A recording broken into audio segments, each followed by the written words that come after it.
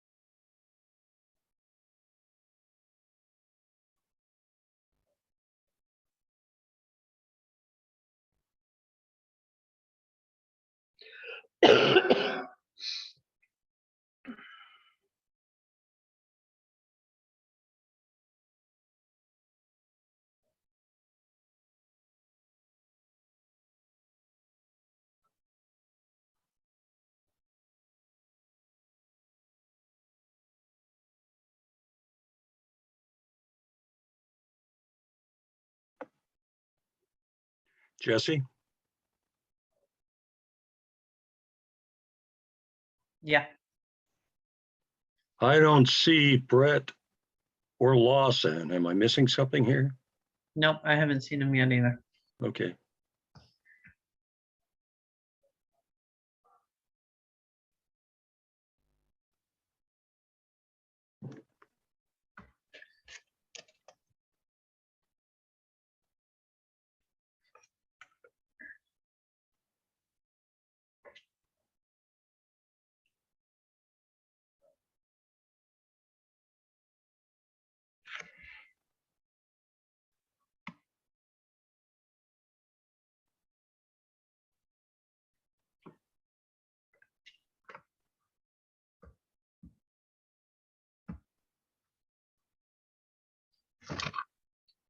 Hey. Gus.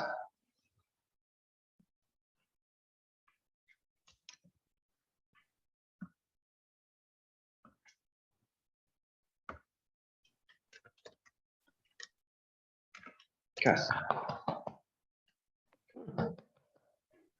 Okay, there's Brett.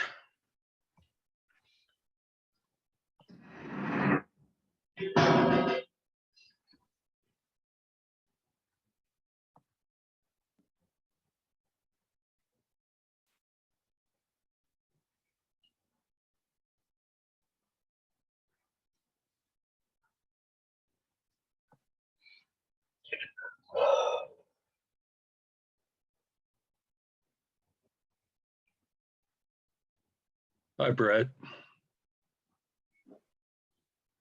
Hey, Mark. How are you? Fantastic.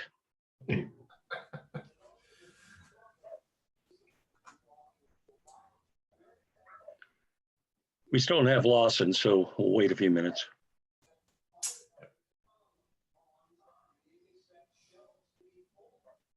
Mark, You there, Lawson?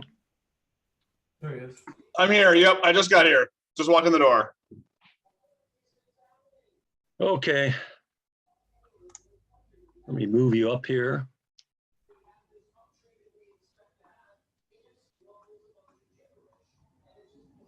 Where'd I go?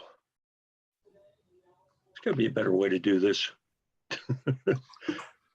Okay, we all set then?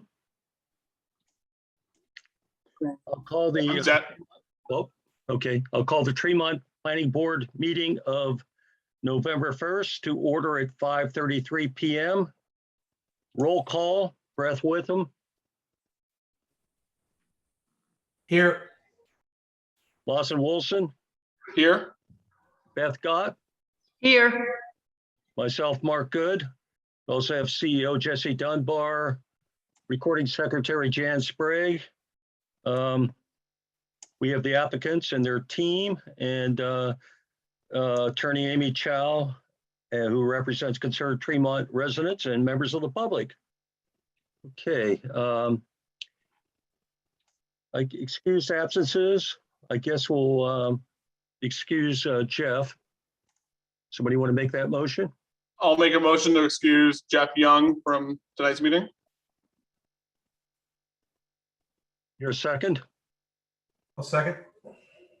Motion is second on the table. Excuse Jeff Young from the meeting tonight. Any discussion? Hearing none, all in favor. Brett, Yes. Lawson, Yes. Beth, Yes. myself, yes. Okay. Beth, it's time for you to recuse yourself. I recuse myself. Thanks for weighing in. You didn't make it to the end of the meeting the other night, I noticed. I lost you guys. I didn't Oh. get my internet back till the next morning. Oh, really? Oh, Yeah. okay. Good enough. So I guess the first thing is approval of the site plan review ordinance findings of fact. Is that correct, Jesse? You can wait and do that at the end if you want. Board, any opinions one way or another? I would wait, do it at the end. I guess it's, Yeah, I like that too. Okay, then we'll move on to land use ordinance findings of fact.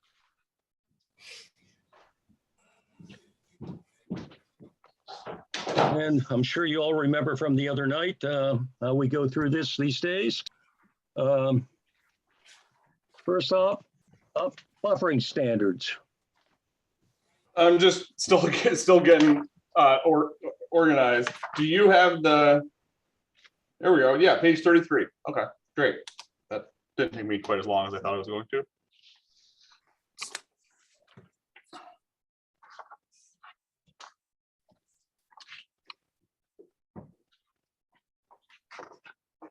Buildings containing amplified sound, I don't think that applies.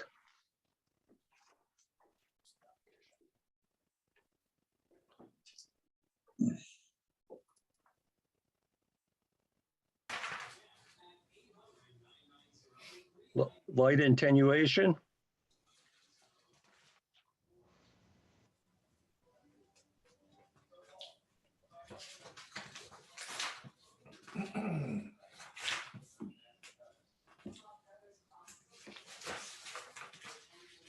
So am I reading this right? I mean, this is like there's a lot of. I just want to be able to cite the right part of the land use ordinance.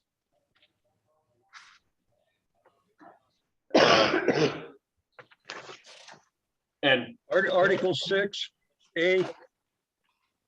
yep, right. And it just goes on for 3 or 4 pages, right? Right.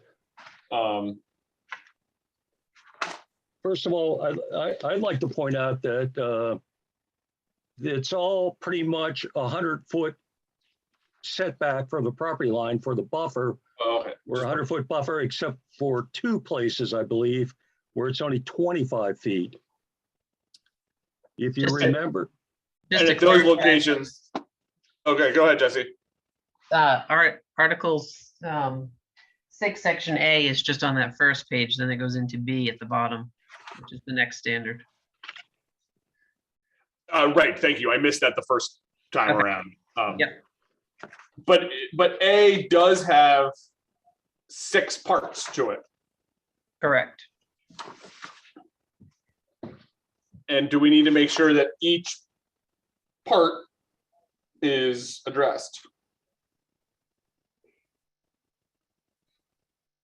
anything that's applicable. Right, so I think number 1 is not super well written, but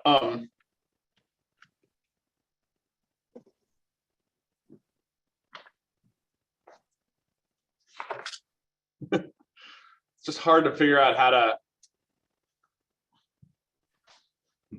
piece apart each.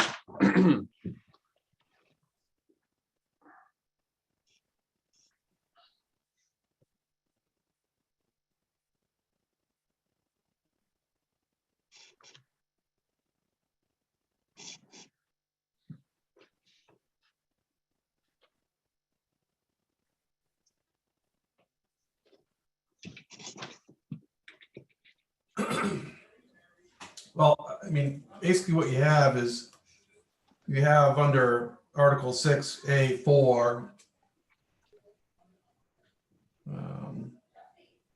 The requirements, a the minimum, there's a, what I would call minimum requirements.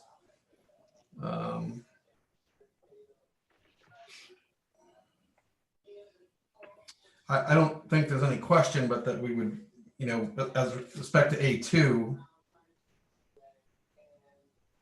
that there is buffering required. So when we've talked about that and they proposed that, yep, and of course the purpose is to is to screen and block light, reduce noise, preserve privacy and whatnot. And I think that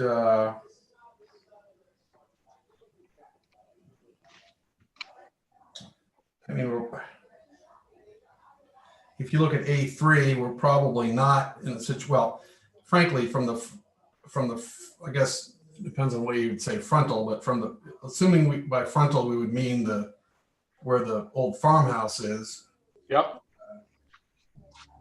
you're not really going to be able to see the campground from there anyway. But, that this is what we have to work with. Now, I think they've actually gone above and I think they comply, as I recall. Mark, help me on this, or Lawson. I believe there's a change in the rule that either increase the setback, maybe. Yep. Right. Well, that's actually, I was looking at the old land use ordinance before the change. That's why I got a little confused on what you guys were talking about. A is buffering standards, because A's differed in when I was looking at. But yes, the difference was at the May town meeting, we went to the 50-foot. We increased the buffer from 25 feet to 50 feet. They have complied. They have a 100-foot buffer for almost all of this, except for two sections that are 25 feet, claiming that because their application was being considered prior to the May town meeting, that they only have to comply with a 25-foot standard. That makes sense to me, Mark. Although I'm looking at the May 5th, 2021 version of the land use ordinance, and it Right. says 25 feet deep is the required buffer. Yeah, I suspect because we just don't have the update yet, right? Or maybe not. You don't have the update in your manual? I think that it is, I mean, it's dated May 5th, which would be the up, Jesse. The 50-foot is in the campground section only, not in the buffering standards for the rest of the. Oh, okay. And Thanks for clarifying that. do we address that paragraph at some point, or should we address that here? No, okay, so we should make sure that we point to that one as well. Correct. Do you know where that is, Jesse, off the top of your? Under additional uses. Other uses. It's gonna be around page 23. Hold on. Oh, earlier, okay.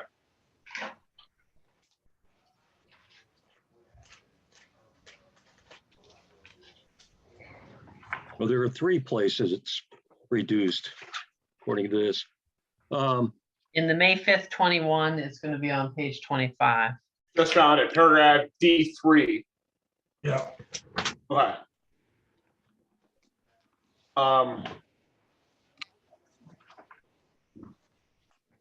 So let's just reference that.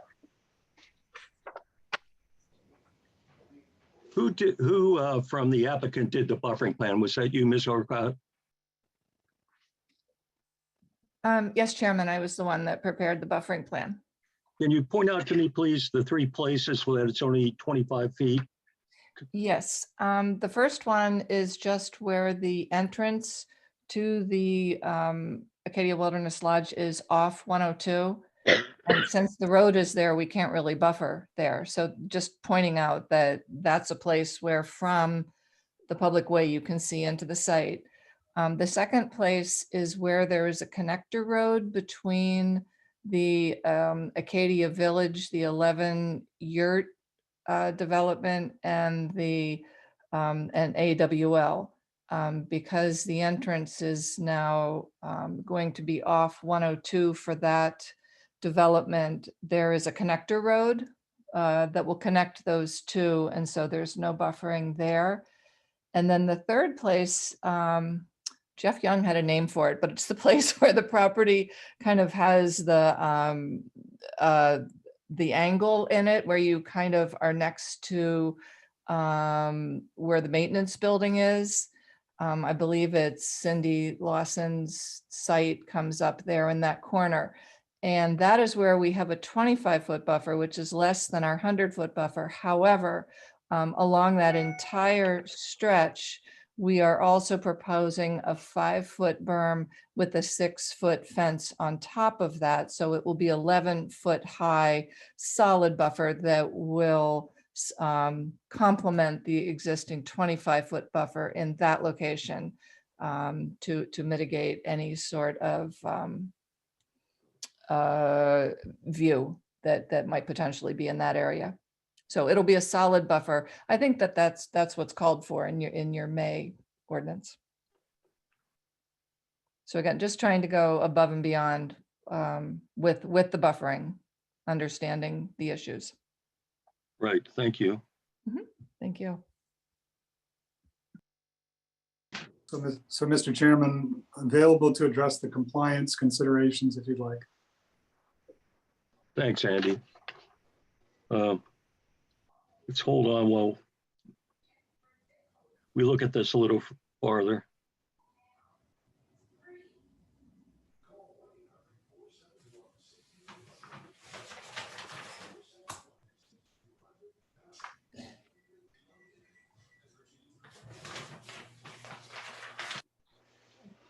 So I think that in addition to complying with section A, condition A, the applicant also needs to comply with section 5D3, which is the campground. Oh, right, maybe it doesn't need to apply because this was added after they, but it sort of is pertinent. So I feel like I can cite 5D3 as well as, well, although is there a problem, do you think, Mark or Jesse, with referencing the May 5th ordinance for an application that was submitted before May 5th? Might be a good question for Ms. O'Connell. Or yeah, maybe Ms. O'Connell.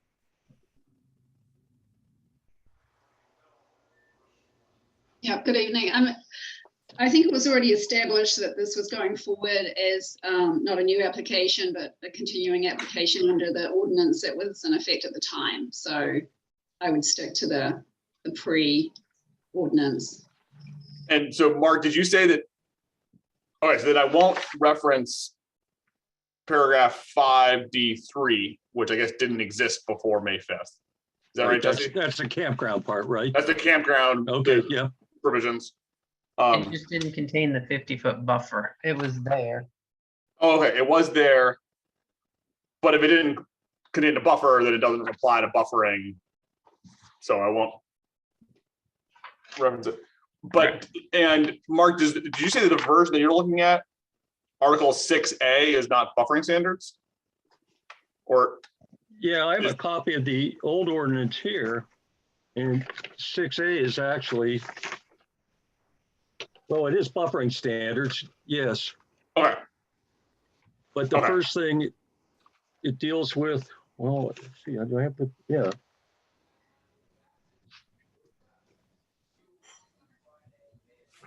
Let's see, something got switched here in my paper. Okay, yeah, 31, so 32.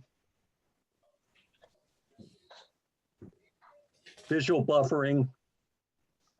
It would be Article 6D is visual buffering. No. Well, or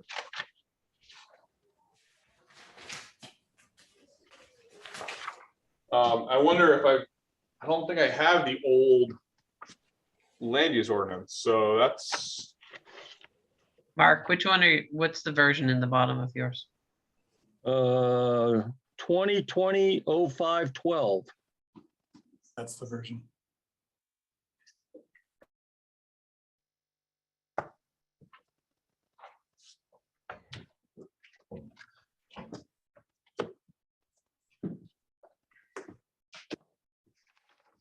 possible that I have that one electronically. I Brett, want to make sure that we're looking at the same paragraphs and.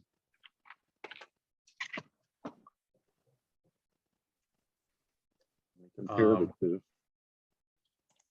Yeah, I mean, I have both, but I think what our attorney is saying is that we should be looking at the prior version. I mean, I think it's probably helpful to note that, you know, the applicant has substantially complied with the new ordinance, but Right. they, you know, if you're just talking about the setback, they meet the prior ordinance that's in effect at the time of their application, or I would say they do. And I don't think that you can, I mean, you're always going to have, you can't buffer an access road, right? I mean, you're always going to have a point Yeah. there, you know. Yep.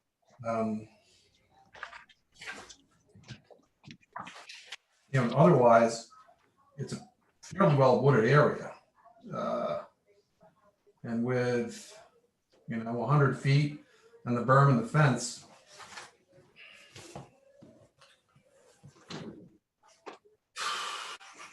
I think they probably meet it in my view, but I'm happy to talk about it some more. I agree. I definitely think that they've met the requirements. And I'm just looking for my old land use ordinance, but Brett, if you want to take a stab at putting together a motion, well, I'll throw my file cabinet. I'm gonna go get some V8 juice or something here. One day. You want me to quickly read the old visual buffering standards? Would that help? Sure. I mean, I'm in Article A. Under the old ordinance, under Performance Standards 6, buffering standards, visual buffering, D, the desired effect of these types, some of it's the same. The desired effect of these types of buffering is complete visual screening of the activity on the lot. The business use, including all buildings and parking areas, shall be enclosed by a perimeter of landscape buffering composed of one or more of the following: natural features such as topography, stands of trees, shrubbery, or rock outcrops. When such natural features do not exist or are insufficient to provide the required screening, other kinds of screening defined in this section must be provided. Purpose: to screen buildings or activities, land uses, that could create nuisances, to divert, block, or soften lights, to reduce noise, to preserve privacy, to reduce smells and dust. The depth of the screen and nature of the planning required will depend upon the potential impact of a development on its neighbors. Among the factors to be considered are the number of parking spaces, type of vehicles which may use the premises, and likely frequency or intensity of use, and the sheer size of very large buildings such as storage sheds. Every development shall provide sufficient buffering when the planning board determines that there is a need and the topography and other barriers do not satisfy the requirements. And buffers are required within side and rear property lines of commercial, industrial, mobile home parks that are more dense than would be required for single-family residential use and multifamily uses, which abut residential or vacant properties in all zones that allow such uses. In addition, buffers are required within the front property lines of heavy commercial, heavy industrial, and multifamily uses. Minimum requirement: the buffer may consist of any combination of the following that meets the performance standard: effective natural area 25 feet deep, planted evergreen belt 15 feet deep, wooden fence, or A, B, and C, that is. Plant specifications: natural area or planted belt shall be of sufficient number and species selected and planted according to generally accepted horticulture practices to yield an effective year-round screen within 4 years. A wooden fence, berm, wall, or other such construction may be included in such buffers if the planning board determines that it meets the performance standard. And 6, maintenance: planting shall be maintained by the property owner. That's all it says. Yep. Yep.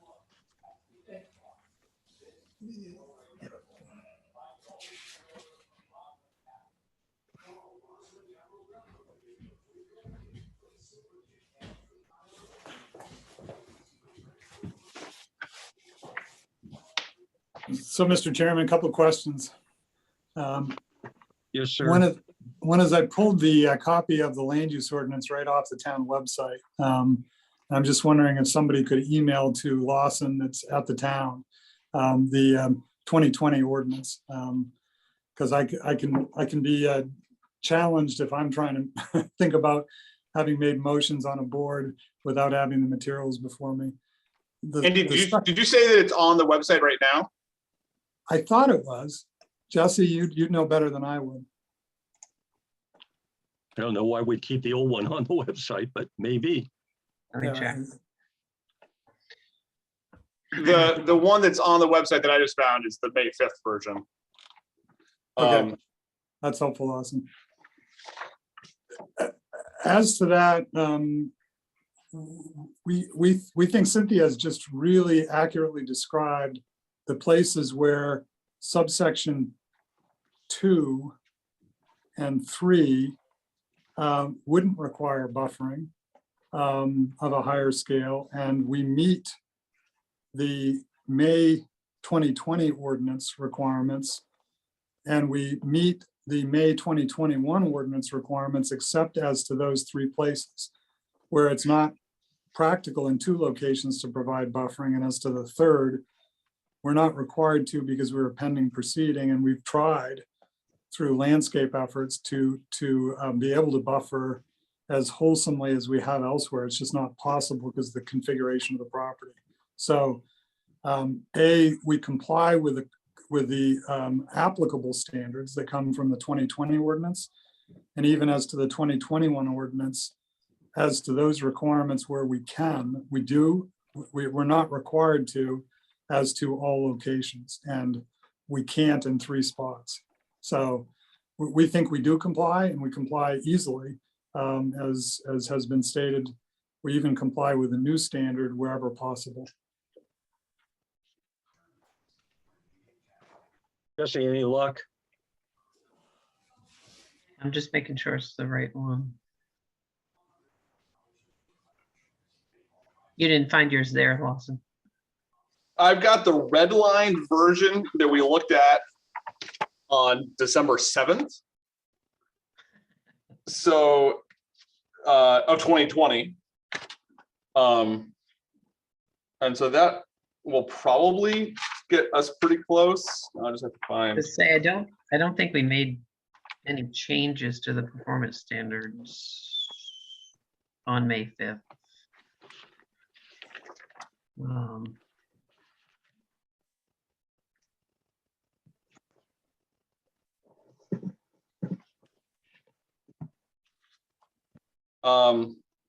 Right, so the version we looked at on December 12th, those are December 7th, is the same as the May 5th version.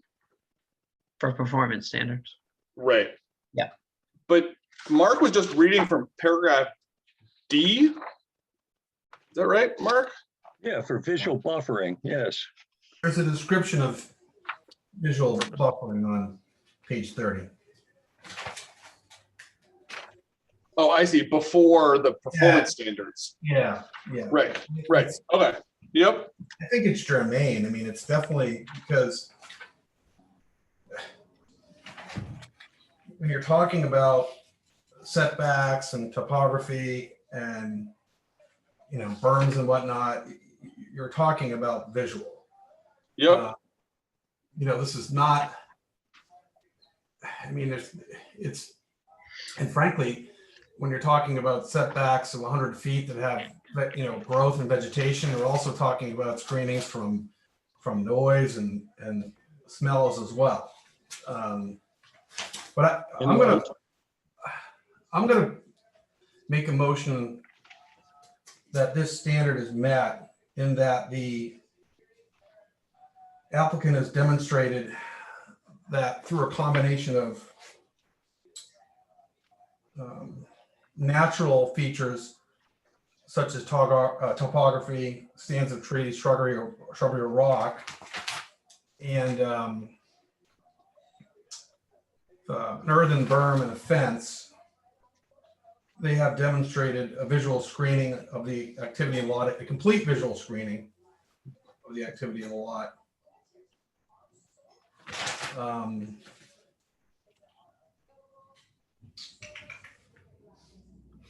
Including a visual screening, but also including to soften lights, reduce noise, preserve privacy. Consistent with the definition of visual buffering, and also Article 6, Section A. As noted and described in the applicant's application at pages 201 and 202, and on sheet C1. Second.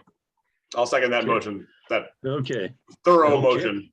I hope Jan got that. Motion is second on the table to find the buffering standards condition has been met for the stated reason. Any discussion? Hearing none. Brett, I'll call for a vote. Brett, Yes. Lawson, Yes. myself, yes. 3-0. Okay, this should be a little easier. Clearing, I hope. Clearing or removal of vegetation for activities other than timber harvesting.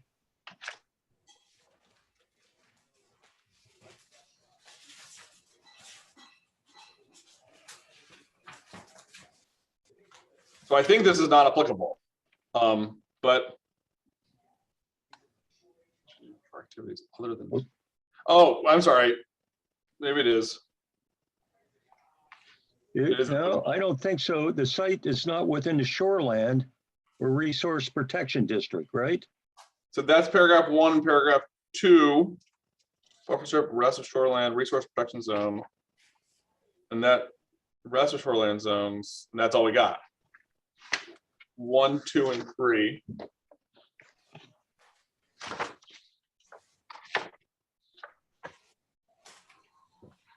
I say not applicable.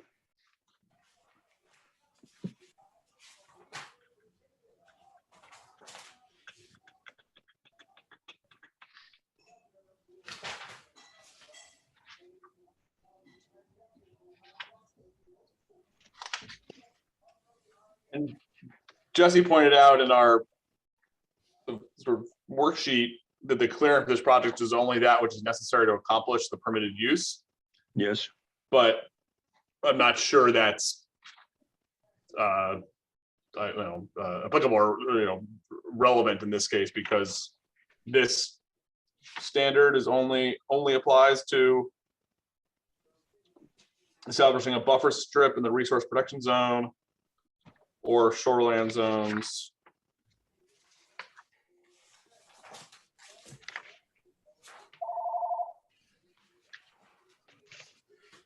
And so does that mean that according to this standard, they could actually do a lot more clearing? Since they're not in the shoreland zones. If they wanted to, clear according to this standard, they could. They haven't proposed that. In fact, they're on the record many times talking about keeping as many of the trees up as possible. But it doesn't seem like according to this standard that would apply, as long as they kept the buffering we just talked about. I see Jesse nodding his head, but yeah. All right.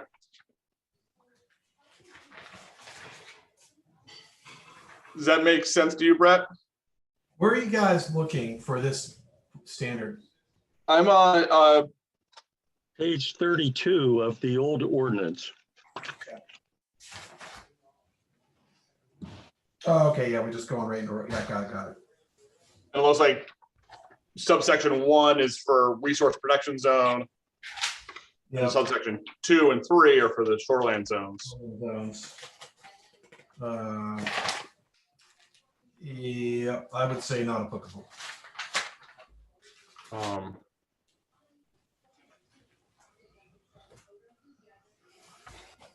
I make a motion that performance standard 6B, clearing or removal of vegetation for activities other than timber harvesting, is not applicable because the site is not in a resource protection zone or a shoreline zone. And there are no legally existing non-conforming openings or fields or other cleared openings that apply to this project. I'll second. Motion is second on the table to find that the clearing or removal of vegetation for activities other than timber harvesting condition is not applicable for the stated reason. Any discussion? Hearing none, I'll call for a vote. Brett? Yes. Lawson? Yes. Myself, yes. I think we're going to find this next one's not applicable as well, because this is not a cluster development. Right. And so this has a whole bunch of subsections, 1 through 14, but none of them apply because we're not talking about Residential housing. right.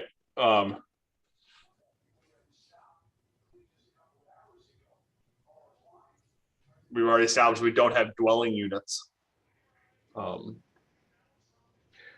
Cluster development, number 2 under that, cluster development shall apply only to residential development, and no cluster development exceed 40 units with a maximum of 10 units in a cluster.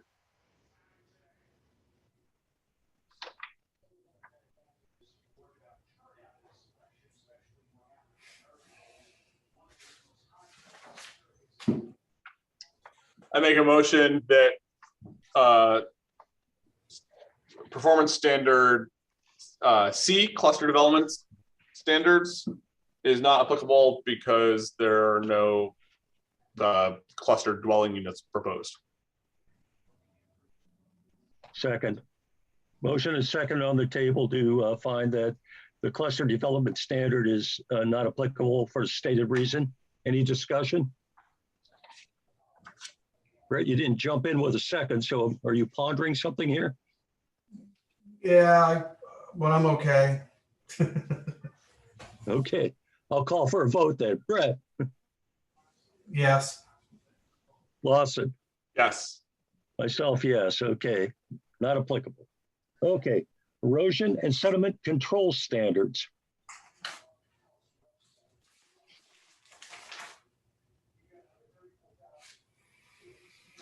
This is where I feel like we start getting a little overlap with the.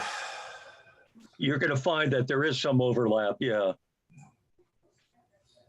And I believe we can basically, when we encounter those situations, say that we already found that condition had been met or whatever with the site plan review ordinance. Is that correct, Jesse?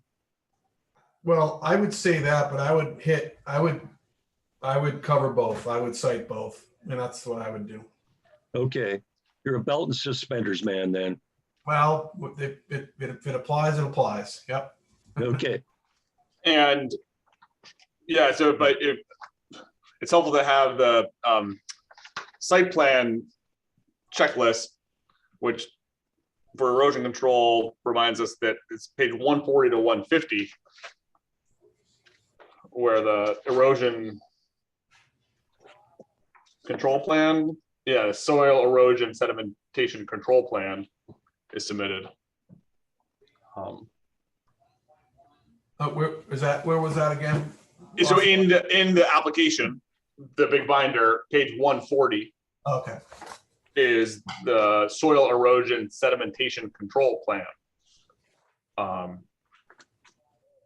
which lists 1 through 11 site-specific erosion control measures. And this is the one that I think our ordinance asks them to use the best practices from 1991, and Greg used the 2016 version instead, and we said that was cool because newer is better.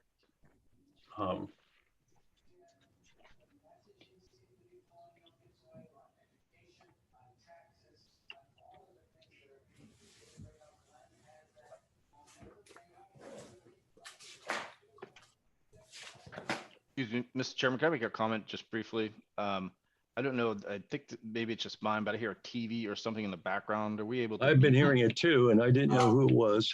We find the Probably guilty me. party Hold on. and If I go mute, Can you hear it now? If Brett's muted? I cannot hear it now. Okay, that's me. Hold on. we found the culprit. Yeah. He's watching a TV show while doing this. Or it's, a member of a larger family that other things going on. Thanks. So, Greg, while we've got your attention, the erosion control plan for both, like the land use ordinance has a few specific requirements, like exposed ground stabilized within 1 week, and where mulch is used, 1 bale per 500. And I'm not seeing those exact specific things in here, although maybe they're here. I could suggest that on the specifications on page 140, include all that. The only difference is that we considered 90 pounds per 1,000 for mulch, which was twice the 1 bale per 500 square feet. That would be page, let's go to 140.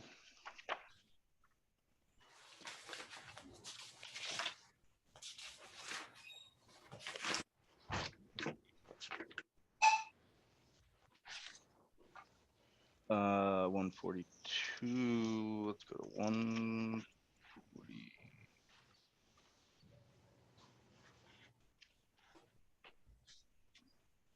Try 144. Number 3 is not applicable, but you'll see from 144 through almost 150 not only include specifications for DEP, BMPs, but also a maintenance schedule is included on the upper left. I mean, a maintenance schedule, but also a legend of unified soil erosion sedimentation controls on C239. The only trouble I had is converting what 1 bale of per 500 square foot was compared to 90 pounds per 1,000. And a bale weighed 40 pounds. So it'd be 40 pounds per 500 square feet when 90 per 1,000 would exceed it. And is more mulch better than less mulch? Sure. It's a cushion for rain, if you will, to Okay. Yep.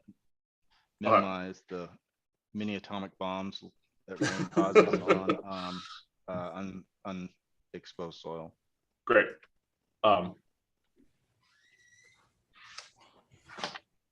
So I'll make a motion that the application has met the requirements of things open. There we go. The requirements of condition D, erosion and sediment controls per the soil erosion sedimentation control plan and subsequent specifications submitted on page 140 and the following pages in the application. I'll second that. Okay, motion is second on the table to find the erosion and sediment control standards have been met for the stated reason. Any discussion? Hearing none, I'll call for a vote. Brett, Yes. Lawson, Yes. myself, yes. That's met, 3-0 again.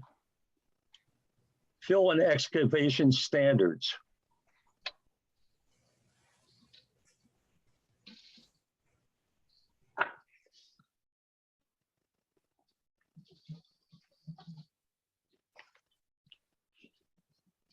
Now, Greg, the ordinance says a separate fill or excavation permit is required for moving a 100 cubic yards or greater of inert fill.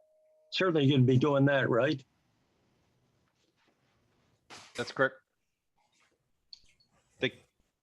What is the permit that's The- required from the town? Mark, if you continue reading that sentence, is the sort of the operative term, or greater if the operation is not associated with a permitted construction. Oh, okay, gotcha. Always read to the end, right, Greg? Try to find the period. Why would you ever be moving? Is that just like so that if you wanted to create a field or something, it wasn't part of, but wouldn't that be part of the permitted construction? Sure. People's lots who are sloping off, and they slowly over time want to level it off until they're ready to build on it. Though they're not permitting a house, they're not permitting a driveway. Oh, okay. They slowly fill it in and get a fill permit. Okay, that's helpful context.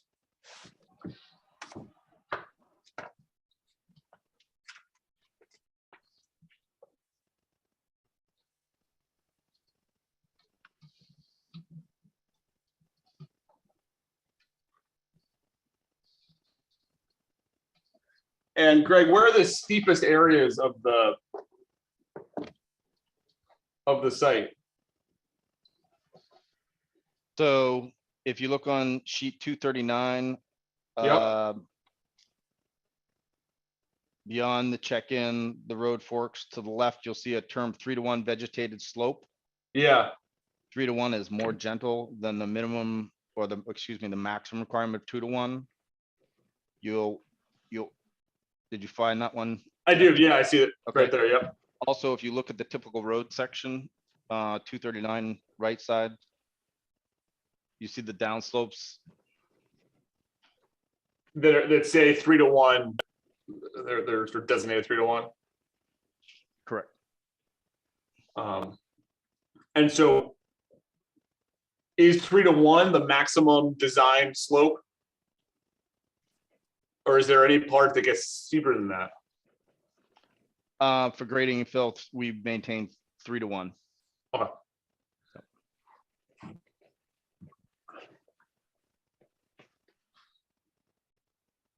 Any other thoughts or questions, Mark and Brett? Yeah, I mean, I'm just trying to find a place where we could cite it specifically in their application. In terms of the slope, I think that the grading plan, Okay. C239, and in fact, that also illustrates the amount of cut and fill. And it's pretty clear that all of the earth moving is adjacent to, and is, you know, it's about the road, making the road work. The road function properly, or the parking areas. Greg, it looks like there's very little grading done under yurts or tent platforms. Is that correct? It's correct.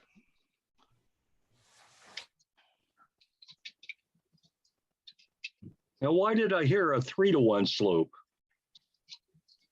That's what's designed. That's what's on the drawings. Okay, And so for every 3 feet you go over, you go down 1 foot. And that's more gradual than a 2-to-1. okay, okay. Thank you. Yeah.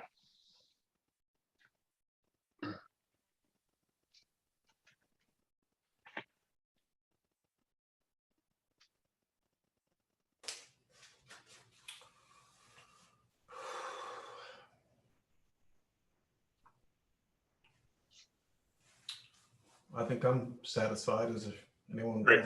Further? I'll make a motion that the applicant has met the requirements of performance standard E, fill and excavation standards, as illustrated on the stormwater management and grading plan, C239. And that all earth moving is associated with campground use, and no slopes are greater than 2-to-1. I'll just point out that the maximum slope is actually 3-to-1 as designed. All surfaces are permanently stabilized with landscaping. and vegetation. I'll second. Motion and second on the table to find the fill and excavation standards have been met for the stated reason. Any discussion? Hearing none, I'll call for a vote. Brett, Yes. Lawson, Yes. myself, yes. Conditions been met, 3-0.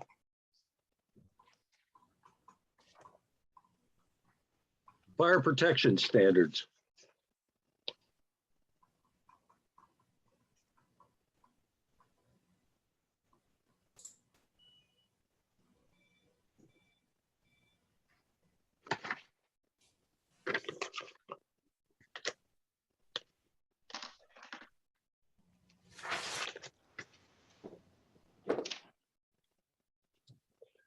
So it looks like they will need a permit from the state fire marshal's office. Correct? Um,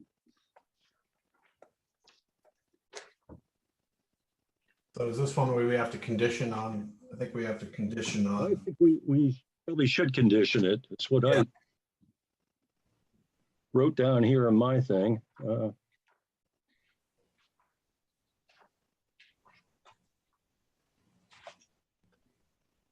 And that has to be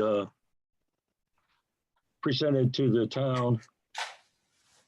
Evidence of compliance and permit, and Greg says he'll present it to the town office before construction permit is issued.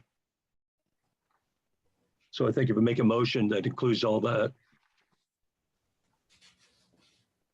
I'll make a motion that the applicant will have met the condition F, fire protection standards, once they receive and submit the permit from the state fire marshal's office and submit that to the town office prior to receiving a building permit.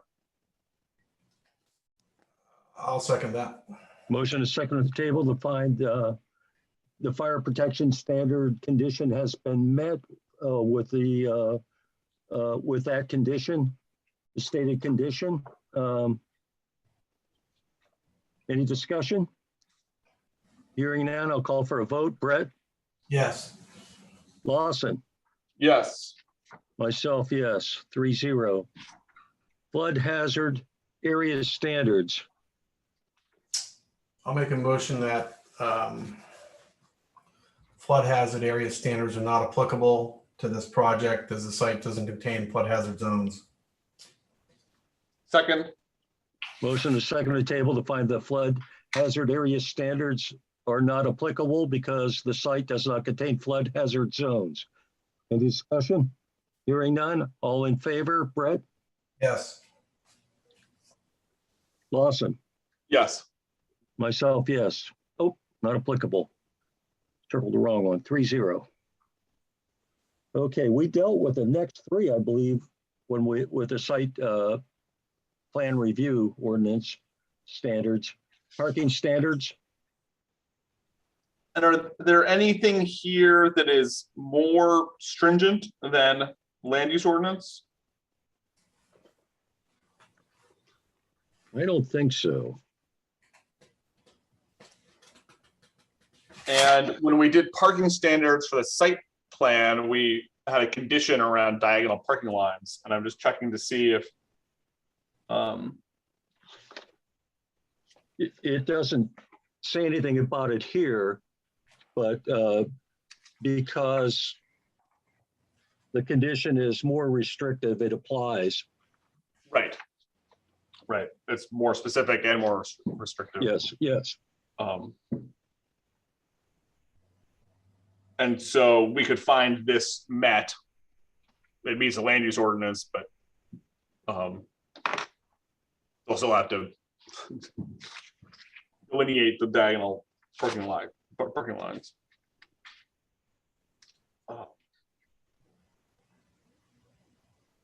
You mean to make a motion to find a bit that this condition has been met according to findings of fact in the site plan review ordinance, findings of fact with that specific condition?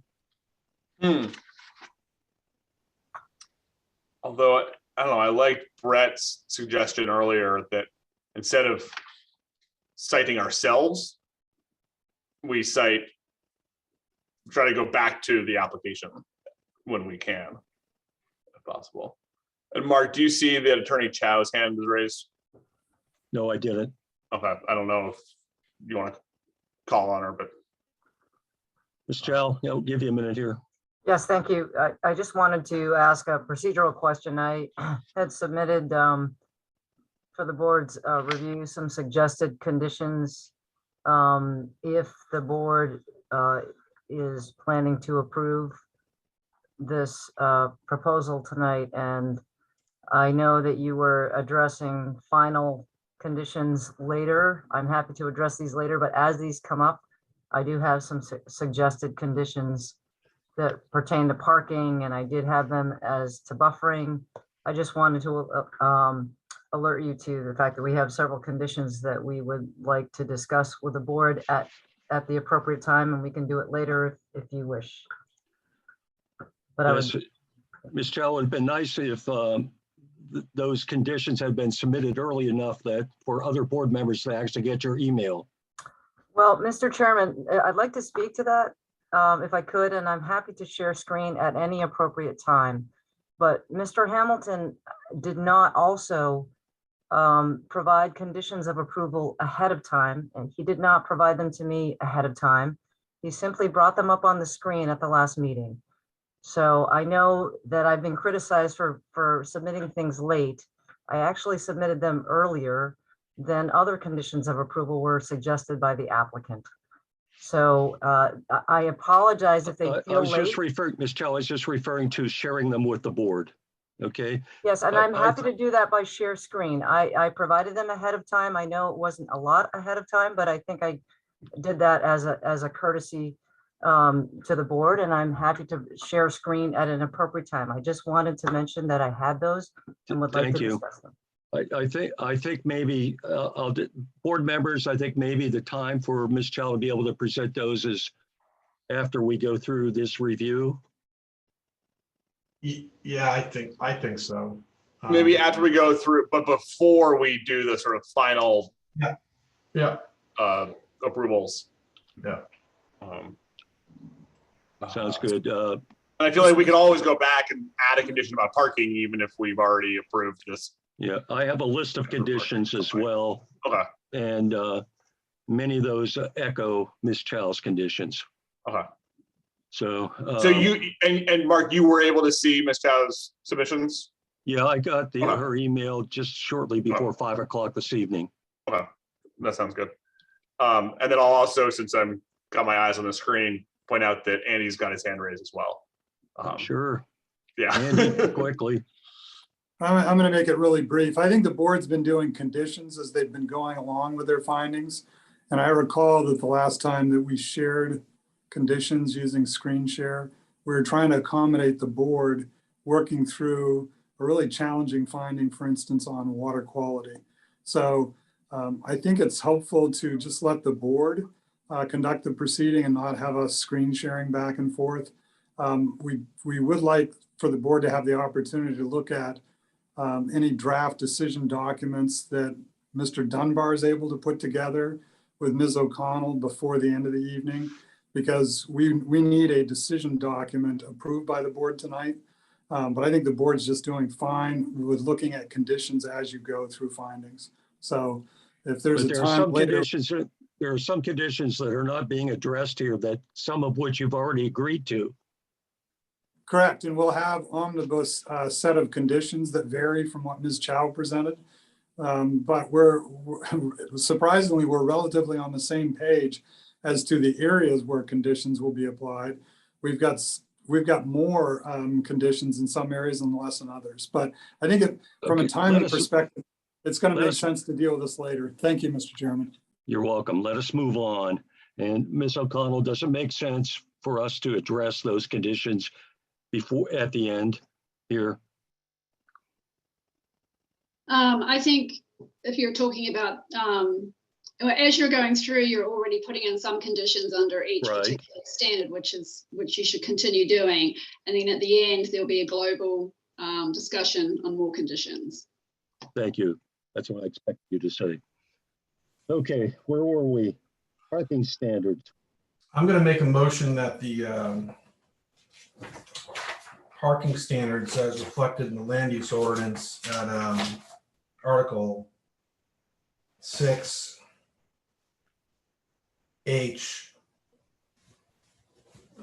is met, in large part by the discussion we had with respect to the site plan review and the findings of fact there, but in particular to the applicant's application.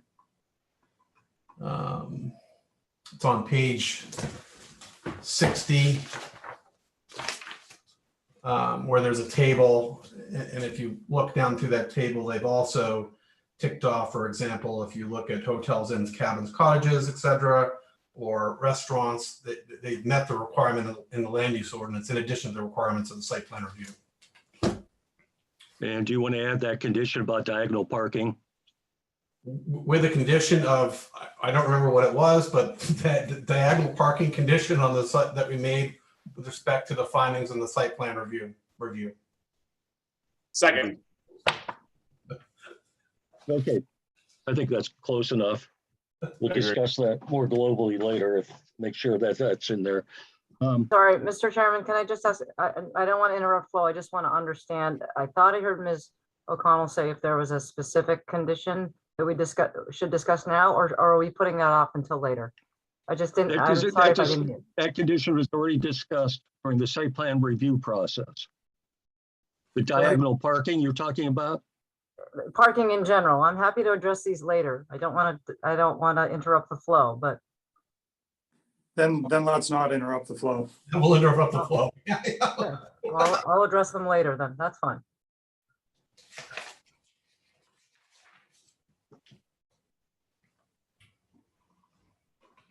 So for I, we go to, Hold on, did we vote on that? I don't Oh, think we voted. or on no, we that have a yet. motion, a second on the table.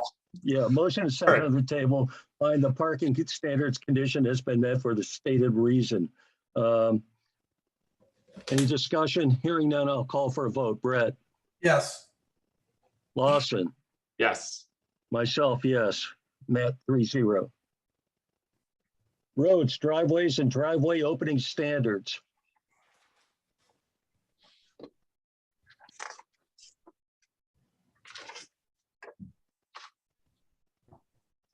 Just on page 42. If Yep. it's not a public road.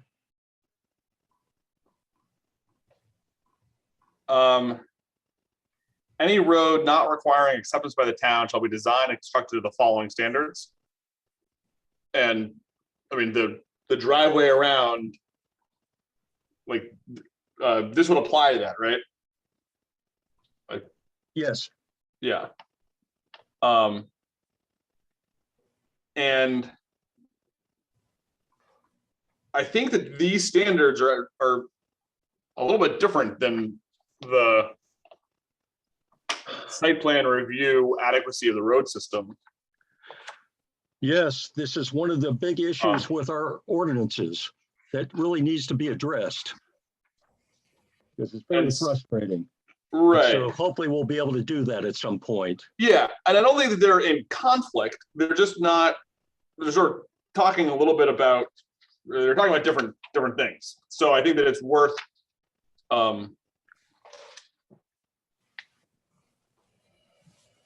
Checking and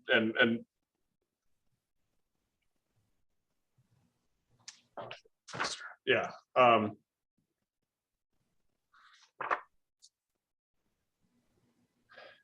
That the rights of ways and grades. And I guess I'd like to invite Greg just to talk us through the design standards, since I don't think we really talked about those last week. And how or maybe Diane Morabito's hand is up. Did you work on the road design, Diane? I didn't work on the road design, but in my opinion, this isn't really a road, it's a driveway. it's, it's not like Okay. a subdivision street serving a bunch of dwelling units. I think you're really looking at a driveway. So in my opinion, it's a driveway, not a road. And so then subsection 2, I don't know if you're looking at the ordinance, but would not apply. That's Um, my opinion, but Okay. It's interesting. You say it's a driveway, not a road. Can you explain the difference? Well, I'll explain what it says in our definition of a driveway. A vehicular access way less than 500 feet in length serving 2 single-family dwellings or 1 two-family dwelling or less. most ordinances, it's serving a site that you're devoting a site plan application to. But if your ordinance is that specific, Yes. From A my, road is a route or track consisting of a bed of exposed mineral, soil, gravel, asphalt, or other surfacing material constructed for or created by the repeated passage of motorized vehicles, excluding a driveway as defined. So I would Greg, say do you know this is how a road. long would say- the piece of gravel in question, whether the driveway or road, how long is that? it's longer than 500 feet. Okay. I think the operative point would be in the driveway definition when it says or less, where it's referring to residential dwelling units.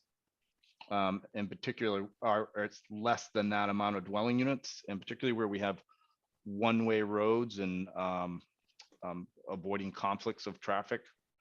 I know the ordinance is a little bit ambiguous at the ending of the term driveway. You could by default call it a road. We're happy to walk through them. But certainly is a vehicle way within a lot.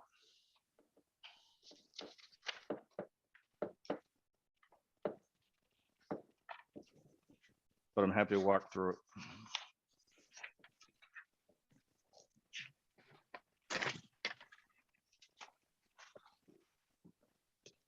For the reasons the chair stated, I think we have to get fetched up on the definitions. And I think Greg principally and Diane in supplementing can walk down through the standards.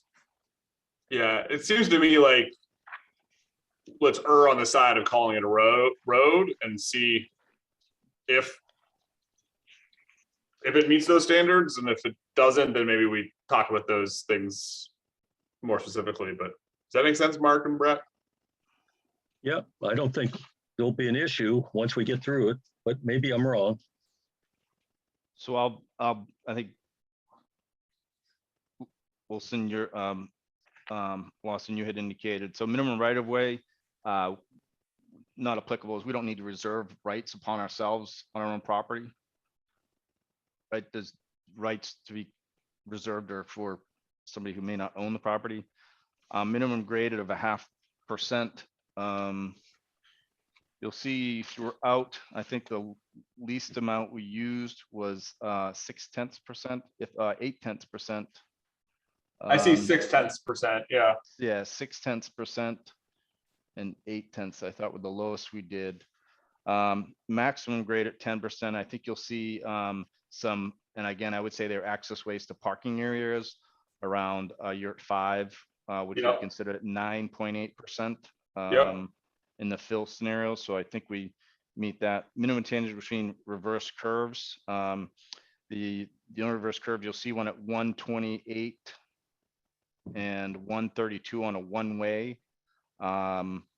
That's great. It's 1 equals, that's greater than 100 feet. That would be. Wait, sorry. considered reverse. Can you just slow down there for a second? Yep. Do that one again. At your, let's see, 10, 34 and 33. 1034. Yes, gonna be middle of your page. Yep, got it. Okay, right. Where it's 128 foot elevation. Yep, and then you get 132, 1033 and 32. There's a straight Yeah. segment in there that would apply if we had continuous S turns. That's where it's addressing on our road systems. Yep. So the S turns, there's no like immediate point of tangency to point of tangent that would spell an S. We have over 100 feet of tangencies in our reverse curves where you turn. Yep. The other place you might consider it is as between where we are back on the one ways approaching the fire pond. Again, can you conceive 2 inches, which would be 100 feet on your plan? 1 inch was 50 of a Yep. straight segment of 100 feet. Those are the only 2 places of reverses, which that would apply, and they're greater than 100. The next minimum angle of road intersection is 60 degrees. The entrance is nearly 90 degrees that exists. Uh-huh. If you can see that, 60 would be like one of the diagonal parking spaces we've been talking about. Right. They were more like 45. So the entrance is greater than the minimum of 60 degrees. If you can see that at the entrance graphically. I love the next one because I spent some time looking at this one. Maximum grade at the intersection within 50 feet of the intersection, 3 degrees. Diane might have to help me with this, but I kind of checked through. 3 degrees is 19%. So I think it meant to say 3%. 3%, yeah, it's usually 3%. So you avoid 3%. bumper losses, yeah. So that actually is just something that needs to change in the ordinance. It should be 3%. We presumed it was 3% because 19% is a crash and burn. And if you look at the entrance, you'll see the call outs at 2.9% at the approaches, presuming that was meant to say 3%. We incorporated that in the design of the entrance. Minimum site distance of 150 feet. I think we've gone over that. You know, there are a number of areas you can see which are graded out to the side. We've kept the fill to a minimum, but you certainly can see along the ways. But I also think the site distance may be applying to the entrance as well. And while we're on that one, Greg, do you know if there's any tree clearing that's needed at the entrance to provide that 150-foot sight line? There are shrubs that are around the edges of the road that have to be regraded anyhow. There's some brush there. So Yeah. there is definitely some brushing that has to happen. It wasn't a mandate of a condition. But in looking at it, there was some growth at the entrance that has to be removed. And do you think that, like, in terms of this condition, like, if that's referring to as you're pulling out, you want to be able to look both directions and see 150 feet? Correct. Okay. Yep. Okay. So then the minimum radii of intersections, we were following probably the fire truck radiuses, particularly by the fire hydrant. I guess graphically you'd have to show it if they're not called out, but they're wide sweeps at 44s and 50s for turns at the intersections themselves.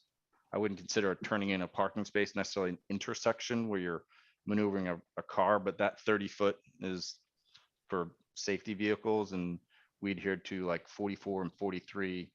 That's how the emergency, the loop at the end was designed as well as near the hydrant. Great. Thank you for walking us through that.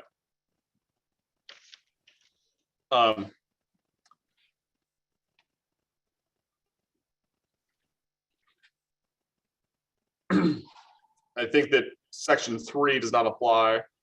It's looking at great ponds and high water lines of other water bodies.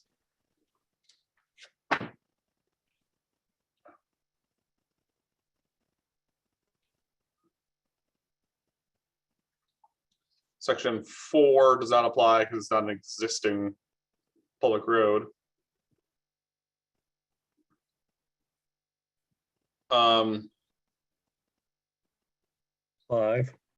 5, it looks like we do have a driveway or road that's within 6 feet of the side property line, that the driveway serves adjacent sites. Wouldn't that be a rear property line though? I guess it depends on which lot you would look at it. Yeah, I think it's a side property line of the proposed, like, of this project, and a rear property line 11 your site. And doesn't it say though, a driveway serving adjacent sites may be located within? Correct. Yes, I think that does it say that, does. Yep. Yeah, I think that it's. I'm just sort of as we go through, like there's some of these things that that apply. Yep.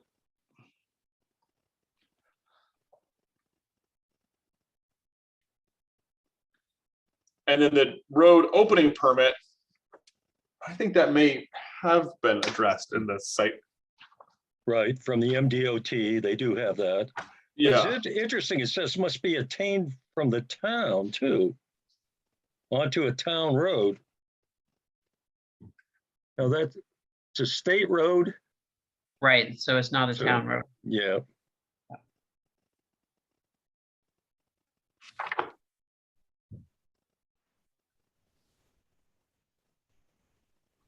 the road and driveway banks, that diagram is shown on C239, showing a maximum slope of 3 to 1. So paragraph 7's addressed.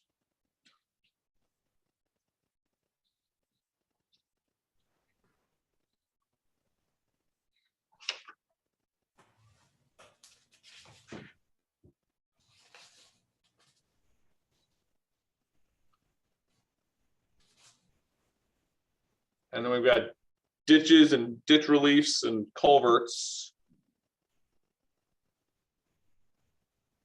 One thing I noticed about that section was ditch reliefs. That presumes that you need to ditch a road where you have a ditch that's carrying a concentrated flow, and they want you to relieve it as much as practical. Whereas in a road where you would design, say, 1 foot above the existing grade, which maintains natural grade next to it as much as possible, you're not actually ditching. As our office was contemplating that ditch relief. So it's really talking about how often you relieve ditches. And I'm just going to say, and other than one small location, we were designing as a slight fill to minimize excavation, which would cause damage to roots. And so I'm just going to plant that with the board. I'm not saying that it does not necessarily apply, but I think that was the intent of the term and why it starts off with ditches and why you should relieve ditches more often. When you have continually sheet flow, such as a field or a meadow next to your road, you don't want to go purposely have to go cut in all these ditches just to meet a ditch standard, if that makes any sense. Yeah. I think of a ditch and a swale as the same thing. Would you agree? Or is there a distinction there? And I'm noticing at least one swale, or is there? Yep, you're looking at Near Yurt 7? correct. And that cross culvert, if that definition is, let's say it's 6 to 10% on that one ditch Yep. on the uphill side, it's 60 feet from its intersection. We have that cross culvert, and the standard would be 100 to 80 feet. So it falls within the range of that table. And you are astute to pick up that in most situations we were fill, and that is the situation where we did have a ditch. And we fall between that 60 feet from the intersection before we relieve it in a cross ditch Yep. to the buffer.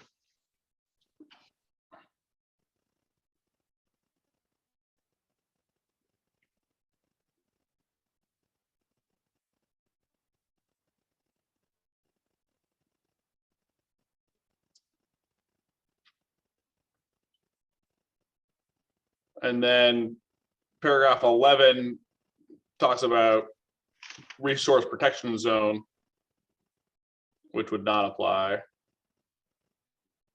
And 12 is about maximum weight allowed during mud season.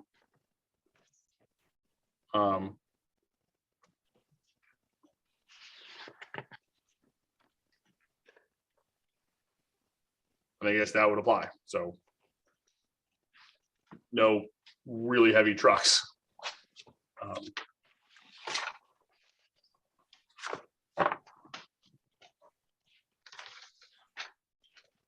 I'm pretty satisfied. Brett, Mark, what do you think? It's a tough one. I wish it were spelled out clearer what we're supposed to do here, but I guess I'm satisfied. You're saying it's a tough one because just the way the ordinance is written? Exactly. Yeah. Yeah, I mean, it's not a driveway for sure, but it's also really not, Yeah. not really a road. So I think they substantially met it as if it were a road. And I'm not sure, it's a little bit of a square peg in a round hole. But it doesn't the definition of road basically say like anywhere that cars go that's not a driveway? And so in that case, it seems like it's pretty clearly a road. I mean, I think that again. Diane's point about like single, it's serving a single lot seems to make sense, except that it's not actually the way our ordinance is written. Yeah. So Yeah, you're right. You're right. Yeah. But I think they're in compliance with it. I mean, right. Yeah. I didn't hear anything. Yeah.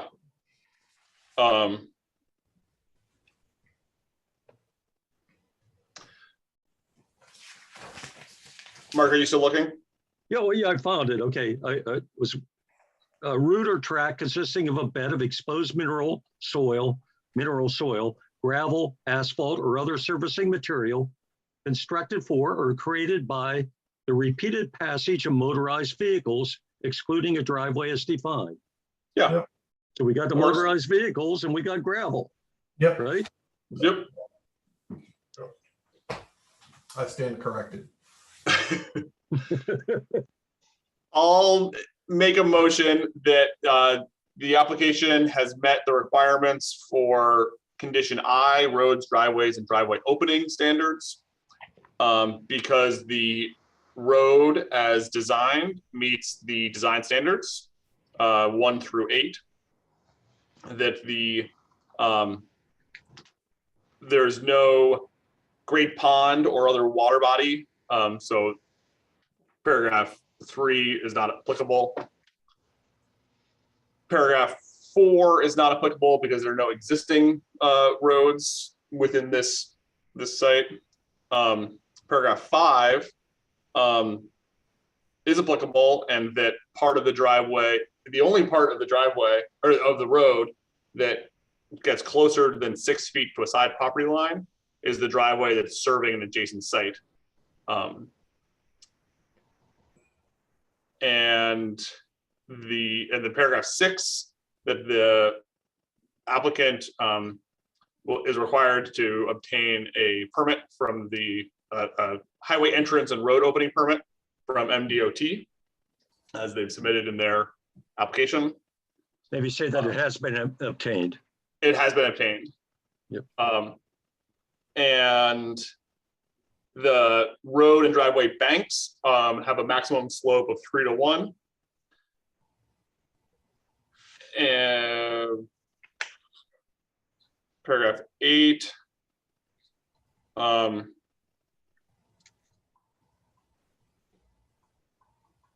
The surface drainage is treated through a vegetated, is vegetated where needed.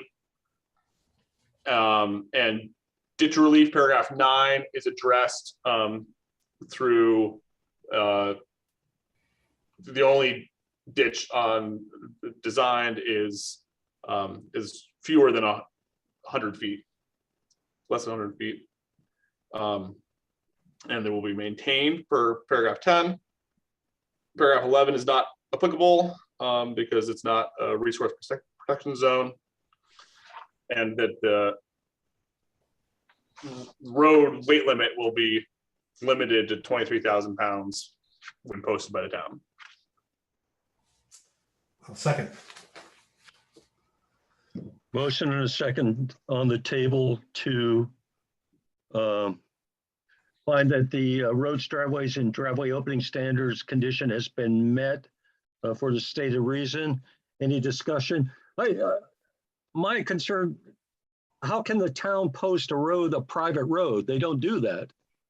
So I say that's not applicable. Right, Jesse?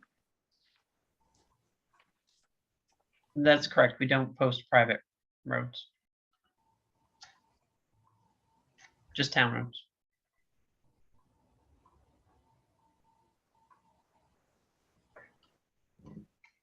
Okay, I guess I mean, surely that makes sense to me. It just seems like the way the ordinance is written. It It's a could be written violation. that way. When the town posts roads, but if the town doesn't post private roads, it doesn't matter. Right. If you were doing a project that had a road that was going to be adopted by the town as a town road, they would need to comply with that. Okay. And it certainly would make sense that if the town posts on this road, then it doesn't apply to that road. It only applies to the roads where the town posts. Just not exactly the way the ordinance is written, but so should we amend the motion to make paragraph 12 not applicable? Yes, but is there a way we can do it just by saying amended that with just that? So you don't have to go through the whole thing again. I hope so. I know we're making Jan's job harder. Not to mention Jesse and Diane. I didn't hear a second, so I think you can amend it. Did somebody second it? Yeah, I think Brett I thought- seconded it. Yeah, We're in the middle of discussion right now. yeah, that's why I call for discussion. Yes. Yeah. Greg? Don't confuse us, Jesse, any more than we are. I only wanted to suggest that 12 is applicable. And we'd comply because when the town posts roads, fine. They'll never post this road because it's private. So without amending it, I think we automatically comply with number 12 because they won't be posting private roads. So without amending it is not applicable. It's more stating a mere fact of the way the roads are operated in town. And I guess in the weird scenario when the town might post on a private road, then, but that would be a whole like other issue that the town would have to figure out how to do. But Brad, do you have any problems with that? No. Okay. I'll call for a vote then. thanks, Greg. Brett, Yes. Lawson, Yes. myself, yes. That condition's been met 3-0 again. Septic waste disposal standards. Once again, this is another one that we talked about on the site plan review findings of fact. Sure, we'll find something different here. So there's no normal high water line of a water body. And we're not in a shoreline zone. So 1A and B are not applicable.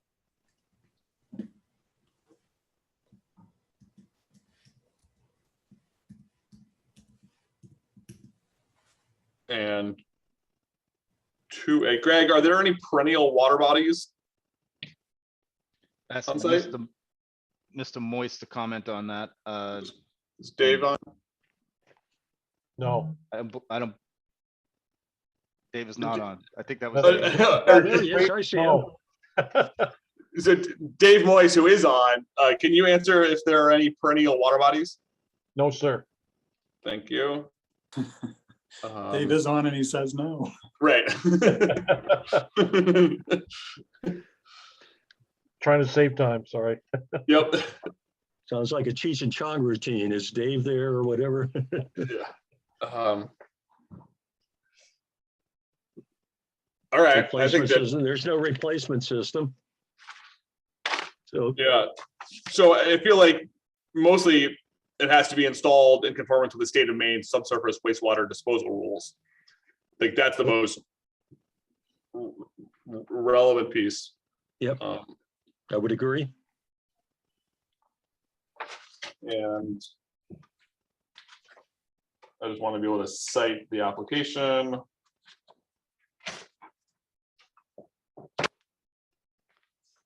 I make a motion that condition J, septic waste disposal standards have been met. Because the design is in conformance with the state of Maine subsurface wastewater disposal rules as submitted by Moist Environmental Services preliminary site evaluation report on page 162 of the application. Second. Motion is second on table to find that the septic waste disposal standards have been met for the stated reason or reasons. Any discussion? Hearing none, I'll call for a vote. Brett, Yes. Lawson, Yes. myself, yes, 3-0. Sign standards.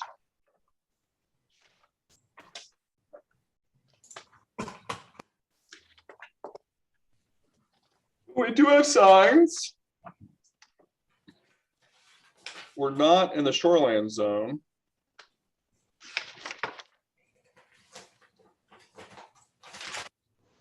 And so paragraph 1 is not applicable, but paragraph 2 is, and there are 4 signs. 4 to 1. Permitted, but there's only 3. Sign 1, sign 2, sign 3.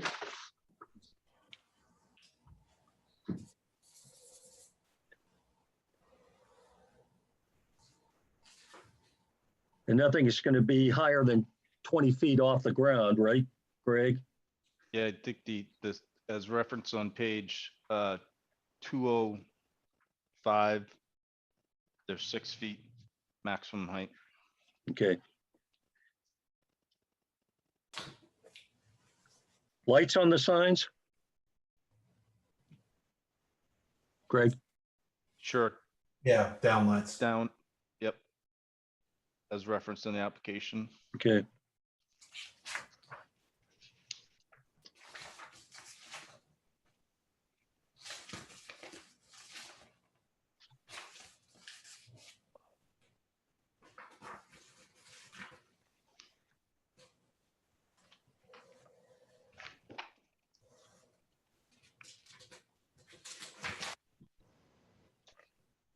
What's the difference between paragraph 2 and 3 where it says name signs? Kind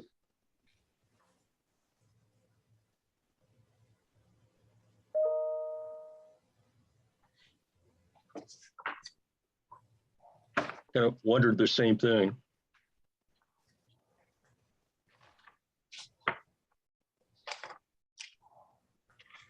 I'm not sure unless it's referring to like the name of a homeowner. You know, Resident. people put up their last names. Yeah, on I there. think, yeah, that's what it is. At the end of the road or whatever, the name their house or whatever. Right. Yep. That makes sense. Okay. So that it's not applicable in this case. No. Correct. I think K2, 7, 8,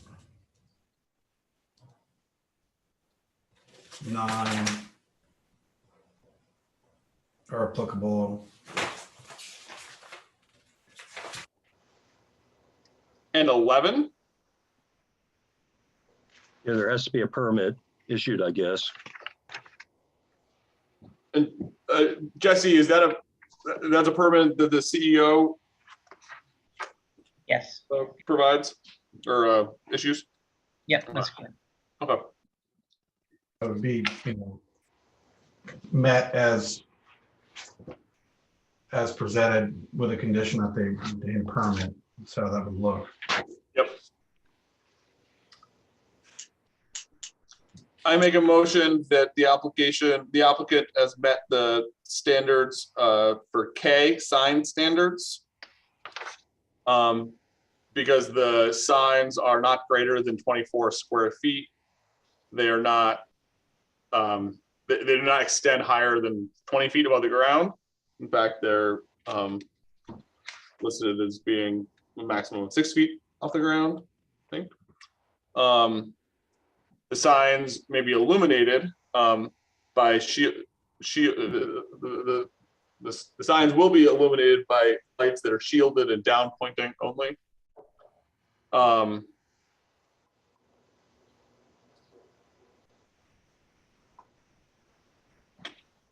And the signs are single-sided, and on the condition that they receive a permit from the town, a sign permit from the town. No second. Excuse me, there's one correction. One of the signs is double-sided. Oh, it is. Okay, thank you. That's what I was going to point out. Thank you. Oh, is that sign number 2? Yes, uh-huh. Okay, great. B9, yeah. Yep. And so that, right, the sign is double-sided, and the area of one face of the two-sided sign shall be the total area of the sign. And so it still conforms there. Second that. Okay. Motion and second on the table to find the signs standards condition has been met for the stated reasons. Any discussion? Hearing none, I'll call for a vote. Brett, Yes. Lawson, Yes. myself, yes, 3-0. Soil standards.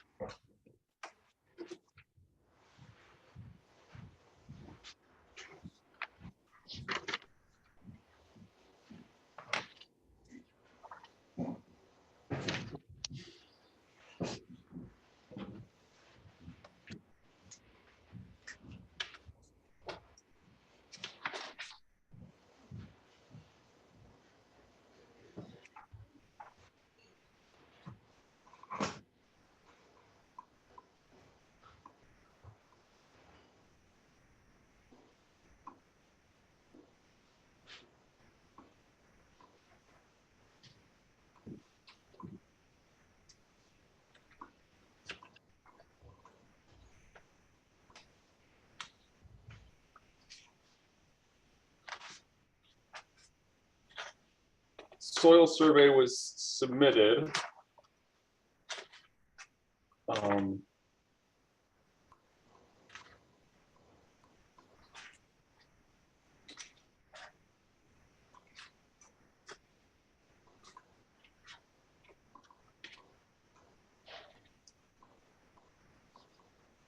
By, I guess it's on Greg's letterhead or title block.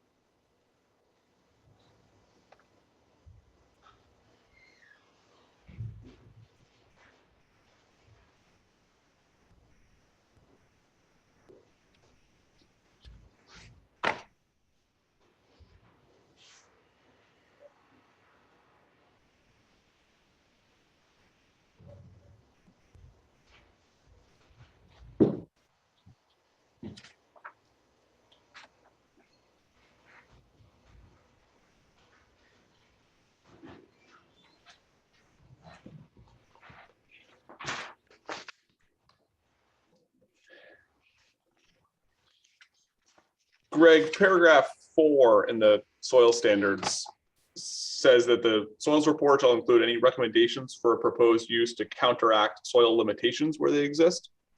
And I'm wondering if there are any recommendations? So let me make sure.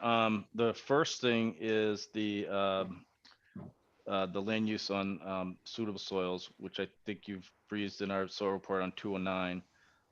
Yep. And then you would have to make the determination that you would want to report. That report, which would be by either a soil scientist, which would be the moist letter on page 162. Even though you haven't made that determination, that one would be required. You have one on page 162. And then as number 3, just kind of going in order, the report shall be based upon any of the following. His report will talk about presence of ledge, drainage conditions, And in that report, also to address your predominant question number 4, the soils report shall include any recommendations proposed use to counteract soil limitations. I think they made recommendations of types of system and potential of using pre-treatment. And so following that lineage that the planning board would require a report, you have a report. It used any of the following because there's a report on page 162 talks about the presence of ledge and drainage conditions, including their 2A3 soil types. And then it also has recommendations in it. And so Sterling Boyce's report, thanks for pointing that out, very applicable, especially to the subsurface drainage or the subsurface treatment areas, the septic tanks. Are there other uses that, you know, talks about all land uses shall be located on soils in which the proposed use structures can be established or maintained without causing adverse environmental impacts. And other than the septic areas, are there other areas where the soils are of concern or need addressing? I guess you would, I don't think anything is out of the ordinary.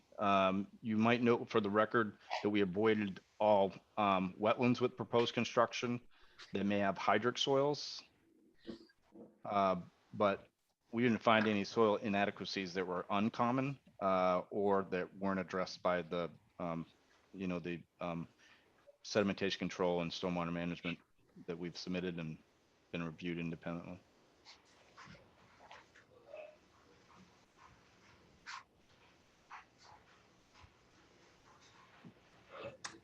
I see Dave's hand up, and since Mark's looking down, I'll go ahead and ask Dave. Dave, go ahead. Yeah. I was just going to mention, we also discussed basically the poorly drained soils and the soils that have limitations on them as far as drainage conditions in our wetland, our protected resource report. I don't have that in front of me, Greg. You know what exhibit that is, or we talk about the proper use of erosion sediment control. We'll talk about the limitations of the poor soils, permits that would be needed if certain conditions existed, so on.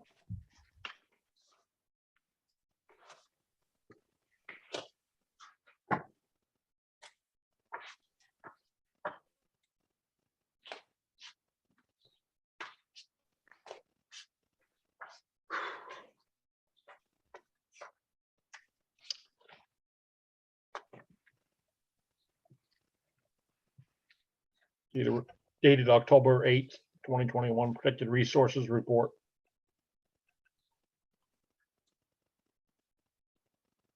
You find it, Greg?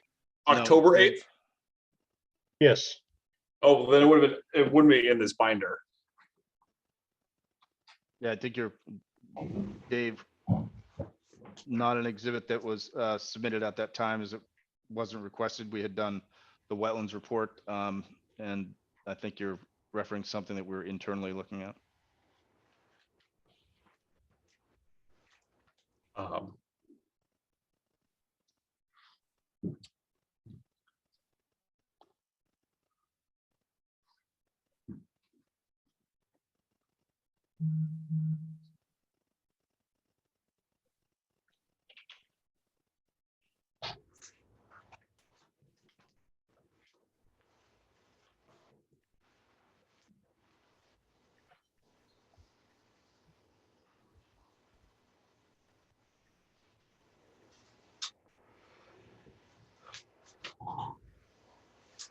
I mean, to me, the one issue here, I mean, I haven't heard any concerns or any reports about concerns of severe erosion or mass soil movement or other environmental impacts, drainage. I mean, the one issue has been the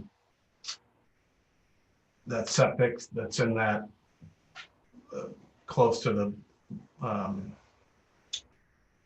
within 25 feet of the buffer.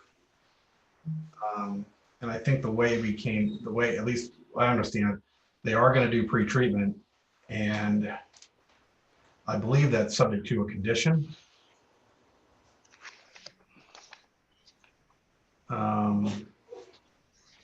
Yeah, and that's we talked a lot about the state of Maine nitrate and nitrogen test. Test. Right, Yeah. yeah. Yeah. So I feel like that, I mean, that's the one issue that's raised in the soil standards section. It's addressed in the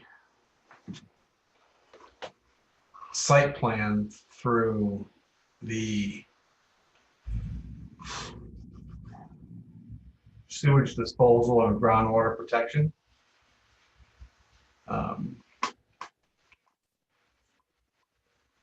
So I think, I mean, Well, what I see here is the planning board may be determined that proposed uses requiring subsurface waste disposal and commercial or industrial development and other similar intensive land uses shall require a soils report prepared by and based on an on-site investigation by state certified professionals. And we have the report from this Mr. Moist, right? Yep. About the subsurface waste disposal. Right. And I think really when you're talking about the nitrates and stuff, it's really a water quality issue and not a soil issue. As long as the soils allow for a septic system to be installed. Right. And I think that the soils will end up are a factor in the nitrogen nitrate analysis. Like that test that they've got to do to get to the property line, like whatever this, are affected by the soils. I mean, in any event, I do think the standards met. I think that with respect to the water pollution reference, it probably means like in streams and whatnot, or it could mean groundwater. There's a groundwater protection here later on, but I think you're right, Mark. And we have a report. I think that the report in conjunction with what the applicants provided at 209 to 218 reflects that they've met the standard. Yep, I'm convinced. So I'll move that the applicant has met the standard at Article 6L, and that the application at page 209 through 218 and the report submitted by the applicant demonstrates that the site and the soils, the proposed use structures can be maintained without causing adverse environmental impacts. Second. Zoom planning board meeting. Dave, can motion- you mute yourself? Dave Moise. Yes, sir. Thank you. You still have your hand up too, Dave. We have a motion and a second on the table to find the soil standards condition has been met for the stated reason. Any discussion? Hearing none, I'll call for a vote. Brett, Yes. that was yes, you were kind of broke up. Yes, yeah. Okay, Lawson? Yes. Okay, myself, yes, 3-0. Okay, stormwater runoff standards. And once again, this is something we visited in the site plan review ordinance, findings of fact.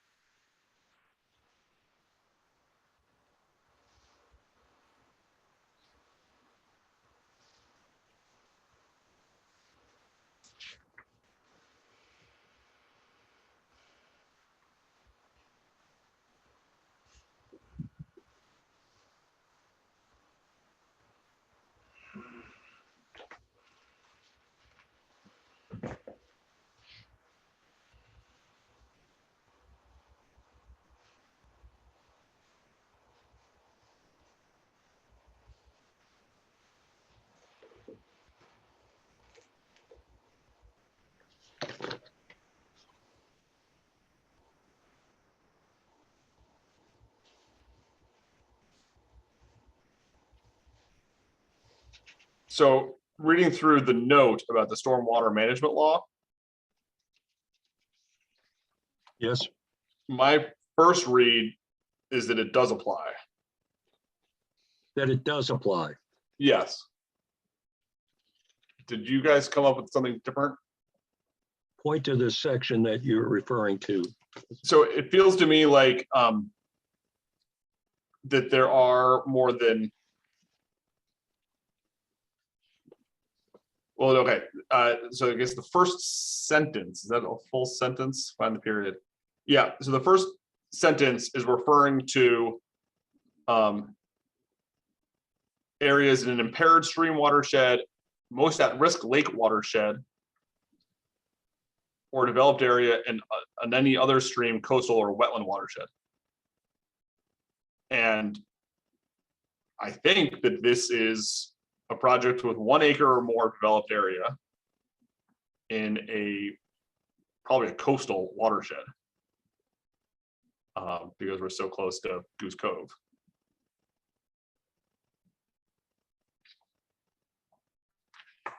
Well, that's a good question.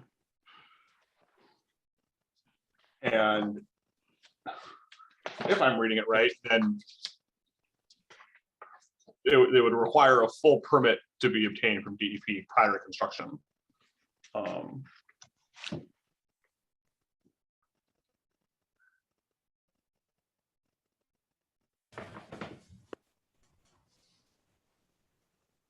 me ask Greg if he agrees with Yeah. that. So I disagree that it's written correctly. Under, I would say that where it states project consisting of 20,000 more square of impervious area, it's actually a 1 acre threshold. Developed in an urban impaired stream watershed. We're in the watershed of the unnamed stream west of there, not directly to the ocean. So although I disagree with how the note is phrased, I do agree that we will need to comply with Maine Stormwater Law 420D. So how your ordinance is written, I disagree with. I do, however, agree that section 420D applies, and 420D chapter 500 permit is required regardless of the applicability of site law. Site law application would cover 420 D, and we would also, in any case, in the circumstance that site law did not apply, which we would still have to comply with Maine state stormwater permit. So regardless of how this is written, we have to comply with 420D. So I have no objection to that. You have no objection to that being a condition. No, I don't. Okay. Should Right. make it easy. Yep. Yeah. And then the last sentence, a main construction general permit, is that different, Greg, than the 40D DEP permit? It's a different permit, correct? Okay. Main construction general permit. Is it from the DEP? I think it's administered by the MDEP office. Okay. But that would be required in this case too, and could be a condition. Correct. I will make a motion then, unless there's, I'm looking at Mark and Brett, any other? Okay. No, as long as they get those permits. Yep. It's fine with me. I'll make a motion that the applicant has met the requirements of M stormwater runoff standards, or will have met that requirement upon receipt of the full permit obtained from the DEP prior to construction, according to the Stormwater Management Law 40D, as well as the main construction general permit. I'll second. Motion is second on the table to find the stormwater runoff standards condition has been met with following condition, with the stated conditions. Any discussion? Hearing none, I'll call for a vote. Brett? Yes. Lawson? Yes. Myself, yes, that's 3-0. Water quality protection standards.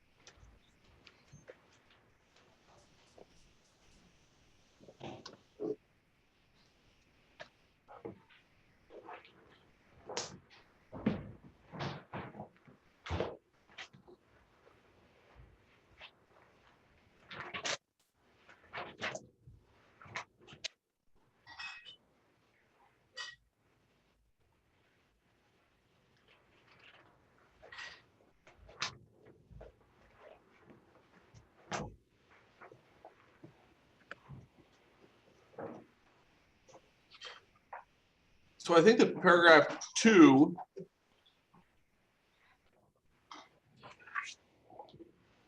is not applicable. And so I think we're just really looking at paragraph 1, which is, feels like that's where we might talk about the groundwater that came up, the groundwater protection that came up under the site plan review. But I'm not sure we need to, and it doesn't seem like it feels a little bit like a stretch, in that paragraph 1 states that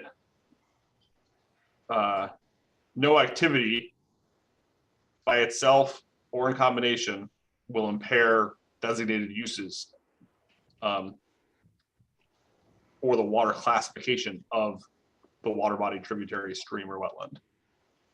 And I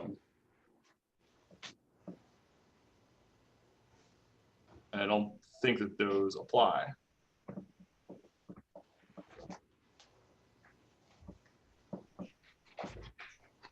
Yeah, I think you're right. I'm looking at the application in 220.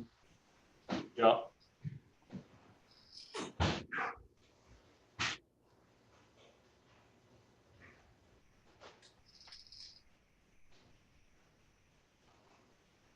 So certainly the application says that it doesn't apply. I guess I just want to make sure that we're not missing something.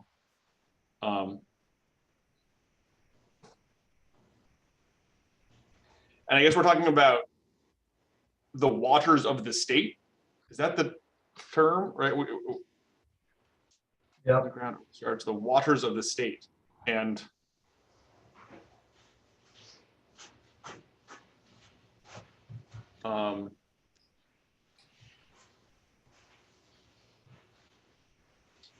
I think even if you find it applies, I think they've met that. And the only thing that gets close, the only consideration is once again the septic.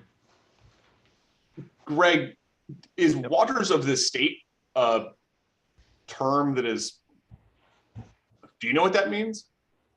Yeah, and Andy, you have your hand up. I'm going to answer. I mean, Andy can answer that. I'm going to. Yeah. So waters of the state is pretty broadly defined. I think, Lawson, you may want to look at the second part of that standard. And that is that would impair designated uses or the water classifications of the water body, tributary, stream, or wetland. We're not going to be impairing the classification of a wetland. The only thing that would apply here, and there are no water bodies or tributary streams, as I understand it. Greg, is that correct? It's been there are no water bodies or tributary stream, and anything else has been treated by detention forested buffers, and so I'd say that we've applied the BMPs that in the abundance of caution there are no water bodies, tributary streams, or wetlands by the town definition and on site. Plus, I Sorry. don't see this in our ordinance, but you say that you will file a state stormwater treatment permit for compliance under chapter 500? Yeah, that's what we just went over on section M. Okay, 420D is Yep, the law, yep. is the statute. that's and the chapter same one, 5 that's right, yeah, okay. Chapter 500 are the rules that apply to 420D law.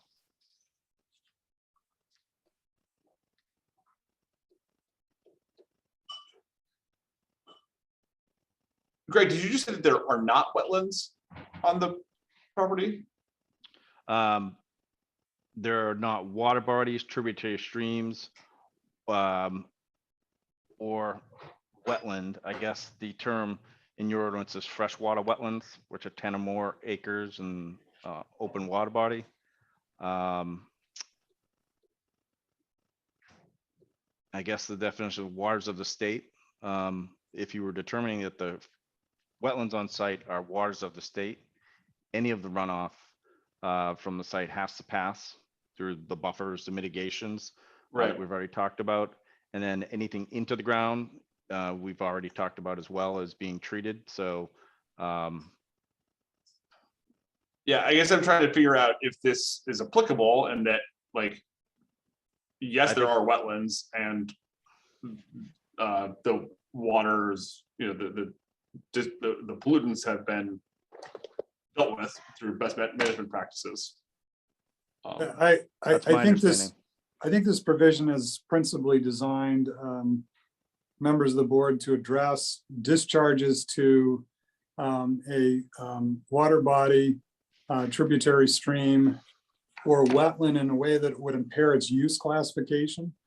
And use classifications are set for all surface water bodies of the state. There's nothing on this site that's going to come close to impairing the water quality classification of any of those. And so I think the stormwater permit is referenced correctly by Jesse in his comments under that standard, because he's saying, hey, look, they've got to address both stormwater quantity and quality in their chapter 500 permit. It's going to get addressed. So I'd say it's either not applicable, or if applicable, it's going to be addressed by the stormwater permit up above.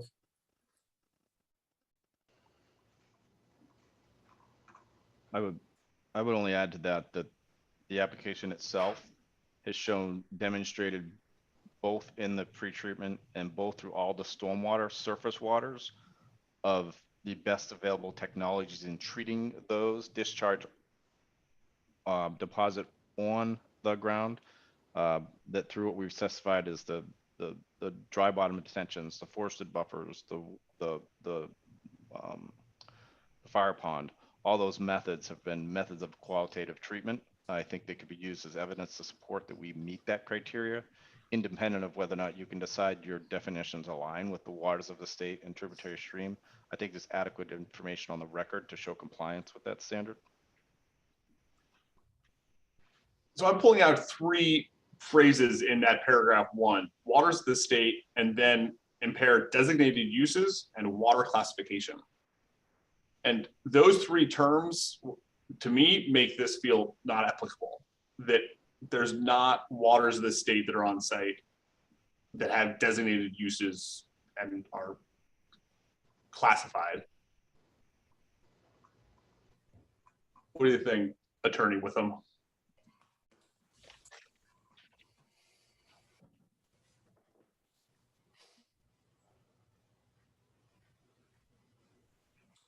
Yeah, I mean, I tend to agree. I don't, like I said, the only issue that I think that comes close is, it talks about into the ground. So the only thing I can think of that you might discuss would be again, the septic. But Right. when you read the rest of the paragraph, I don't think it's applicable. So I think that it's better to address groundwater protection in the septic where we did in the site plan review ordinance. Yeah. And that this one, which if we were next to Seal Cove Pond and talking about the use classification of Seal Cove Pond, that'd be a different thing. But there's no water of the state that has a designated use or water classification that we're dealing with now. If you remember from our site visit, there was water flowing down that one area. We had to cross over on a twig sort of bridge. But according to our ordinance, that doesn't, that's not a stream according to our ordinance, which a stream is defined as a free-flowing body of water from the outlet of a great pond or the confluence of two perennial streams as depicted on the most recent highest resolution version of the National Hydrography data set available from the United States Geological Survey on the website, blah, blah, blah. So I don't think that's a stream according to our definition. So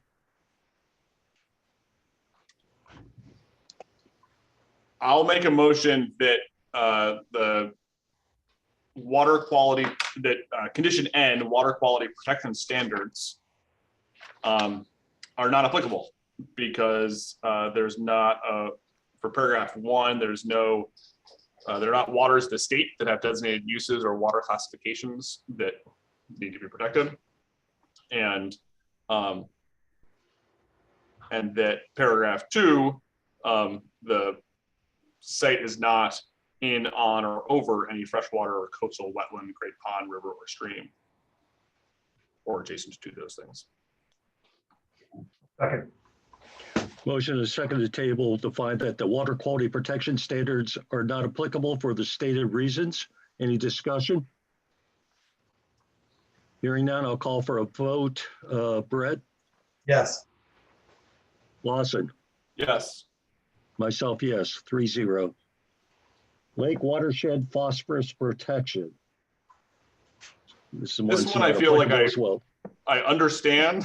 I feel like I can read this ordinance and I kind of like, oh, I know what this is talking about, and it's not applicable. And I'll make a motion that that condition O, lake watershed phosphorus protection, is not applicable because the site is in neither the Sill Cove or Hodgson Pond watersheds. I'll second. Motion is second to table to find the lake watershed phosphorus protection standard is not applicable because the site is not within the phosphorus control watershed of Seal Cove or Hodgson Pond. Any discussion? Hearing none, I'll call for a vote. Brett, Yes. Lawson, Yes. myself, yes, 3-0. Lighting outdoor.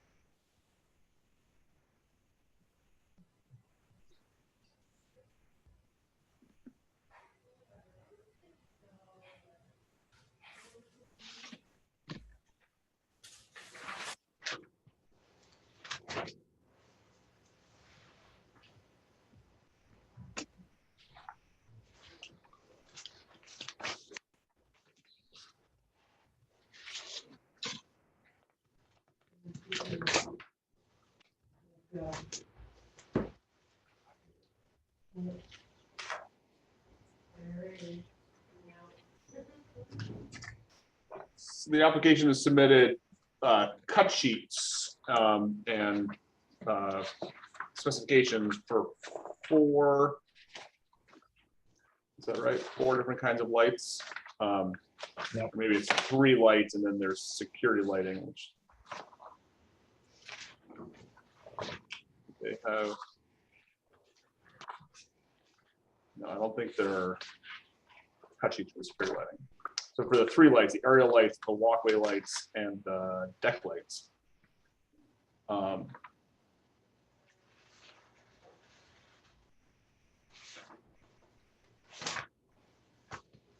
And per the ordinance, where did I just see motion sensors, right?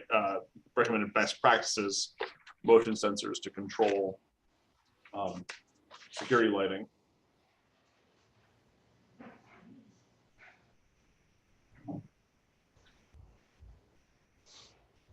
And the proposal says that the lights will not operate past 10 p.m. That's true for the aerial lights, walkway lights.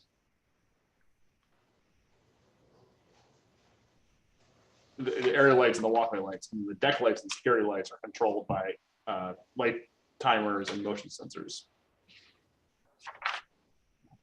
On a 3-foot high post. Yeah.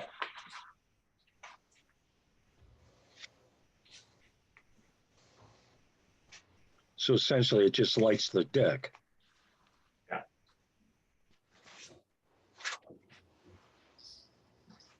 So the requirements, right? I mean, those are best practices. I'm looking up at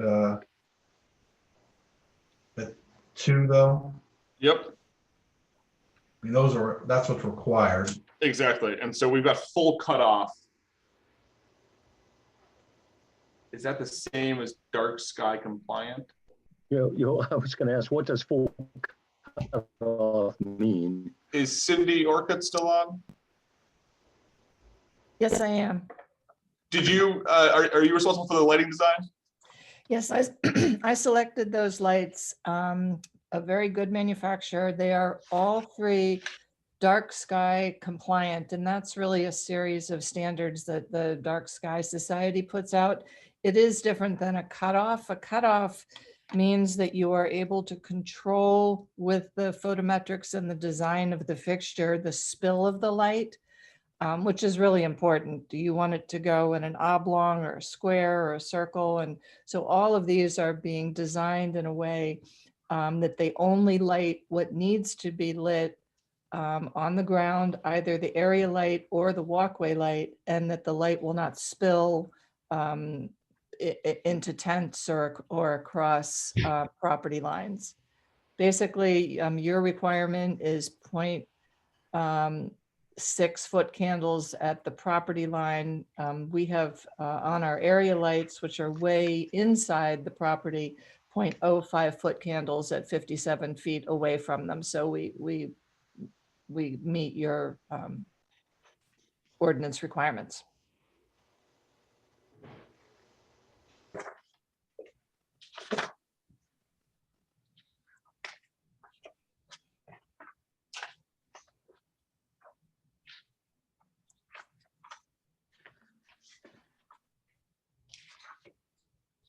There'll be lights inside the tents, correct? Presumably, there will be lights in the tents, yes, but those would be filtered through the sides of the tents. Yeah, I And then- understand. I just saw we had something about structural canopies, and Yeah. I was wondering how much you could see of the light outside the tent structure itself. I'm not so I think- worried about the yurts. Yeah.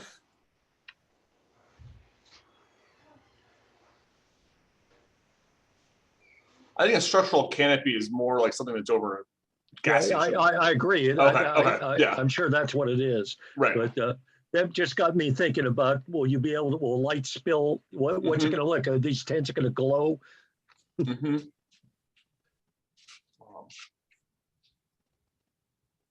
I don't think they're going to glow, Mr. Chairman.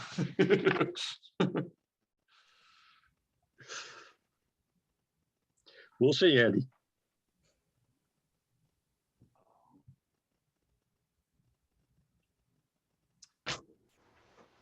They'll be canvas, right? Or are they going to be nylon, the tents? They're a treated canvas.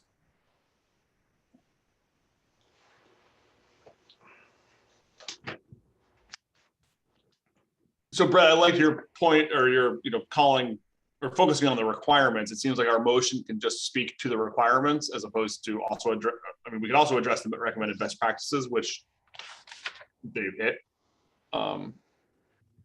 Yeah, I'm just trying to figure out, there's a cutoff with, well, there's 1,800 lumens is kind of the, Yeah, and I think I was just looking at the security lighting, and the deck lights are less than 1,800 lumens. well, if that's true, then the area lights and the walkway lights do have, you say, they're full cutoff fixtures. Correct, and the let's see, deck lights or the walkway lights, area lights, walkway lights. And this is obviously an important one for neighbors, Yeah, for sure. The walkway lights are also below 1,800, but I think the area lights are above. Are you finding that on 233, or where do you see that? No, so I'm looking through. So page 231 Okay, is a cut sheet for the Ivalot by Rab Outdoor, yeah, I see it. Yep. and they're available in 4,500 lumen, 7,500 lumen, 10,000 lumen, or 13,000 lumen models. And I haven't cross-checked to see which type they selected, but all of them are above 1,800, so would require a full cutoff. And I guess, Cindy, why don't you just speak again to the difference between full cutoff and dark sky, does dark sky meet the full cutoff requirement? I guess is the question that we're trying to figure out. Okay, so a dark sky requirement would recommend cutoff fixtures because it's the way you control the spill of the light. I think another factor has to do with mounting height, and we are mounting these at 14 feet, which is much lower than probably any of the criteria in those cut sheets, because they show them, I think, at 18 is the minimum. So as I said, dark sky is kind of a series of standards. It's mostly to eliminate spill of light up into the sky, or refracting and making it difficult for people to look at the night sky. One of the reasons we went with these RAB fixtures is because they are all dark sky compliant fixtures. So they have been designed to satisfy those standards. And one of the ways they do that is by using this cutoff technology.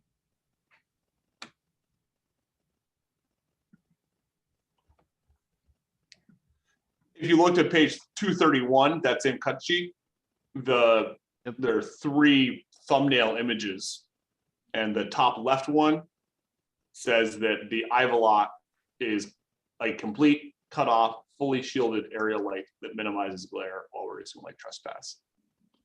And that just makes me feel better that like it's using the language from the ordinance. I think that if and when we address our ordinance, we might want to actually reference dark sky, the dark sky standards, which may have not, are newer than the 1986, which is maybe when this language was first written. So, but the fact that the cutoff sheet that's submitted says that it's a full cutoff, I feel like satisfies the requirement.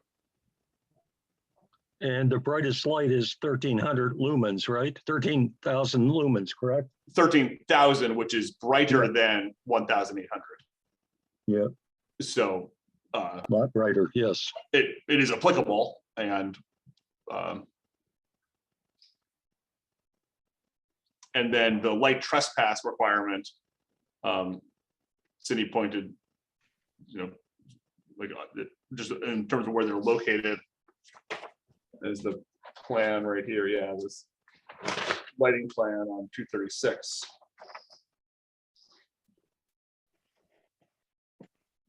Shows that the area lights, there are 6 total area lights. 1, 2, 3, 4, 5. There's 5. One of them is on the key. It's kind of confusing. Oh, okay. Got it. All right. Yep. Oh, that's the sign, right? And so I guess the only aerial light that's going to spill onto adjacent property would be at the entrance, like at the street itself. And those aerial lights turn off at 10. Is that right? That is correct.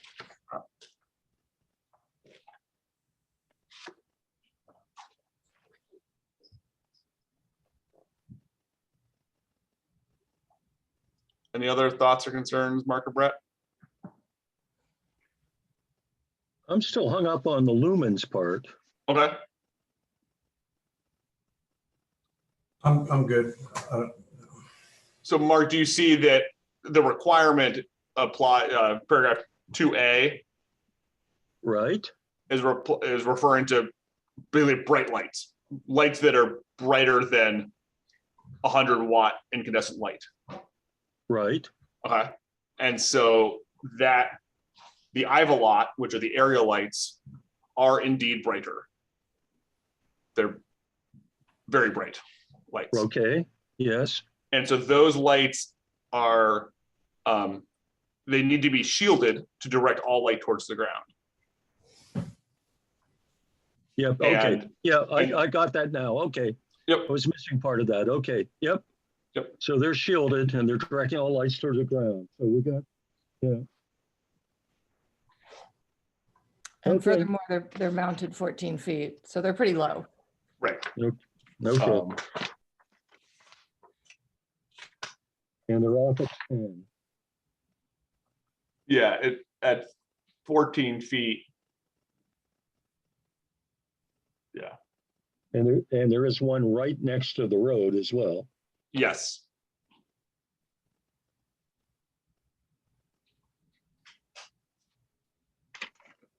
Is that, in your opinion, necessary, Ms. Orcott? That one is placed really for safety reasons. That's the one place where, well, we place them essentially at intersections, places Okay. where people will be stopping and kind of looking around. So I think that one is definitely safety.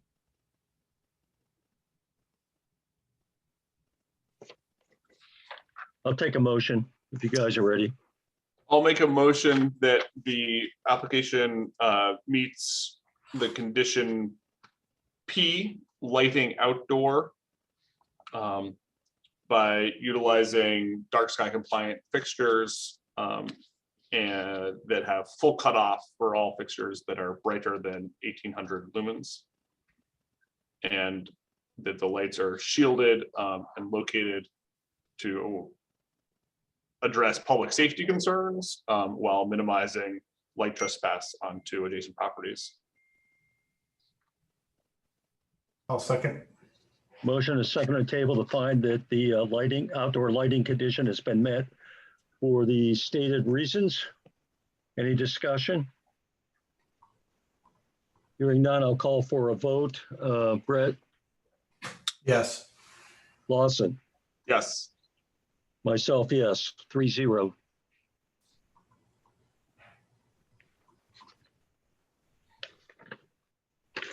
Blasting. No blasting permit or blasting proposed at this time. Which means that if during construction they determine that they need or want to do blasting, they'll have to get a permit for it. Correct. And the law requires them to do pre-blast surveys to all sites within 300 feet of the activity. Yep.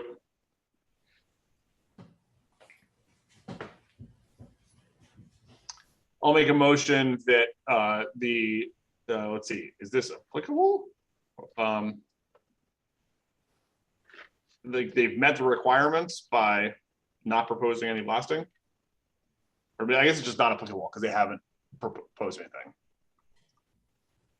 I mean, I'd probably say something like it's not applicable, provided that, you know, should the applicant in the future determine the blasting is necessary, they'll comply.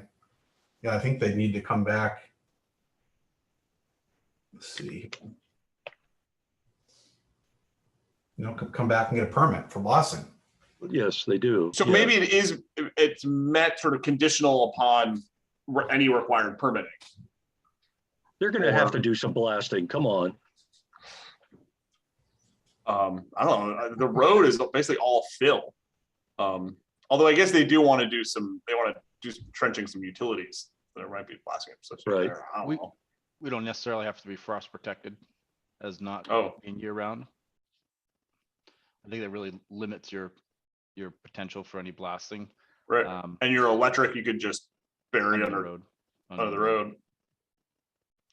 And I think it's referring to, I think it's an important standard that applicants for blasting shall provide the following. That is the person itself. And I remember when this came into the ordinance itself, you actually file a permit to blast in town. Is that correct, Jesse? Yes, So- that's correct. It would be similar to a plumber needing to plumb a building has to draw a plumbing permit because they are the trade performing the activity. Oh, yeah, okay. I would say it's met, but with the condition that they retain a blasting permit if they are going to do any blasting. Either way.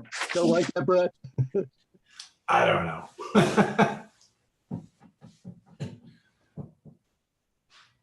I mean, they're not proposing blasting. So So it's not applicable. I mean, it's like the other things that they're not proposing to do don't apply. Yeah, I think that's good. That's Okay. true. Not applicable, no blasting proposed. And if they change that, then it's a different proposal. I make a motion that condition Q, blasting, is not applicable because the applicant has not proposed any blasting as part of the construction for this project.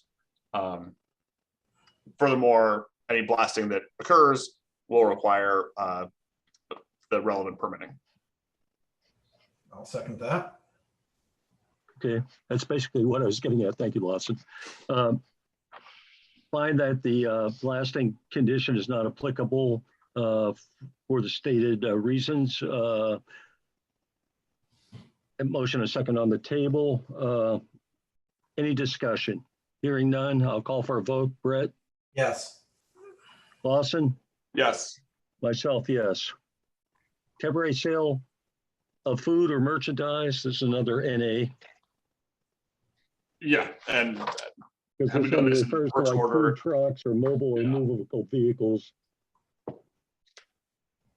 We have itinerant guests, but no itinerant commercial vendors.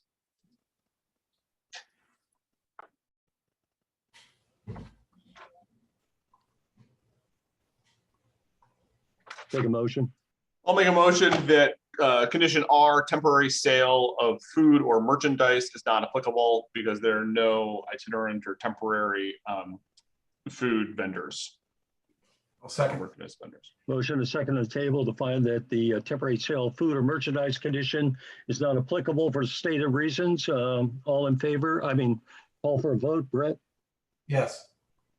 Lawson, Yes. myself, yes, 3-0. Okay, do we need a break here? Yeah, I was just gonna ask for one.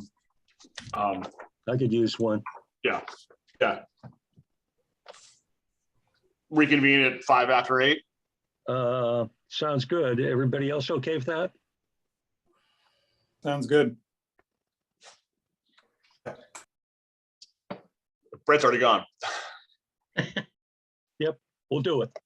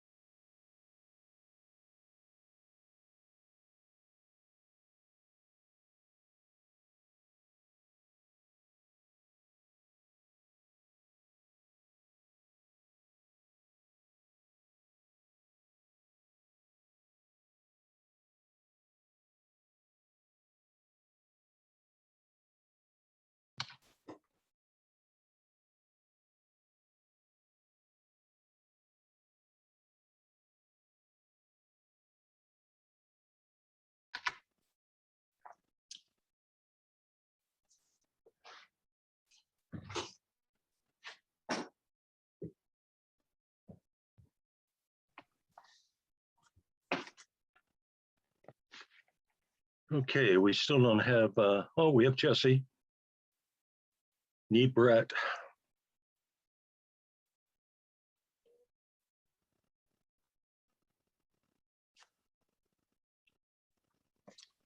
There's Brett. All right, Brett. Assuming everybody else is ready. Let's see, a lot of people, Greg and Amy are not Mark. on. Yes, I just emailed over the draft findings that I've been typing as you went. Whenever if you want to review those now or wait until the end, but I did email. I was gonna ask, should we go through, since we have this extra stuff, the zone standards review and the other sheet first? Yeah, if you want to. Why not? We just start these things in the morning, you know? I know. Easy for you to say, Mr. Retiree. Some of us have bacon to make. Mr. Old Guy here, right? I didn't say old. Yeah, right. We ready to start? Oh, Miss Chow, Sure.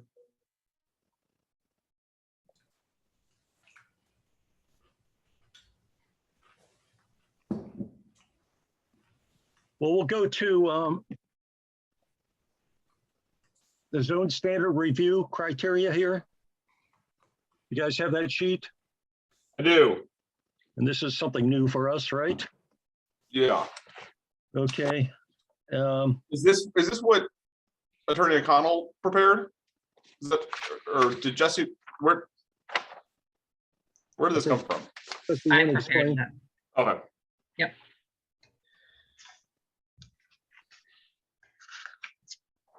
Okay. Article 4, standards for the zone, residential business zone. Purpose of the residential business zone is to preserve the integrity of the residential uses while allowing for maritime related and light commercial activity, which are compatible with the physical capability of the land.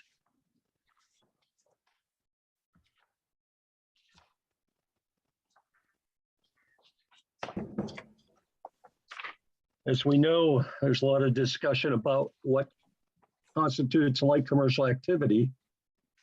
That's not a standard. It's a description of allowable uses. And campgrounds are an allowable use in the zone. Unfortunately, our ordinance doesn't address. Sorry, you said that quickly. Did you say that they aren't an allowable use? They are an They allowable are. use. In fact, it's the only zone that they were allowed in. And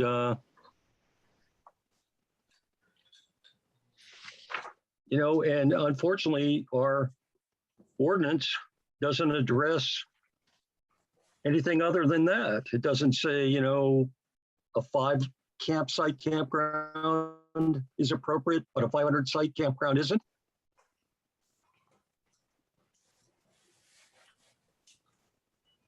Right.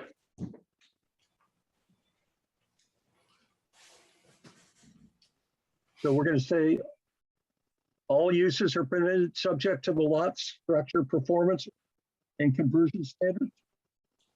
Is that met or not met or not applicable?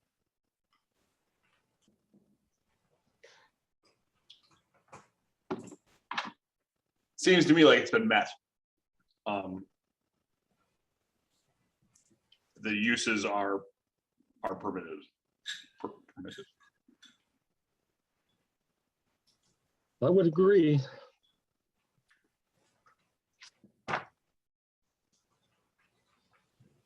Brett, any thoughts? Yeah. I tend to agree. One of the things that I did as this thing was going along here was I just pulled up because when you're right, Mark. I mean, our ordinance permits campgrounds. That has to mean something. I mean, it permits campground. It's not a prohibited use. You know, there's other areas of the land use ordinance that talk about commercial uses that are prohibited. You know, if you're within 250 feet of the shoreline, a great pond or coastal water or whatever. On page 24, you know, auto washing facilities.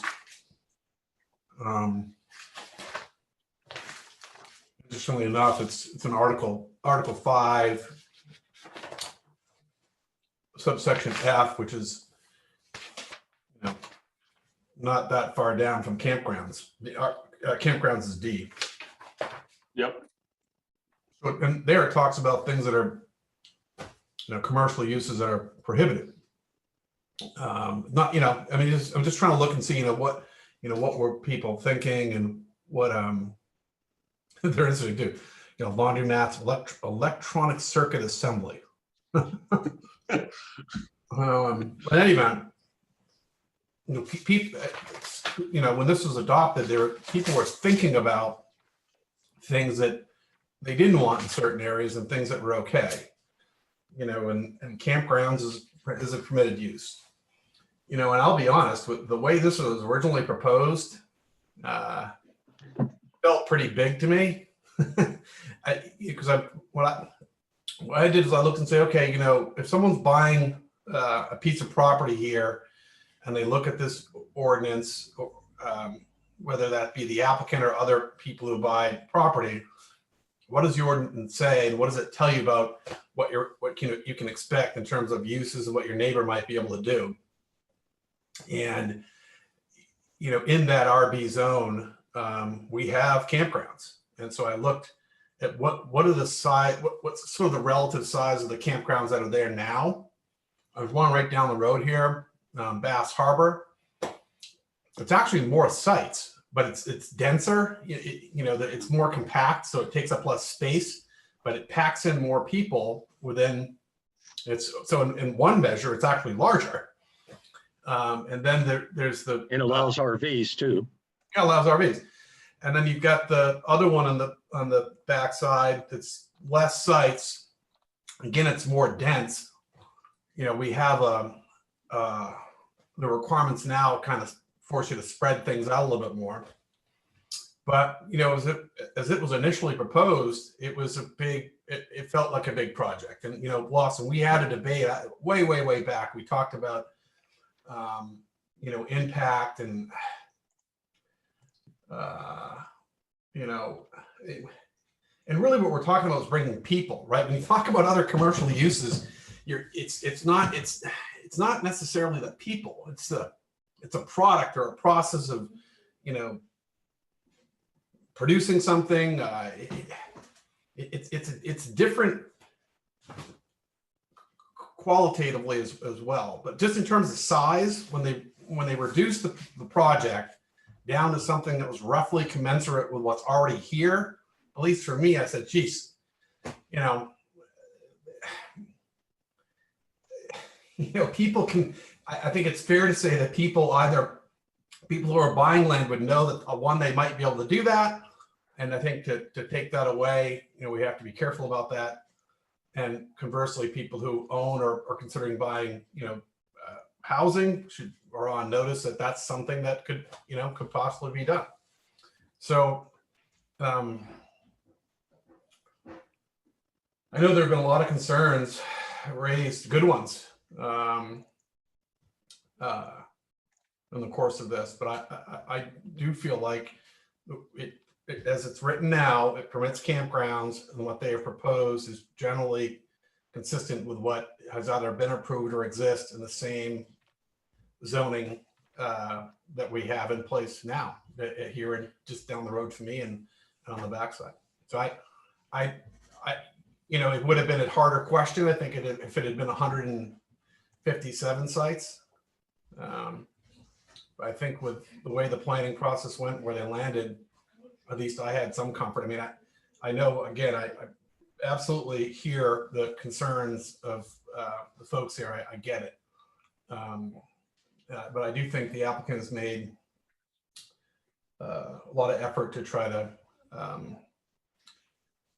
as best they can, alleviate those concerns. So I think what I hear you saying is that this condition has been met then. It's, I think regardless of what we say, someone else is going to have a say, but I think so. I think so. Yeah, I mean, I recognize totally the conflict between business and commercial interests and residential uses. And this has been keeping me up a lot. And we don't have a definition for light commercial. And it is not actually a standard.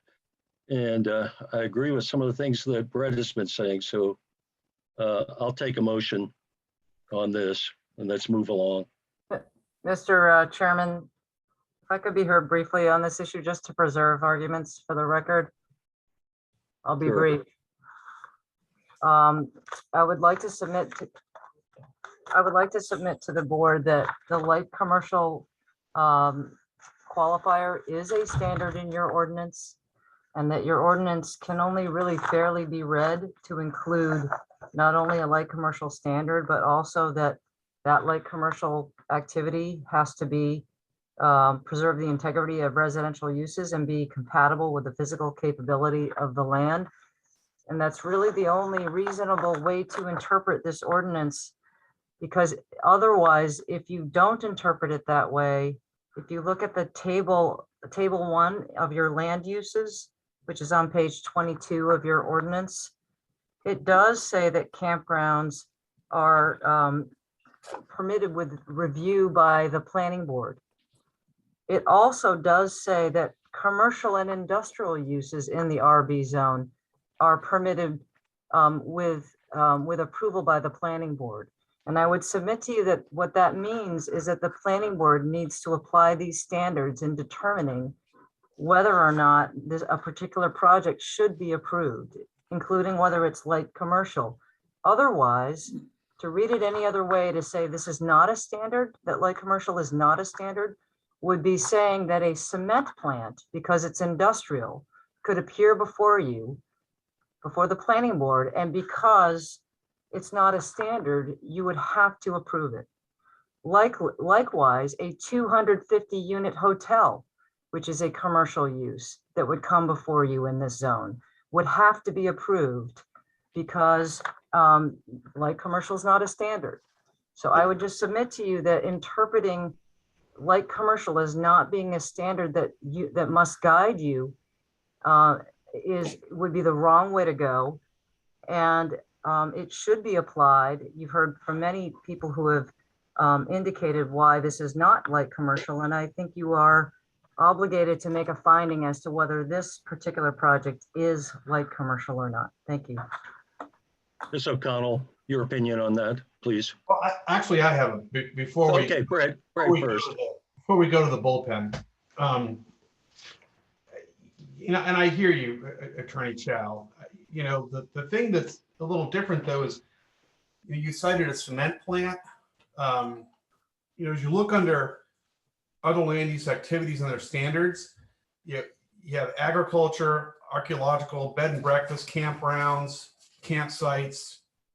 I don't see cement plant. That's not a permitted. You get junk. You actually have junkyards and graveyards. You have those sorts of things. These are things that are actually permitted. And so, I think we are taking it into consideration. We are. I know we are.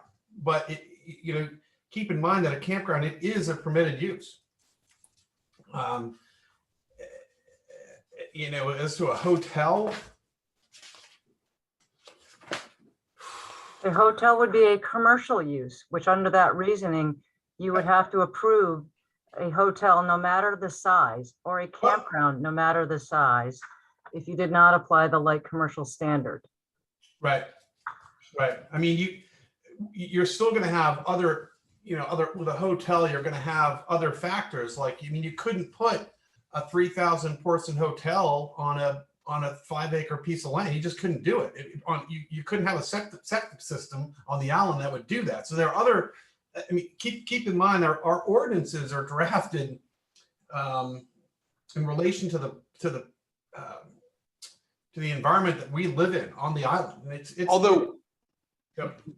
Brett, don't you think that, I mean, if this is a 55 unit, there are 55 sites, and so maybe that's 100 people we talked about. That's not. Couldn't you have a 55 room hotel? You might be able to, yeah. I mean, they could also look. The other thing I've been thinking about here, what you're talking, hotels is a similar, use. You're talking about short-term stays, right? I mean, that's what we're talking about. For campgrounds and hotels. Yeah, campgrounds, Yeah. hotels, and then you get into the issue of rentals. I suspect, frankly, that a lot of the folks are not keen with a campground may actually have short-term rentals, which I would find to be interesting. But you look at the lot, think about the lot size requirements here, and think about I think it's 50 acres up there. Theoretically, they could go in and put a development in and have them all short-term rentals. Mm-hmm. I feel like this is less impact than something like that, less impact than a hotel or that scenario. It's more, it's a campground, and or in Maine, on MDI. I mean, it's just. So I lost you at the last piece. We're in Maine and on MDI. I agree, but I'm not quite sure what. Well, what you're saying. It is in the context of Maine, a campground. It also feels like commercial, particularly given the size proposed relative to the size of other campgrounds in the town. Mm-hmm. Now, I think Attorney Chow is right. If someone starts proposing a hotel that they've got to meet the requirements, but we'd have to look at that as well. But that's thankfully that's not before us. I think that one of the pieces to that opening paragraph in the residential business zone about preserving the integrity of residential uses, and I think that's it's interesting to think about that in the context of Tremont, and especially in the context of the RB zone in Tremont, where Brett, are you in the RB zone, Brett? I am not. I'm actually across from it, so I get the benefit of the campground and the rock crusher. Yeah, but right. I don't get to open my beer garden outside. Yeah, right. Yeah, but I feel like the integrity of residential use means something different for Brett than it does for me, who lives up in the rural residential. Although my neighbor, works on his monster trucks, and that's sometimes as loud, and that's like part of the integrity of what it means to be a resident in Tremont, I think. And I think that well, you're hitting on it. I mean, one of the things that I did when I moved here 8 years ago was I read a lot about the island and the people I live with and the communities I live with, and what I found was on the backside over here, you had on the Bar Harbor side, it's the money, it's the rusticators, it's the and that moved in big estates. Yeah, over here it's people who work the ocean, work the land, and work the other side of the island. And so that's why you have, at least in some of the informal discussions I've had, in the combination of when Southwest got the town and Tremont got the roads, it's sort of why they kept the RB. And look, we're working through it with the task force and the plan, and that might change, but for right now, based on what they submitted as the regs, as the ordinance, is applicable to this plan, I do think it meets it. Yeah. And I would say that the applicant has met a burden of proof, to use, a phrase, that this application in particular is compatible with the physical capability of the land and does preserve the integrity of the residential uses. And we talked about traffic, we talked about noise and smoke and sort of all the ways in which this impacts abutters. And so it feels to me, after a lot of consideration, this was not obvious to me from the beginning at all. In fact, I'd say it's been a really thorough process to come to the point of feeling like, yes, the applicant has met that burden of proof. Ms. O'Connell, I asked you for your opinion earlier. Yeah, my opinion is that the purpose section of that particular language is not a standard that has to be met. It's a purpose of putting some context of the reason for the zone, but it's not an ascertainable standard. I mean, as shown, you know, 6 different people could easily have 6 different interpretations of what that means, and so an applicant would have no idea what they would have to prove. I think the important thing is really looking at the section 1A that's addressing uses are permitted so long as they meet the other standards, and then looking at the lot standards starting in section 2, subsection 2, and going through to see if they've been met or if they're not applicable. I don't believe that you need to make a finding on whether or not this is light commercial or not. You do believe that or don't believe it? No, I do So- not. I do. It's my Yes, opinion okay. that you do not. Okay, yeah, that's what I thought. I agree too. Okay. So we're talking about all uses are permitted subject to the lot structure, performance, and conversion standards. Take a motion on that.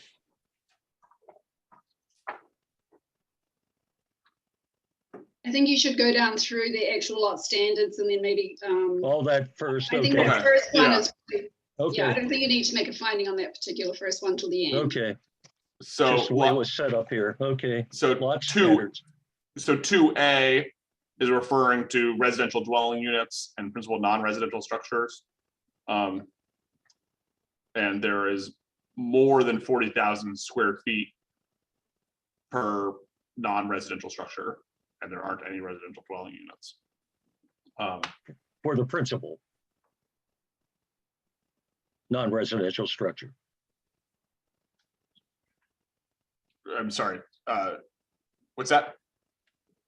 I thought you left out the word principal, 40,000 square feet. Per principal non-residential structure, correct? Yes. So Yes, like, okay, and I think that the cafe and the fitness center are non-residential structures. Are they principal non-residential structures? well, this is one thing I wondered, what is the principal structure in this case? Is it the cafe / check-in area? Is it the fitness center? I mean, Those they're are probably, accessory uses under your zoning ordinance. The principal use is the campground use. Both the cafe and the fitness center are accessory to the principal use.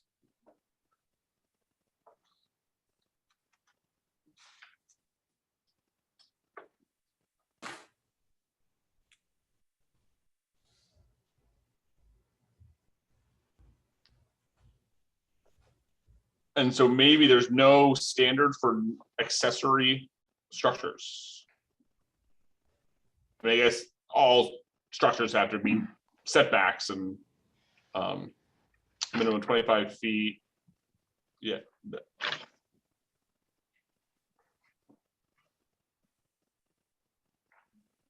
Well, I mean, I think when you're talking about minimum lot area, you're talking about density, right? Yep. And to me, that is addressed in the description of the use of campgrounds, where it provides for a minimum of per campsite. Uh-huh. So would you say that the lot standard, even though it's not defined in there, is defined in the campground definition? Well, I don't know, but I'm throwing it out there. Appreciate that.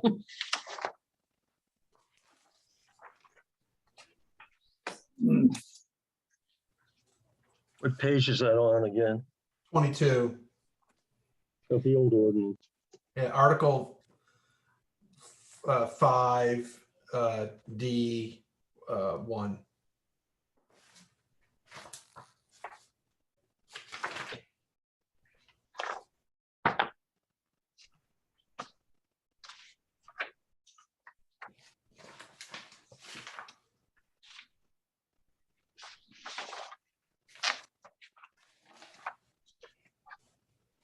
So we have to have 5,000 square feet for each campsite, correct?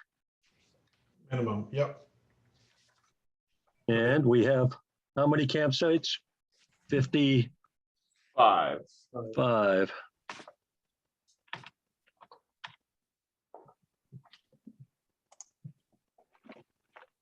That equals 6.31 acres. We have more than 6.31 Yep. acres. So thanks for that quick math, Cindy. Yeah, I was reaching for my calculator Yeah. this late at night especially. So- It's also indicated on the upper left of sheet 239. 239. That's the big one, the big map. The Yeah. Stormwater. Minimum lot area. Oh, density calculation. Here we go. Yeah. Yeah.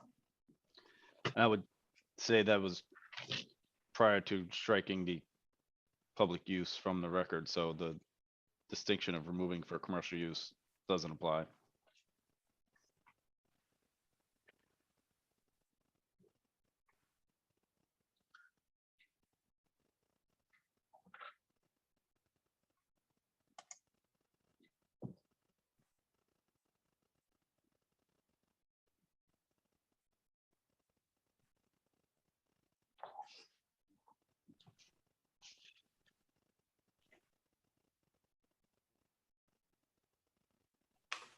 Greg, what I don't see in your calculations is the housing for the employees. Am I missing something here? I think you're missing the term principal. If it was housing as a principal use, we would be deducting for that principal use where that's an accessory. I think the lot standard is specific to principal use, principal non-residential. If we look back at that lot standard. Right, right.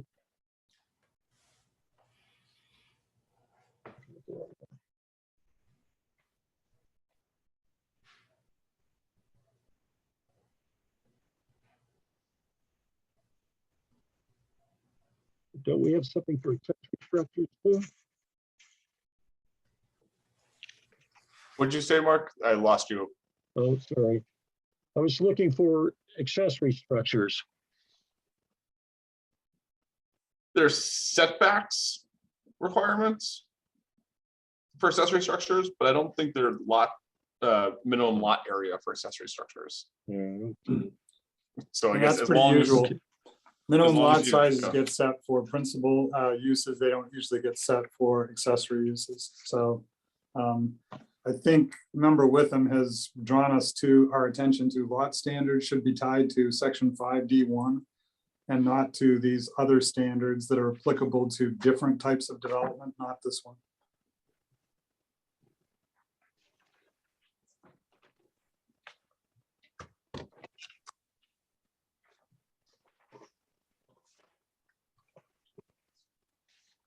What do you think, folks?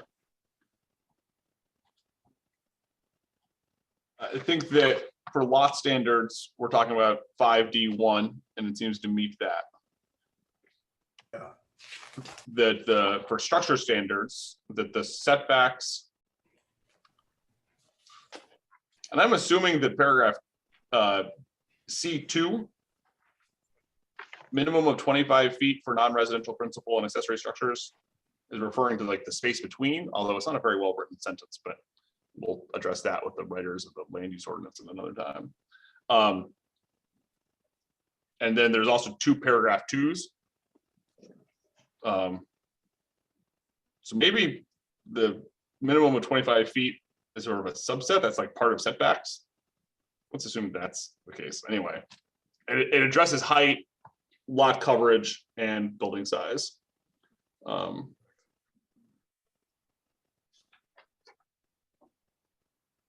And then we get conversion standards, which do not apply.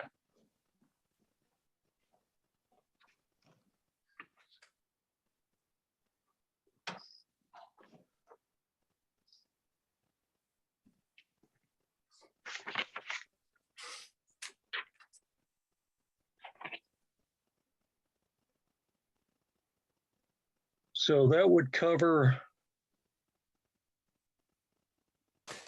A, right? No. We still need the next page.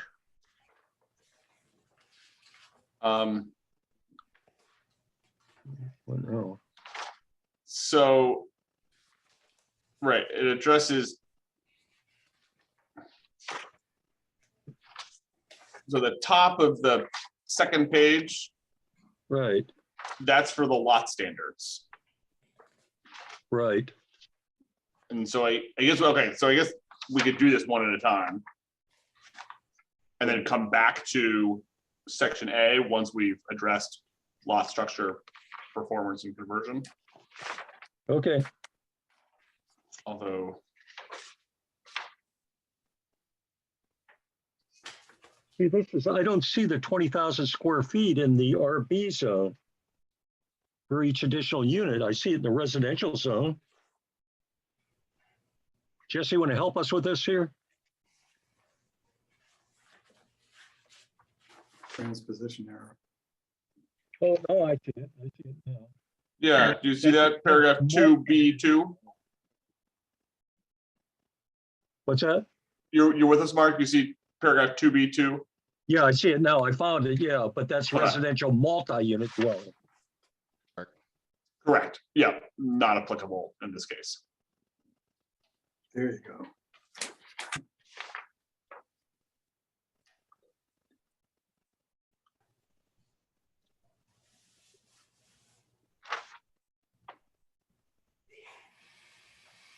So we in agreement on that? I think so. I think I'm gonna try to make a motion for lot standards. Okay, All right. I move that the applicant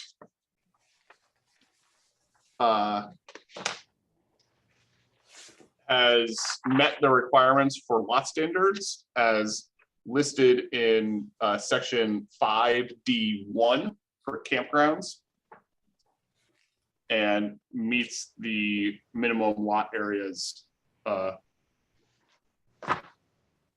requirements. And that the residential dwelling unit requirements are not applicable. I'll second. okay, motion and a second on the table to find that the residential business zone land use standards have been met for the stated reasons. Any discussion, Brett? No. Lawson, anything else? Okay, I'll call Sorry, for- no discussion. yeah, that's what I was wondering. Yeah, Okay. okay. I'll call for a vote. Brett, Yes. Lawson, Yes. myself, yes, 3-0 met.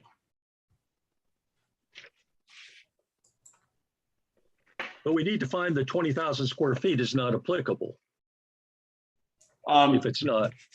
I said that the requirements for residential dwelling units were not applicable. And I think that that covers both multi-unit and single unit residential dwelling units. But if you want another motion, I can do that as well. Well, I don't exactly remember that in the motion, so I think it'd be cleaner, wouldn't it? Am I missing something, Jesse? He did make his motion not the residential dwelling units. He did. Um, Yeah, he did. standards were not Okay, applicable. okay, sorry. Thanks, Jesse. I just want to see if Jesse was listening. That's right, Okay, exactly. Stretcher standard. So our worksheet's a little bit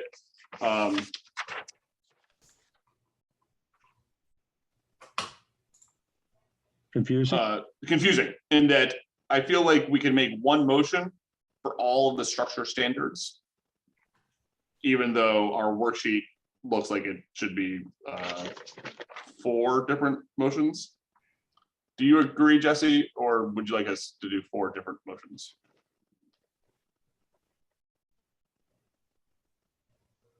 I think you can do one as long as you cover each of those Right. items. in the Yeah. motion. Yeah.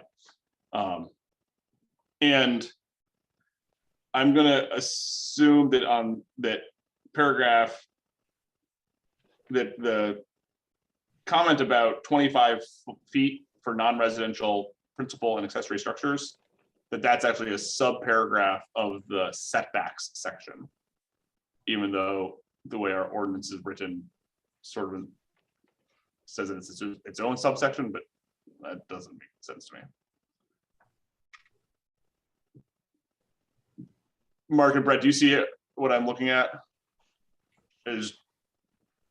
I'm sort of interpreting our ordinance and I don't want to do it alone, so. You're saying the 25-foot setback is what now again? I'm saying that it's a setback. The way it's formatted in our ordinance, it has a subsection 2 at the beginning of that sentence. Right. And you'll see that the next subsection is also subsection 2 for height. Oh, yeah. You'll also see that that phrase, minimum of 25 feet for non-residential principal and accessory structures, doesn't have a period after it, and it's not really clear what exactly it's referring to. And so I'm interpreting that to be a setback of 25 feet between non-residential principal and accessory structures. Right, it should be a subsection of setback. Yep. So like lot lines should be A and minimum of 25 feet should be B, is what you're saying. That's Yes. okay. Yep. I'm cool with that. Okay, so I make a motion that the applicant has met the requirements for structure standards. And specifically that the setbacks to lot lines are greater than 15 feet. And the setbacks between accessory structures and non-residential, between non-residential principal and accessory structures are greater than 25 feet. That the height is, the maximum height is less than 40 feet. That the lot coverage is less than 25% maximum, and that non-maritime, and that the buildings do not exceed 5,000 square feet. Second. Okay, that covers them all down to conversion standards. Okay. Motion and second on the table to find all those structural standards have been met for the stated reasons. Any discussion? Hearing none.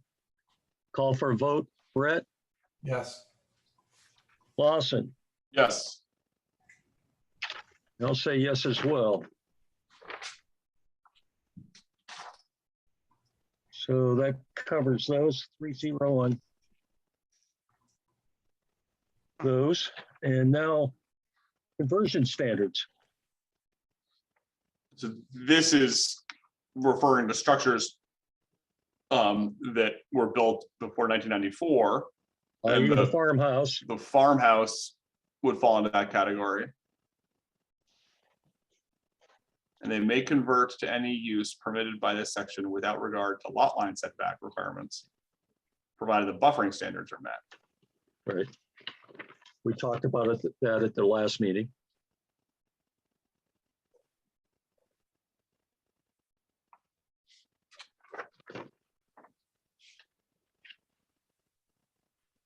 And we decided since it was built in the late 1800s, it conformed to that. And And we've already established that the buffering standards are met. Yes. Have been met.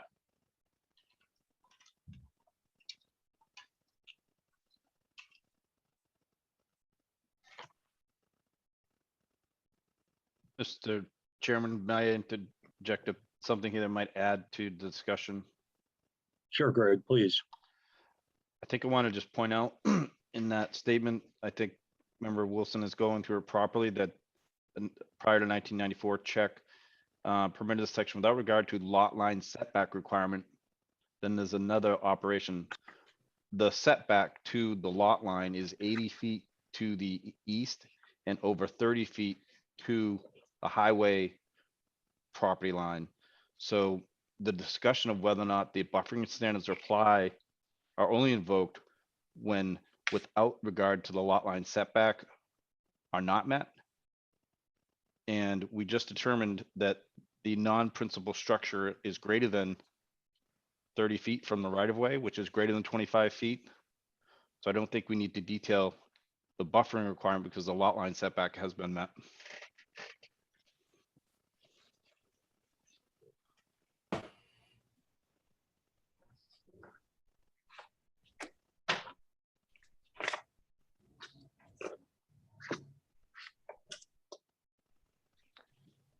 A is check. B, we don't need to go there without regard to lot line setbacks because we do meet it. And as you were discussing before, the buffering standard has been met, but I don't think that's the direct link in this particular standard. Yeah, D1's it's only applicable or relevant to the extent that whatever we're talking about doesn't meet the lot line standards today as they exist today. Correct. If it does, what it's saying is if it doesn't meet those, then it's okay, provided that buffering standards are met. But if it does meet the current requirements, then it's not applicable. It's not an issue. So you're saying it's not applicable? Yeah. Wow, that's helpful. That's not a that's a complicated sentence, but I agree with you. I think that like that they may convert without regard to lot line setbacks if they meet the buffering standards. But that's fine. That's great for other projects. But for this project, they do meet the lot line setbacks, so Right. we're there. Gonna make a motion then, Lawson? I'll make a motion that the conversion standards are not applicable because the existing structure meets the lot line setbacks. A second. Motion and second on the table, find that the conversion standards are not applicable for the stated reason. Any discussion?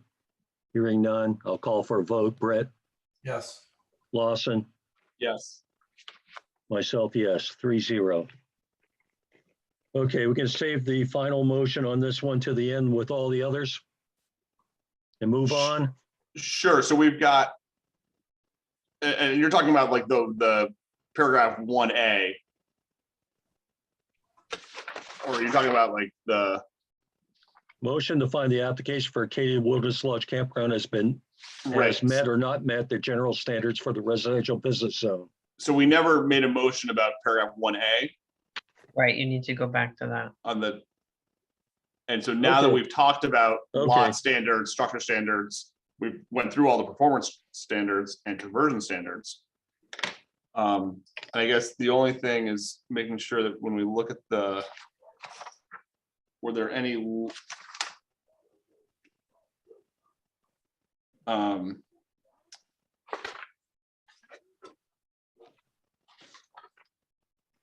so everything was either met.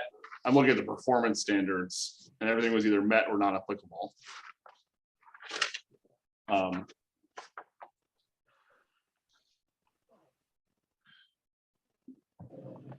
So I think it's okay to say that 1A has been met.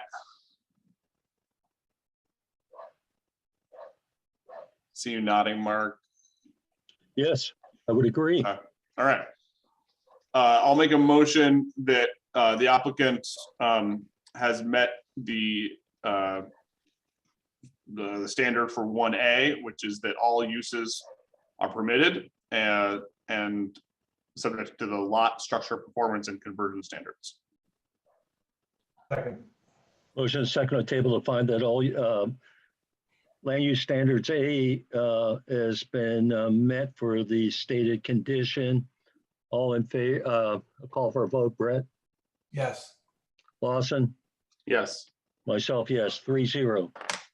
Jesse, you may want to make a note. We should reorder this the next time if we go through this again. Okay. Oh, was asking, do we want to vote on that whole thing while we're here? Or do them all? I think I would suggest that we do them all at the end. Okay, And now I would sort of, I feel like we've gone through our checklists and now is like, would be the moment where we talk about whatever else we want to talk about before hold we. on, you're missing something. Okay, of course. We have one other, the land use ordinance, Article 8, permit application review procedure. We have to go through that.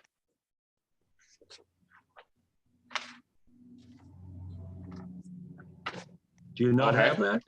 Do you have it? Nope. I have no idea what you're talking about. But maybe I have it electronically. Jesse sent me a stack of documents. It was probably in that. It was from the last meeting. General standards review. Any idea what it's called, Jesse? In the green folder, or would you email it to us? It was in the green folder. It was Lawson's was probably emailed because he asked that he couldn't come in.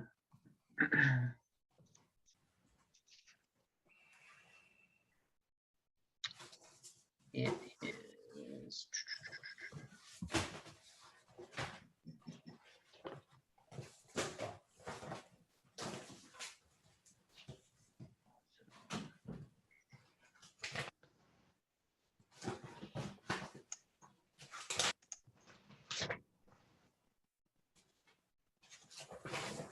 Yeah, I got it. Lawson, in your email, it says planning board review findings, AWL. I have it open. Thank you. Yep. Land use ordinance, Article 8, permit application. Great. Okay, I'm there. Thank you, Mark.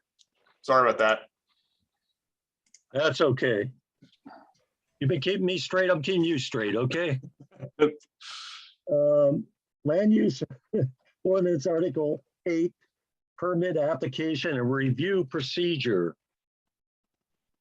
Permit application review criteria. The permitting authority shall review a completed application, shall grant an approval only if the permitting authority makes a positive finding that the application complies with the requirements of this ordinance. After the submission of a complete application to the planning board, the board shall approve an application or approve it with conditions if it makes a positive finding based on the information presented that the proposed use will maintain safe and healthful conditions.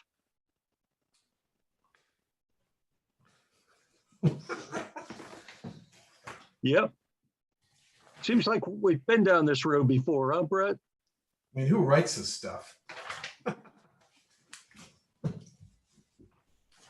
Not me.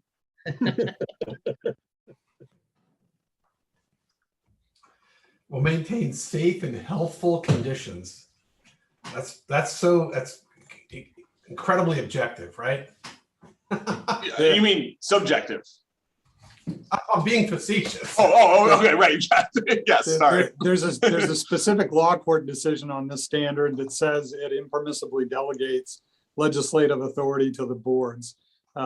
These are generally shoreline zoning standards. So when it's saying maintain health and safe conditions, it's talking about shoreline zoning.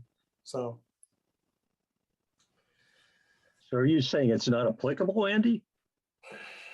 no, a court has specifically said in a case that's captioned, I think Clayton versus Town of Pittsfield, that this type of standard that, as Brett was commenting, impermissibly delegates legislative authority to a planning board. That being said, it's in your ordinance, you have to apply it, but if you were to act adversely on this application based on this standard, we would have an effective legal challenge. I don't think we're going there, so I just point out that these are shoreline zoning standards. You can tell as you look at B, C, D, E, they're all shoreline zoning standards of review, and they happen to be found in your land use ordinance, even though we're not in the shoreline zone. I'll make a motion that the applicant has met the standard. The I did raise my hand. application will maintain, the application and project will maintain safe and healthful conditions. Second. Motion and second on the table to find that the application will maintain safe and healthful conditions. Mr. Chairman, Yes, I'd just like to make 2 points. One is that there is nothing in the ordinance that limits this standard to the shoreland zone. And I think it should be applied to this application. And previously, during its discussion, the planning board has already unanimously found that Route 102 is unsafe, particularly for pedestrians and bicycles. So just remind the board that you've already made that finding. it's my understanding that Ms. O'Connell, maybe you can answer this. This really refers to on-site, right? Yeah, well, it refers to the use, which is the campground. So yeah, so it's on site, the campground on site. And I think one way of looking at these standards, or what's laid out here, is that the other specific standards that you've gone through and that you've had findings on, I think they can in part help you make that decision regarding the rest of these standards about the safe and healthy or healthful conditions. I mean, some of the other standards are probably not applicable. And Attorney O'Connell, do you think that we should be making a finding of fact for these standards? I do, and I think you can incorporate some of the findings that you've already made. Okay. I didn't do that, so we should probably not proceed with my motion. Right. I appreciated the efficiency of your motion, Brett. Yeah. I mean, we can add some things in there about fresh air and, but yeah, all right. We had a motion and a second, right? Let's vote Yes. it down. Okay. Start with a clean slate here. Call for a vote. Brett, No. Lawson, Oh, myself, no. Okay. so I wonder if we can point to the sort of general description of the campground. I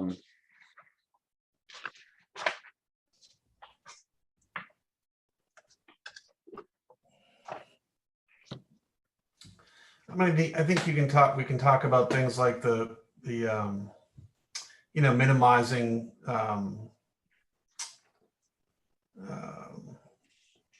impacts on the environment by, that they're not doing a ton of excavations and whatnot.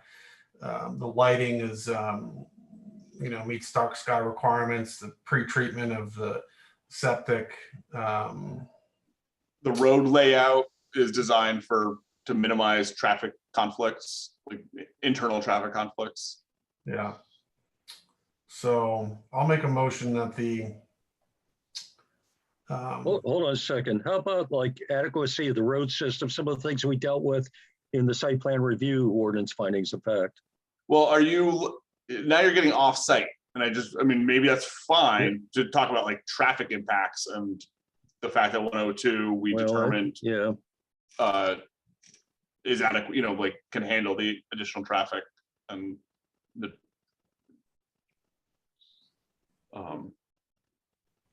Ms. O'Connell, some guidance here, please.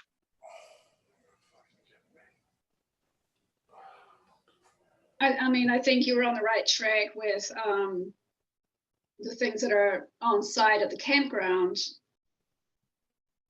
that show either support or don't support that the plan is going to maintain safe and healthful conditions. For example, as Brett pointed out, the pre-treatment plan, the internal layout of the road to minimize the traffic. That was two of the points that you made. Is it clear, like safe and healthful conditions of what? You keep saying of the site, and I guess I'm just curious, like, how do you know that? It says the proposed use, and the use is the campground. Will maintain safe, like the campground will maintain safe and healthful conditions of the campground. Okay. So Brett, it sounds like you were on the right track there. Yeah, let me see here. I'll make a motion that the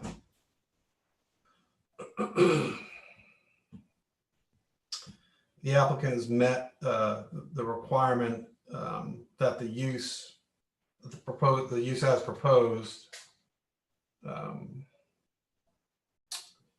will maintain a safe and healthful condition by, for example, minimizing environmental impacts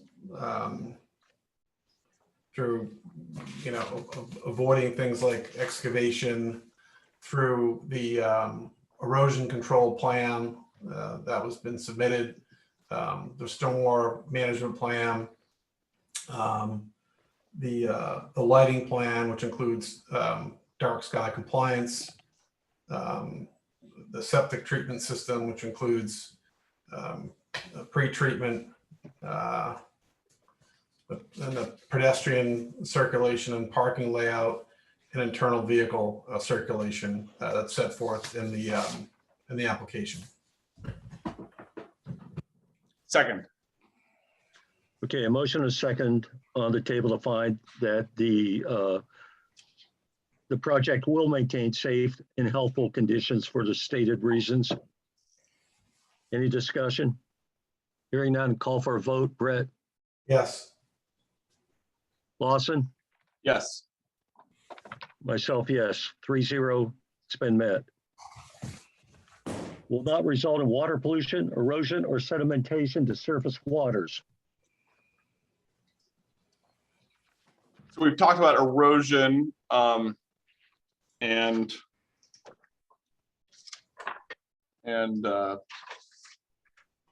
water pollution and sedimentation. And so I'm just wanting to cite the erosion plan on page 140. So I was just going to cite the erosion plan submitted by, I think that was by Greg. Yeah, by Greg, and the septic plan submitted by Moise. Does that seem to address it?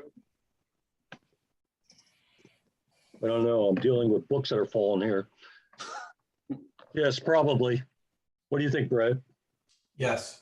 Okay, I make a motion that the applicant has met requirements E1B and that the proposed use will not result in water pollution, erosion, or sedimentation to surface waters as demonstrated by the soil erosion sedimentation control plan submitted on page 140 and the preliminary site evaluation report submitted on page 162. Second. Motion is second on the table to find that the project will not result in water pollution, erosion, or sedimentation to surface waters as stated in the by Mr. Wilson. Any discussion? Hearing none. All in favor, Brett? Yes. Lawson? Yes. Myself, yes, it's been met, 3-0. Will adequately provide for the disposal of all wastewater. I think again, I'd point to the Moise environmental letter submission. We've talked about it much more detail in other places, but I think that here we can just point to the septic letter, the site evaluation report.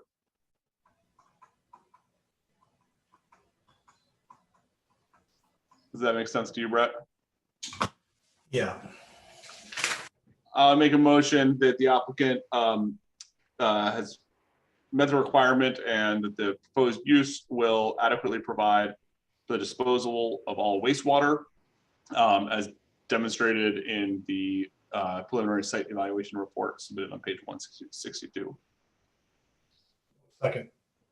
Motion is second on the table to find that the project will adequately provide for the disposal of all wastewater for the stated reasons has been met. All in favor, Brett? Yes. Lawson? Yes. Myself, yes, 3-0.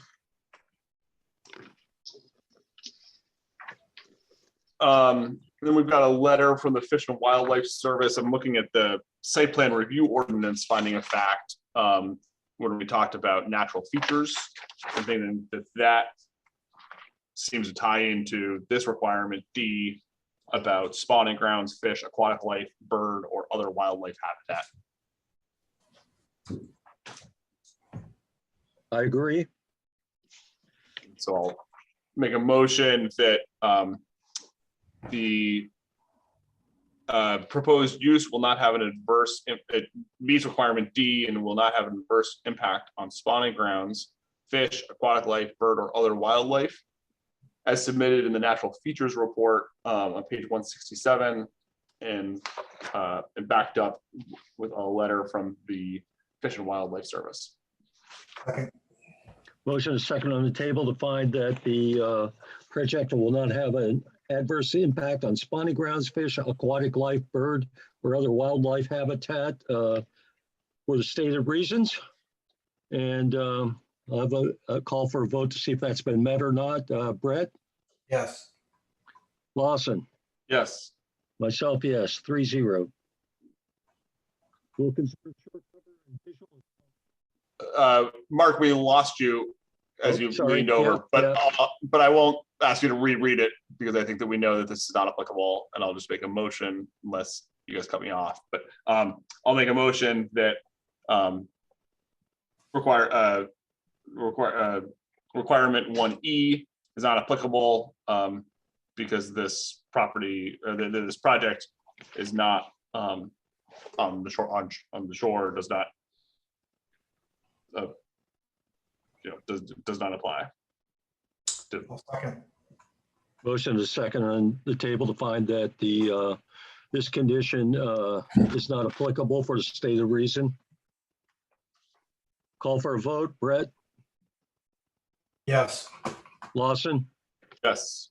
Myself, yes. 3-0, not applicable. Will protect archaeological and historic resources as designated in the comprehensive plan. Not applicable. I'll make a motion that requirement 1F is not applicable because no portion of this project has been identified as containing historic or archaeological resources. I'll second. Motion is second to table to find that the project will, the condition that will protect archaeological and historical resources as designated in the comprehensive plan is not applicable for the stated reason. Any discussion? Hearing none, I'll call for a vote. Brett? Yes. Lawson? Yes. Myself, yes. 3-0. The next one is about commercial fishing and the commercial fisheries maritime activities zone, which is not applicable.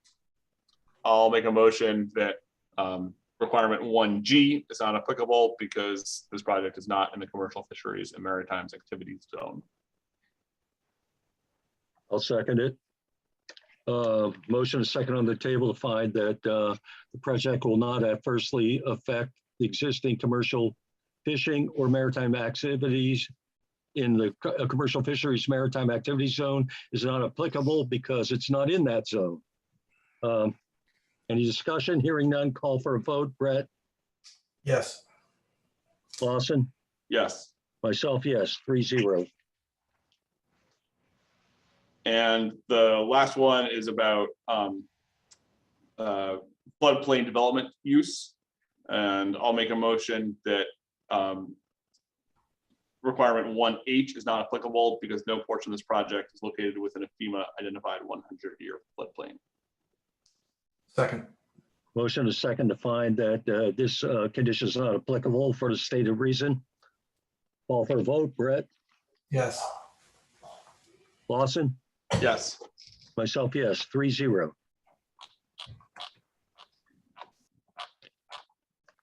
Holy cow. Okay, board, what's the pleasure? Well, I'm just in the ordinance, like the next paragraph says that the permitting authority may attach such restrictions or conditions as it deems necessary to ensure Yep. compliance. Right. And so I feel I like think now would be a good moment to try to figure out what those conditions might be.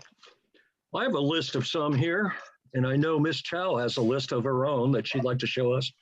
But why don't we go through what I have, and maybe you folks have some others or have some comments. And we'll look at Ms. Chow's list after that. Sound good? Sounds good. Sure, Andy's going to want to weigh in at some point. Yeah. Mr. Chairman, we also have just emailed to Jesse our list of conditions that track our discussion.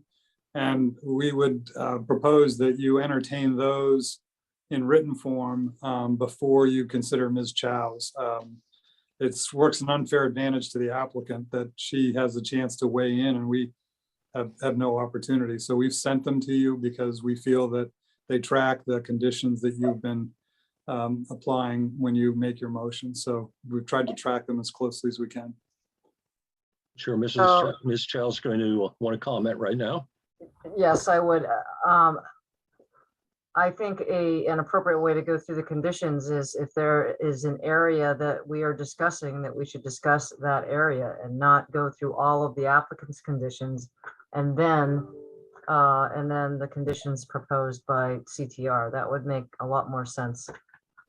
If you want to take the ones that are on Andy's list first and then give me an opportunity to respond, I'm okay with that. I would like the planning board to discuss their own conditions first.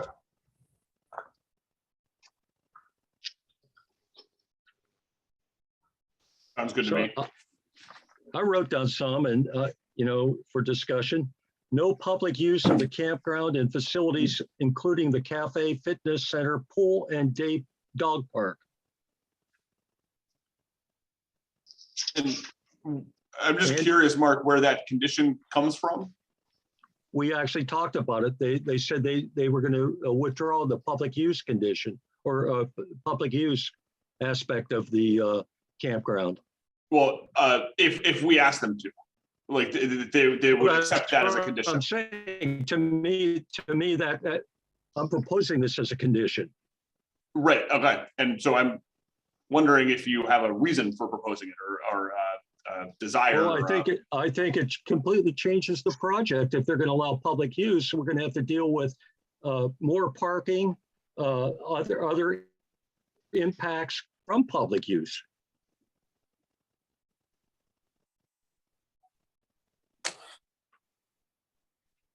Plus, they already agreed to it. Can you restate the condition, Mr. Chairman, and I'll respond? Yeah, no public use of the campground and facilities, including the cafe, fitness center, pool, and dog park. You've added a few things beyond what we had discussed previously with you, the dog park.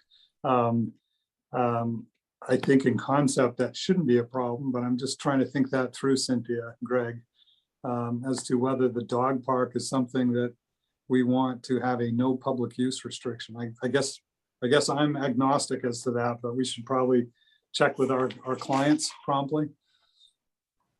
In my case, you're asking the wrong person. I'm not a real dog person, so it sounds good to me. I have no Should we problem. include cat parks too?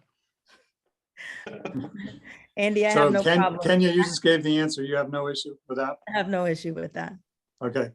So again, the no public use restriction is as to the fitness facility, the farm, the cafe, and the dog park. Is that correct, Mr. Chairman? The campground and facilities, including the cafe, fitness center, pool, and dog park. Are you saying that No. the public can't go to the campground? The I'm- language of that condition is a bit overbroad, Mr. Chairman. That's all. I think what he's saying is you have to actually be staying at the campground. Yes, exactly. That's what I'm trying to get. We at. have a condition which we'll modify that will mirror that. I'll get on it right now. Okay, let me continue. No use of the reserved land by the campground and campers. And the boundary to be marked as such. Sounds good. We have a condition that specifically addresses that, Mr. Chairman, with a little bit more detail that I think you'll like. Okay, And we do as well. So yep, I'd like to be heard on this issue as well, Mr. Chairman. okay. A survey to determine the boundary between the campground and reserved land. The survey shall be submitted to the main DEP to determine if site location of Development Act applies. Again, we have a condition addressing this, and as the applicant, we're, I think, wanting to work with the board to make sure that what you're proposing can work for the applicant, but yes, in concept, to take a look at our proposed language. Okay, and I know Ms. Chow has one similar to that. This is why I think it's going to be more efficient, Mr. Chairman, to just lay the conditions in front of the board, and we can work through them because they're correlative. They're pretty close to one another, except limitations, which we can't agree to. So if you want to keep going, we're going to probably have back and forth, but it's up to you. Why don't I keep going and you folks wait to the end to weigh in? How's that? Mr. Chairman, You and just, Ms. Go ahead. I'm sorry, but would you mind reading that condition back? I didn't quite get all of it. This is my concern about timing, Mr. Chairman. We're going to spend a lot of time at this juncture, and if you can just be allowed to read your conditions uninterrupted, we can then respond to all of them. And just I simply assure you, Ms. asking, Chow, you have something in your conditions that is very similar. right, that's why I didn't hear it. It was about the boundary line. And Yep. that it needs to be surveyed and the survey should be submitted to the main DEP to determine if the site location of Development Act applies in this case. That was a concern. So that's why I wanted it addressed. No construction, or maybe building permit would be better, issued before all applicable state and federal permits are obtained. No microwaves, hot plates, or other cooking devices in yurts, tents, and employee housing. Satisfactory nitrate test at the property line within the setback of the septic system submitted to CEO and planning board to satisfy Article, is it 4N in the site plan review ordinance? We already talked about directional signs at the parking lot with the diagonal parking as required in site plan review ordinance 9F. No RVs. No generators. Smokeless fire pits at the campsites. You guys talked about a curfew, I think a 10 p.m. curfew, you said, for quiet hours. I want to make that a condition so that you hold to it. Employee on site at all times to deal, while the campground is open, to deal with the excessive noise and other issues that could disturb the neighbors. And at no point will the reserve land be developed as a campground. That's what I have. Planning board members, any other thoughts or conditions? There are no additions on my, that tracks with my notes. Or opinions about the proposed conditions? I think the wording matters. So I think, I'm not sure exactly what the right process is for finalizing that language. Right. But I think that, like, I don't know if Jesse wants to be in charge of writing or you know, and maybe we start from the applicant's, language and then incorporate our feedback and CTR's feedback and tweak the language until it's something that mostly the planning board feels makes sense and is right. Okay, Brett, anything to say? No, I think it's fine. I do wonder a little bit about our authority to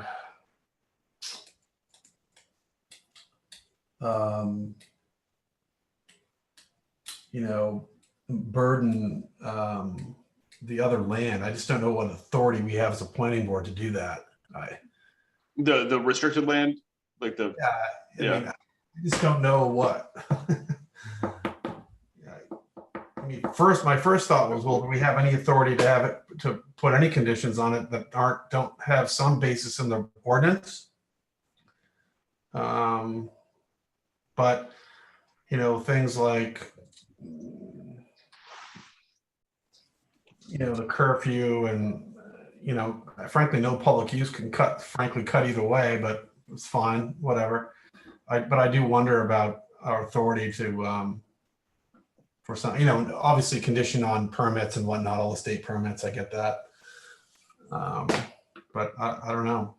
I don't know if we have authority to do some of the other things, but I guess we'll see. Ms. O'Connell? Yeah, like some of the conditions the applicants have agreed to or they offered, anything they haven't offered, the conditions really should match the standard. They should be some way related to the standards of review. And they have to be reasonable. Okay, So maybe some of them you may want to, like, if they're not agreeable to the applicant, like the curfew, I'm not sure what standard that would relate to. these are proposals. I'm only trying, if this gets approved, I just want to, take into consideration the concerns of all these people, the neighbors and other people close to the project. So I guess you want to have Andy present his conditions at this point? Sure, I can do that through screen share, or it may be most efficient for Jesse or Diane, to whom I've sent them, to just get them to the board. And then I get Ms. Chow's to the board, because my highest priority right now is efficiency. We need, because of the circumstances, to have a written decision tonight encapsulating your findings. I think the code officer has sent you materials, proposed findings, so that you've got those. But I also think these conditions should link to them. And I think we can be most efficient in just looking down each of the areas and compare the conditions of the applicant to the CTR conditions. And we're going to agree with some of them. We're going to disagree with many of them. But that's what we're entitled to do as applicant, is offer conditions and see if we can work with the board to address the board's requirements. Largely, Mr. Chairman, I think we can address your considerations and concerns. Okay, board, I think screen sharing would be the most appropriate way here, right? Sure, but maybe Jesse should screen share or Diane should screen share and not the applicant. Just as a way to, like, and then we're in charge of the crafting, and we're incorporating the applicants and CTR's thoughts. And I don't know, Jesse, if that puts you under undue stress. Certainly you can weigh in as about how you think this process should go. I think I will email them out and then have you guys look at them, and then I can screen share them at that point. Cool.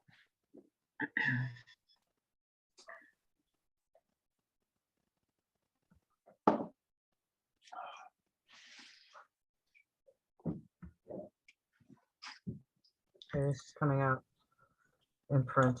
These are Andy's. You're unmuted, Ms. Chow. Sorry. Thank you. No worries. It's late. I'm not getting Andy's.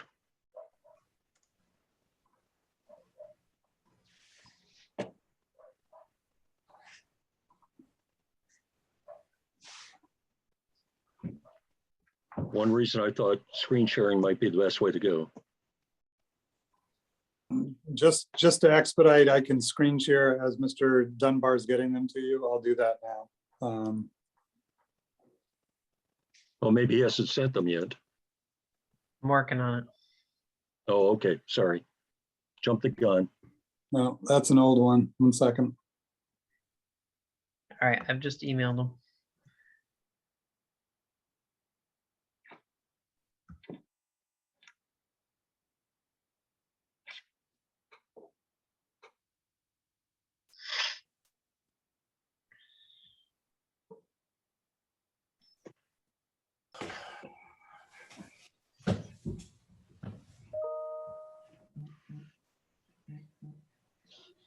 I got him, Jesse. Thank you. No, I didn't. They're on their way, I'm sure. Oh, no, I got them now. Yep.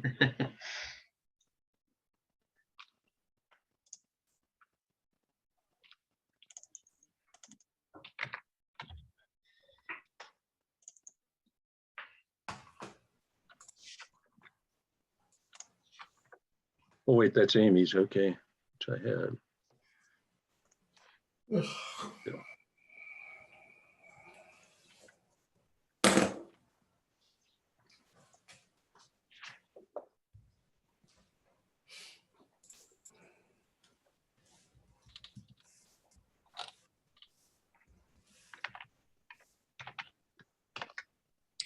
Mark, do you want to go through these in the same order in the order of your list, or the order of Andy's, or order of Ernie Okay, Chow's? well, I see number 2 seems to address my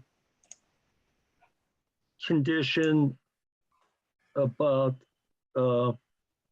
public use of that 20 acres. Wait. The survey part of it. Right. So Mark, I think we should go through in some sort of sequence, and maybe if you have your checklist in front of you, we could go through one at a time and make sure that your conditions are then crafted in the right way. Okay. So my first one I said was no public use. Okay. And And where Which do is you have condition that? 4.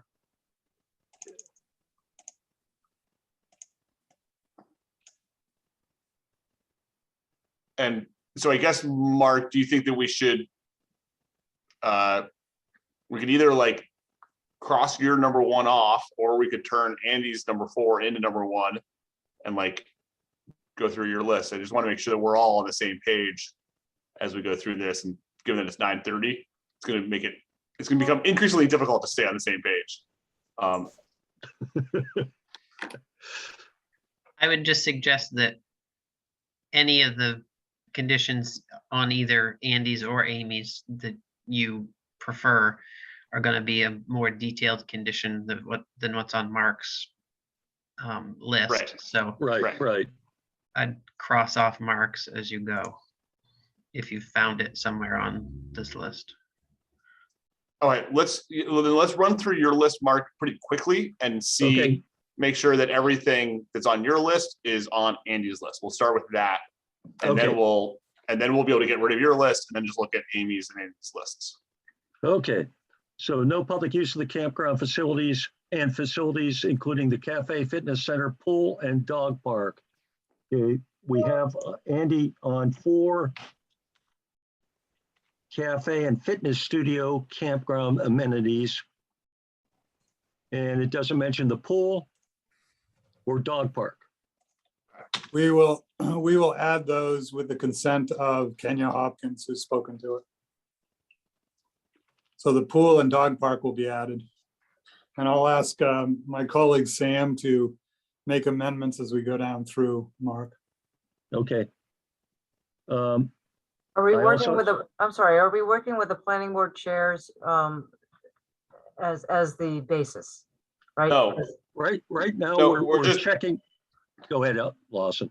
I was just going to clarify for Attorney Chow that right now we're just making sure that Mark's list of concerns is included in Andy's once we do that, then we can get rid of Mark's list and just look at your list, Attorney Chow, and compare those two. And we're sort of trying to funnel our ways towards you. one final draft. Thanks And for the clarification. we're revising the applicant's list of conditions as our basis at this point. What's your second one, Mark? Okay, second one is no use of the reserved land by the campground and campers, the boundary to be marked as such. They sort of do that. My concern is if the campers are using it, it's part of the campground. They're not using it. And you're guaranteeing that how? And what condition is saying that, Andy? The approximately 20 acres, the approximately 20 acres of land to the north of AWL will be maintained in undeveloped open space for a minimum of 5 years. We could add a phrase, I think it's implied in the last sentence, Chairman. AWL shall provide a survey of and flag sign the internal boundary between the campground and the retained undeveloped open space so that there is no campground use. There we go. So that there is no campground use of the reserved land. That's what I didn't see there, Andy. That's a good addition. Thank you. And I have a proposal to add to that. Yeah, but we're going to address yours once we've gone through the chairman's. Let's go list through of this issues. first. Let's not complicate things right now. Okay. Or make them any more complicated than they already are. A survey determined the boundary. We did that, okay. And what I have though is survey shall be submitted to the main DEP to determine if site location of Development Act should apply. I think we'd be okay with saying that the approved site plan will be submitted to the main DEP. I have no problem with saying the approved site plan together with the survey plan shall be submitted to the main DEP. That's fine. So Andy, you were just editing your paragraph 9. That's correct. Yeah, go down. Yeah, there we go. Okay, yep. That was hidden on my screen, so. No construction, or I also said no building permit issued. I wasn't sure the best way to word that before applicable state and federal permits are obtained. We adopted Ms. Chow's formulation and said prior to obtaining a certificate of occupancy, AWL shall obtain approvals from any other permitting authorities that may be required. So Andy, can you just speak to the difference between building permit, construction, and certificate of occupancy? Certainly certificate of occupancy is the latest in that process. It's my question exactly. Thank you, Lawson. And is there a reason why you need to wait that long to get state approvals? There's no reason that we need to wait any longer than the business plan and the resources of the applicant will allow that. So I suspect that's going to be pretty immediate. The reason I liked Attorney Chow's formulation prior to obtaining a certificate of occupancy is because we can't necessarily time precisely exactly when state permits have to issue versus local building permit. And there may be some aspects that can be started. Generally, if we're subject to the site law, there can be no construction during the pendency of the site law application. So it's a consequence of state law anyway. So I think blending state law requirements against what's typically done for conditions of approval, we use certificate of occupancy as our end date permit. Diane, you have an opinion on that?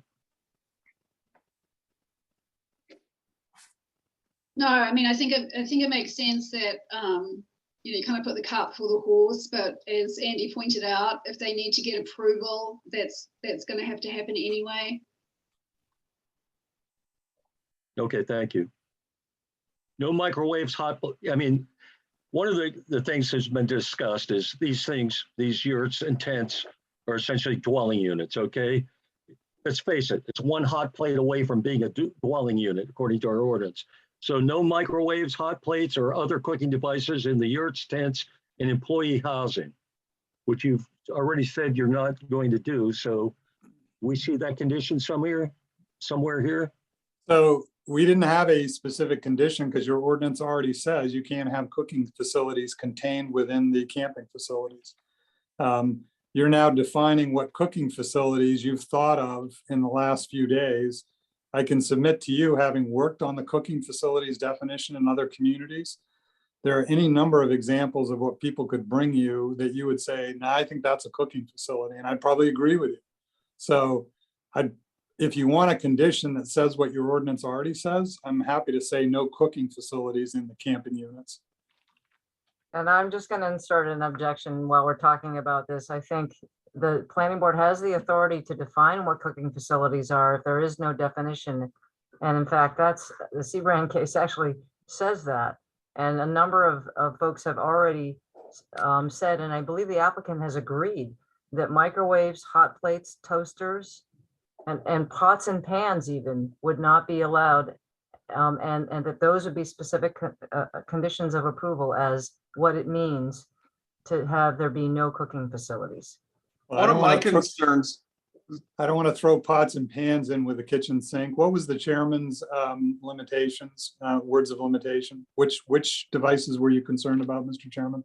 Well, I didn't want to name, I mean, there, as you just mentioned, there are a lot of certain devices that could be considered cooking devices, like a hot pot, for instance.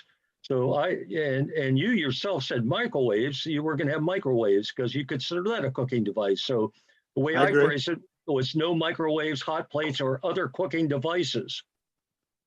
Yep, I can live with that. We'll add that condition. Thank you.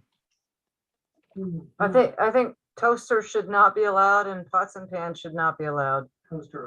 Toaster ovens should not be allowed. You can keep piling on, but they're all cooking facilities, so they're cooking devices. So I like the efficiency of the chairman's language, so the applicant will adopt it. I don't want to expand it beyond microwaves, hot plates, or other cooking devices, because we could have an endless list, and we're most interested in efficiency this evening. What's the next one, I know Mr. the Chairman? applicant is interested in efficiency, but this is an issue that as the chairman pointed out, is one kitchen device away from being a residential dwelling unit. So I think it's fair for the planning board to consider a category, categories of other devices that are common cooking devices. Okay, Ms. Chow, let me ask you a quick question. How can you sum up in one quick phrase all cooking devices? Well, how about no microwaves, hot plates, toaster ovens, pots and pans, and other cooking, other devices used for cooking? But why pots and pans? I mean, okay, you have a campfire outside. People might want to cook over that. Pots and pans are cooking devices in my mind. Well, I believe the applicant in the prior discussion mentioned that pots and pans were considered part of cooking facilities. And I think that with pots and pans, you are encouraging 55 units of non-residential dwelling units, if that's what you're calling them, to cook. Mr. Chairman, I really don't want to prolong this conversation a second longer than we need to. So I'm just going to agree with what you've articulated. I don't agree with trying to create a laundry list of cooking facilities. I'll ask Brett and Lawson, but I don't see where pots and pans are really an issue. They're not cooking devices. I agree, and in fact, I think my opinion, although I'll yield to you, Mark, on this one, but is that the more specific we get, the less useful it is in the future, and that actually it's better for us to leave it as no cooking facilities, which is what the ordinance says, and then as soon as we start listing things, I mean, the fact that we end with or other devices, that protects us in the sense that it does keep it open-ended, and it does mean that the code enforcement officer has the authority in the future to identify cooking devices. Okay. Satisfactory nitrate test at the property line within setback of septic system submitted to CEO and planning board to satisfy Article 4N of site plan review ordinance. I think we already had this condition set in our findings of fact for the site plan review ordinance. Yes, it is condition number 6, and that's the verbatim condition that we worked through with the planning board. I Okay. disagree. That is not the verbatim. I wrote down the verbatim and Ms. O'Connell said specifically that the planning board would make the final decision. If you look at my number 13, that is the exact language that the planning board wrote and No, said. we- And it we- was to demonstrate Hold to on, the hold on. CEO who will recommend to the planning board, with the planning board being given the final decision. This is what Attorney O'Connell stated at the last meeting. So I don't agree with Andy's characterization of it being simply filed with the planning board. We said specifically that we're going to submit to the code officer. The reason that Attorney Chow wants to get this hook using further planning board review and approval is she's trying to defeat the use of Title 30A, Section 3007, subparagraph 6. We won't agree with that further language. This is what we worked out with the planning board, and this is what we agree with. Mr. Chairman, the board already voted on this, and I believe Mr. Hamilton is not characterizing what was decided by the board Okay, hold on. specifically on this issue. We're getting into too much back and forth here. Diane. Hate to drag you into this. What was our exact language on that? At the time, it was my recommendation that the, once it was submitted to the code enforcement officer, he would make a recommendation to the board and the board would make that final determination. That was my recommendation. I don't believe that we had any specific language on it. Brett and Lawson. Have you looked at 6 and compared it with? Ms. Chow, which one is what number is it under yours? Number 13. Thank you. And the unboldened language, just for ease of reference, is exactly verbatim Andy's condition number 4 that he presented at the last meeting, which was modified after the discussion with Attorney O'Connell as to the planning board making the final determination. So I made the motion last Thursday or Wednesday, I guess. And I think the language was, at least the language that Jesse noted, was that the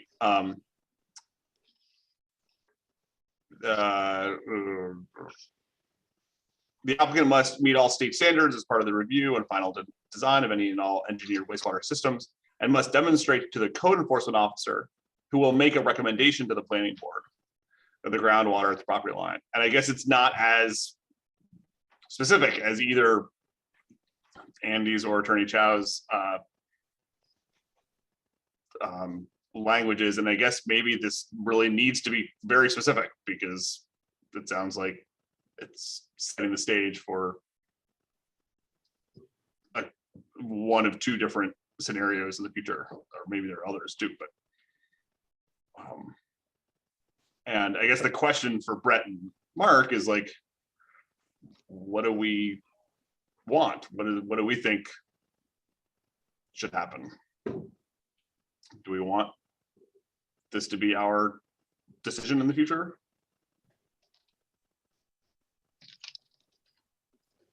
Brett, Yeah, I'm reading. So I'm comparing on the screen share, I'm looking at item 6. What am I comparing that to in the CTR submission? 13. Okay. At this late hour, I find them very similar. Yeah, who if satisfied will recommend and follow the planning board. And then who will recommend to the planning board.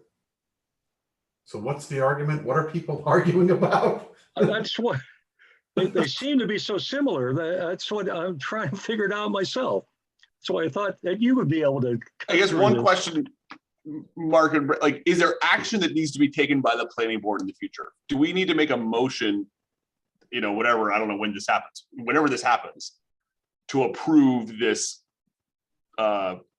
new submission.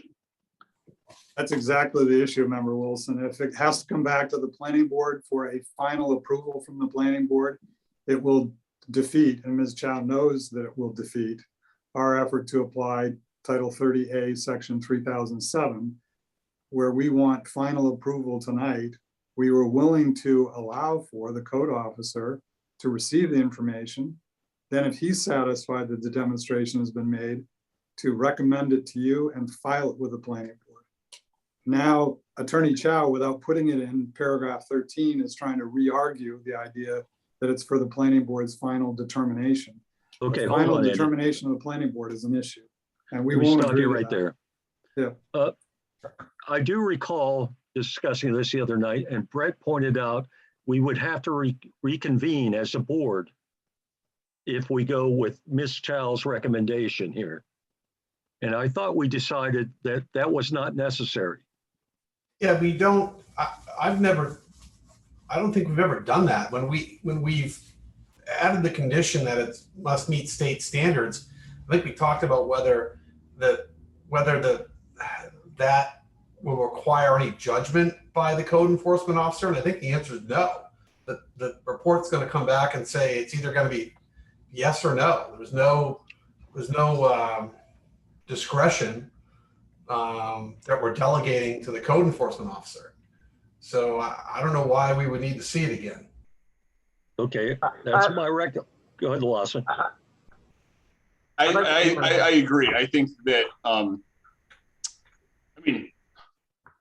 if we're not ready to make a decision tonight, then we shouldn't make a decision tonight. But if we are ready to make a decision tonight, and this condition is that we want to make sure that there's that it meets state standards, I feel comfortable delegating that determination, just like we are many other conditions, to the code enforcement officer. Okay, so let me ask you both right now, is the way Andy has this worded here in number 6 satisfactory to you both?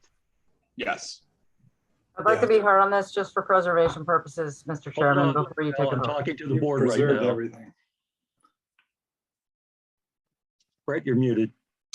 Yeah, I said yes. I was interrupted as I was saying yes. Oh, okay, sorry, didn't hear you. Yeah, I know. Yeah, and I would agree, Mark. Okay. Move on here. I'd like to be heard on this briefly, Mr. Chairman. Would you allow me Very to be heard? very briefly. Okay. With respect to this standard, which is meeting groundwater safety at the property line, the applicant has not met its burden. And imposing this condition. This has already been argued. You've already addressed this to the board. Okay, Mr. hold on. Hamilton, I'm blowing the whistle right now. I hate to agree with Andy, but he's right. We already argued and discussed this, and we made a motion that was similar and almost exactly what Andy has written down here. Is that correct, board You're members? going against your own attorney's recommendation that the planning board should have the final decision-making authority. And it is what the planning board decided at the Hold last. on, Diane, that is not exactly what you said, is it? No, not exactly. I did make the recommendation, but I also qualified it with there is support and case law for the planning board to delegate that sort of decision. And I think Jesse did prepare from the minutes the language. He may have more accurate language of what was actually said, which I think it pretty much mirrors what Andy has. The code enforcement officer, if satisfied, will recommend and file with the planning board. So we okay? All set, guys? Yes, I think that we've heard the arguments on both sides, and I'm ready to Okay, we'll move on. move on. Directional signs at the parking lot with the diagonal parking as required in site plan review ordinance 9F. And did I see something here, Andy? Paragraph 5.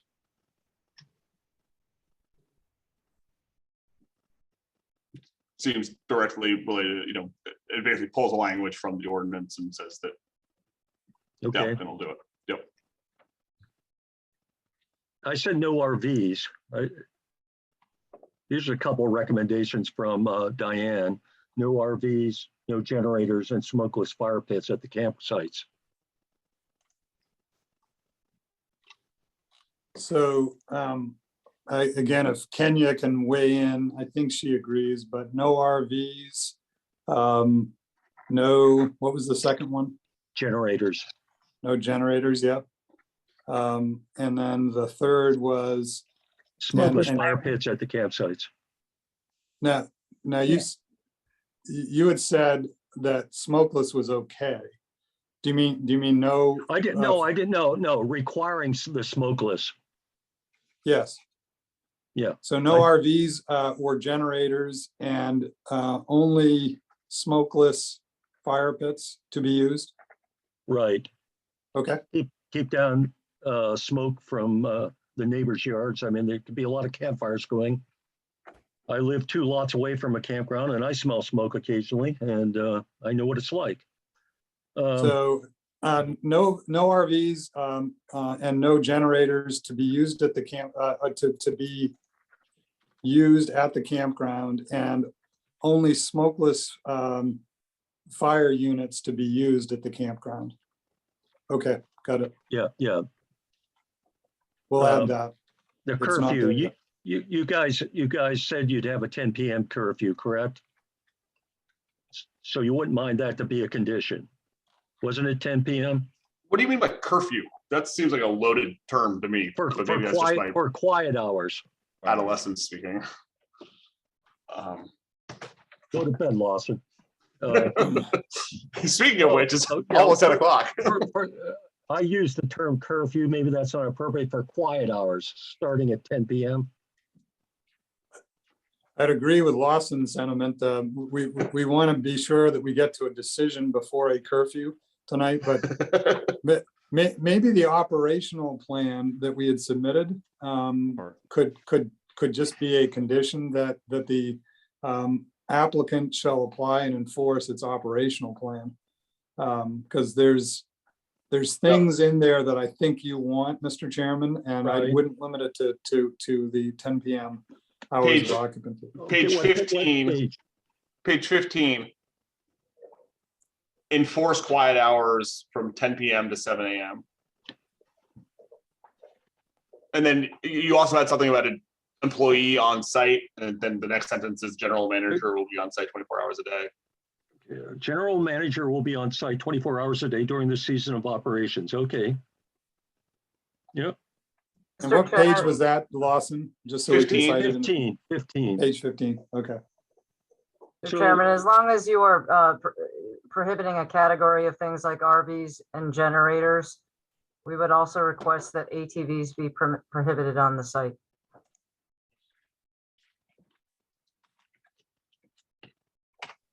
I would need Ms. Hopkins to weigh in on that. That's not something we've talked about limiting. I There- unfortunately don't have an opinion on that right now. Maintenance use. We may need them for maintenance. James is saying maybe for maintenance use, we may have to use them. Staff for Will golf we carts. just, yeah. Would we just allow like guests to just bring ATVs and drive around the campground? No. We would not allow that, but yeah, for work purposes, we may have to utilize them. It's the only thing I could think of. So we might say something like this, Kenya, ATVs for maintenance and employee use only. Yes, that sounds fair. That makes sense. You can use golf carts, which are much quieter than ATVs for Well- maintenance purposes. We're digressing from our exercise here. We want Right. to finish. at Let's some go back point to tonight. the operations. What was the motion you suggested, or the condition for operations, Andy? I think that made sense. So the operational plan limits on page 15 of the application shall be applied and enforced. Okay, yeah. And even, it says no RVs, trailer, truck camper, or self-tenting sites.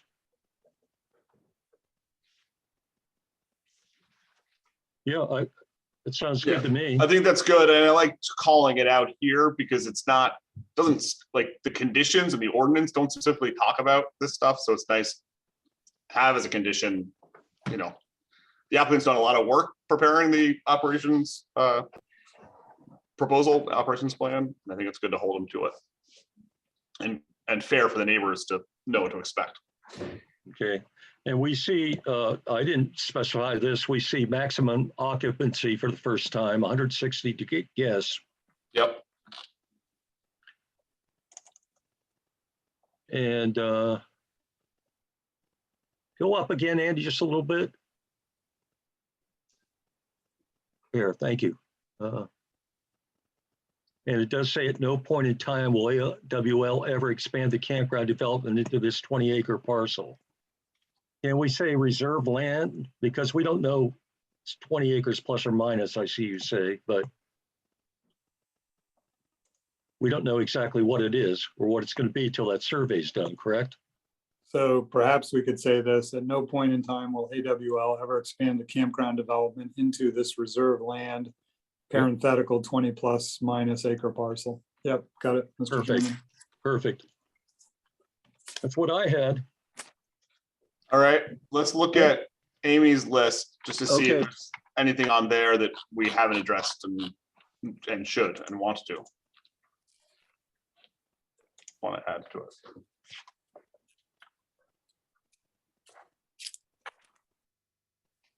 Brett and Lawson, if you have any ideas of your own.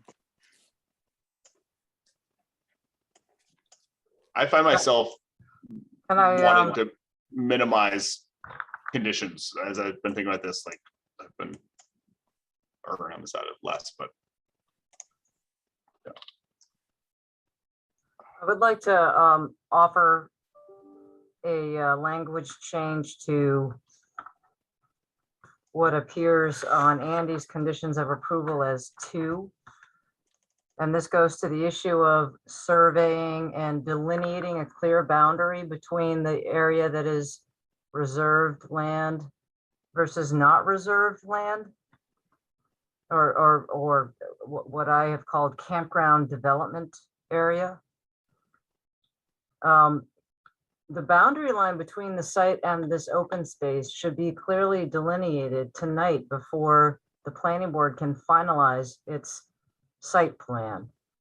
And it should be required to be done tonight. I understand that surveying obviously can't happen before tonight, but if you are going to be in a position of signing final approval and granting final approval, AWL cannot have a squishy line between the developed site and the so-called retained land.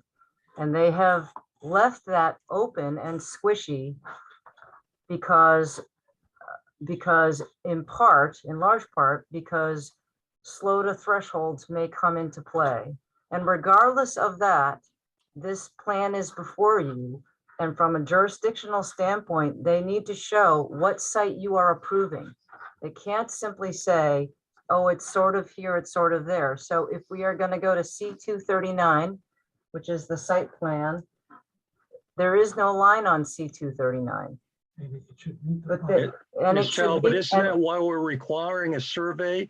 And the only reason this makes sense, or the only reason this makes a difference, is for SLOTA review. And we've already built into the conditions that, you know, the chance for SLOTA review to happen if the acreage kicks it into more than 20 acres.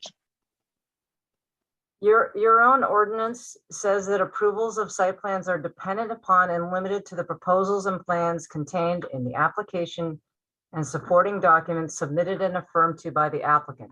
The applicant has not submitted the property boundary line. So there is no final site plan without that boundary line determined if the planning board is going to give final approval tonight. That would be like saying it's kind of in this general area and maybe we'll put it in a place where SLOTA is required or SLOTA isn't. They should be required if you're going to grant final approval tonight. And if you're going to sign a plan tonight, to indicate clearly where the boundary line is. Thank May you. I respond, Mr. Chairman? Briefly, Andy. So we've done our very best to submit a site plan. You've reviewed that site plan. We've had extensive public comment on that site plan. And we've all said that what has to happen is we've got to have an internal boundary line surveyed and laid out. If it turns out that that boundary line has to be configured in a way that assures at least 20 acres, we'll do it. If the boundary line has to be adjusted so that the state has clarity before they'll give an advisory opinion as to whether the site law applies, we'll do it. We can't be pinned down for a site plan application different than is in the application packet and has been subject to findings approved by the board right on through this project. So no, we're not going to try to fix the boundary tonight. As Ms. Chow says, we can't get a survey tonight, and we need to finish up tonight. Okay, thank you, Andy. Brett and Lawson, any thoughts on this? I'm looking at the CTR proposed language, and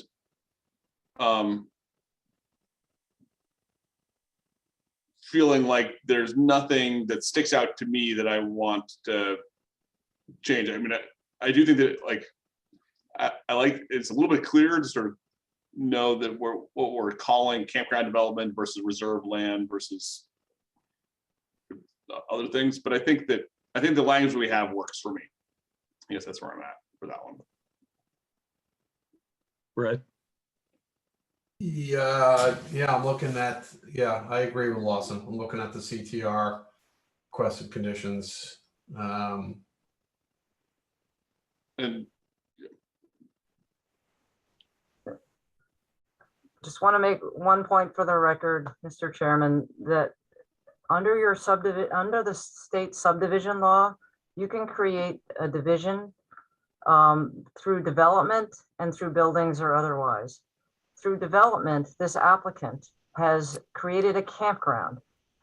And in order to determine where the lot lines are between these two lots so that we know whether the subdivision ordinance and regulations can be complied with, they are required to delineate before a final plan can be issued where that development area ends. They haven't done so.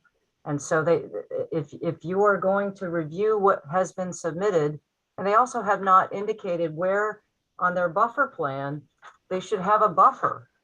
They should have a buffer at the edge of this development, and they don't show one. Buffer their own land? Is that what you're suggesting? They need to put a buffer between the campground and their own land? Yes, because this is a development site. Okay. Mr. Chairman, we're going back through some of the same arguments. I have no problem with the board comparing Ms. Chow's conditions to the resulting conditions that we have. And frankly, we could go back and forth all night re-arguing this case.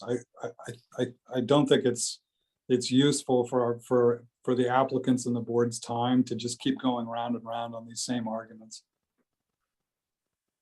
Ms. Chow, are you going to share your screen or not, please? no, Mark, I think we should look at or I don't know, maybe I should share my screen, like, and we should move through them. Pardon? You're breaking up. Oh, can you hear me, Mark? I can now, yes. You can hear me? Yep. So I would propose that we move through the CTR proposal, sort of line by line, and incorporate anything we want to incorporate and not the things we don't want to incorporate, and then ask Attorney Chow to elaborate if we want her to, but actually try to suggest that we try to ask the attorneys to not interrupt us as we move through this, if possible. That's a good idea. That's why I'm asking Ms. Chow to share her screen, please, so that we can easily see what Okay. she's suggesting. I mean, I have hers open. I've got it. Yeah, I've got it open too, Mark. Jesse sent it to me, and Well, yeah, I have it too here on my iPad, but I prefer to have it up on the screen if possible. And If do you it's- want Attorney Chow or do you want me to show that? All right, here we go. Anybody can, I just want to see her thing, his stuff up there, because I couldn't get it my up eyes aren't because, as good as they used to be. Jesse, do you want to share it? Lawson is, that's fine, great. Okay. thank you. And sorry, I just have to maximize that. What's going on here? What are you, can you see that? Yes. Yes. Okay. Let's zoom Part of out a it, little yes. bit. Yep. All right, so we've talked about item 1. Lawson, can you make it the font a little bigger, please? Sure. How's Sorry. that, Mark? That's fine. Can you Better, read that? better. That's, Okay. yeah, that's better, yes, All right, thank you. I'll just scroll through. So we've talked about item 1. Item 2 is about requiring state permits, and that's been addressed. Yeah. And item 3 Slota has been, is yes. SLOTA. Item 4,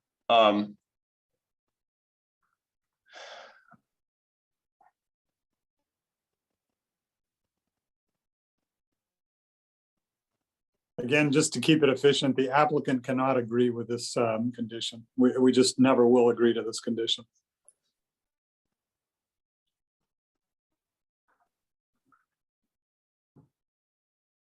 The reason, so Brett and Mark, this one sort of does perk my ears a little bit. Just wondering, like, if there are changes made to the proposal that we approve, like, when does that come back to us? That's the discretion of Jesse as code enforcement officer. He makes a determination as to whether it's a significant enough change to come back to us. And so, like, that's a pretty big difference from us making the distinction. That's- Okay. what this condition does, your ordinance already does say that a minor plan can be approved by the CEO. And what this condition does is it simply says that the CEO will have the first pass, and then we'll make a recommendation to the board as to whether it's minor or not. The reason that I've included that is because already in the first campground, the AL1 site, you have a campground that you as planning board approved for small cabins. And then what happened was, and we don't necessarily know why, that yurts have replaced those cabins and the square footage has doubled. And that never came before the planning board, and it should have. And all I'm suggesting is that We disagree, we CEO disagree with the should characterization. Hold on, CEO that's an stop enforcement interrupting me, issue. please. The CEO should simply be asked to make a recommendation to the planning board. This actually protects the CEO and it protects the planning board. And it makes the process fair. Andy, I really can't see why you don't want to agree to this. It's the last clause, Mr. Chairman, with a final determination made by the planning board. Two things. One is if your ordinance already says it, and it does, then why do we need it in these conditions? Second, I think Attorney Chow and her clients want it in this condition because they want to be able to argue that what we think is a final approval isn't final under state statute. And if they have the chance to bring us back before you, then we don't have the relief we seek under Title 30A, Section 3007-6.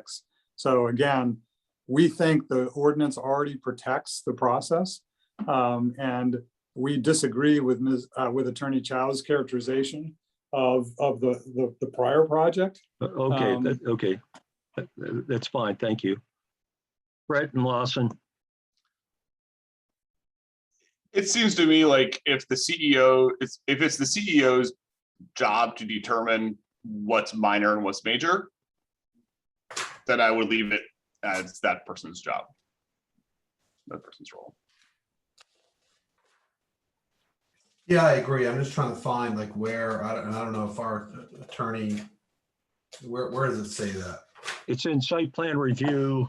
Oh, I don't know, It's Article amendments or 10, something. Article 10, Sections F and G. Yeah, it's in her conditions on the screen.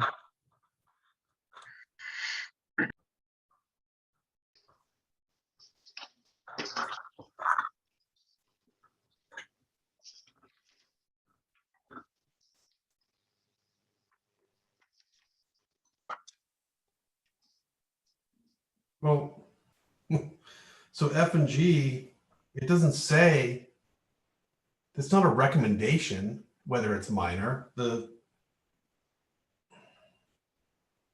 it's the code enforcement officer makes that decision.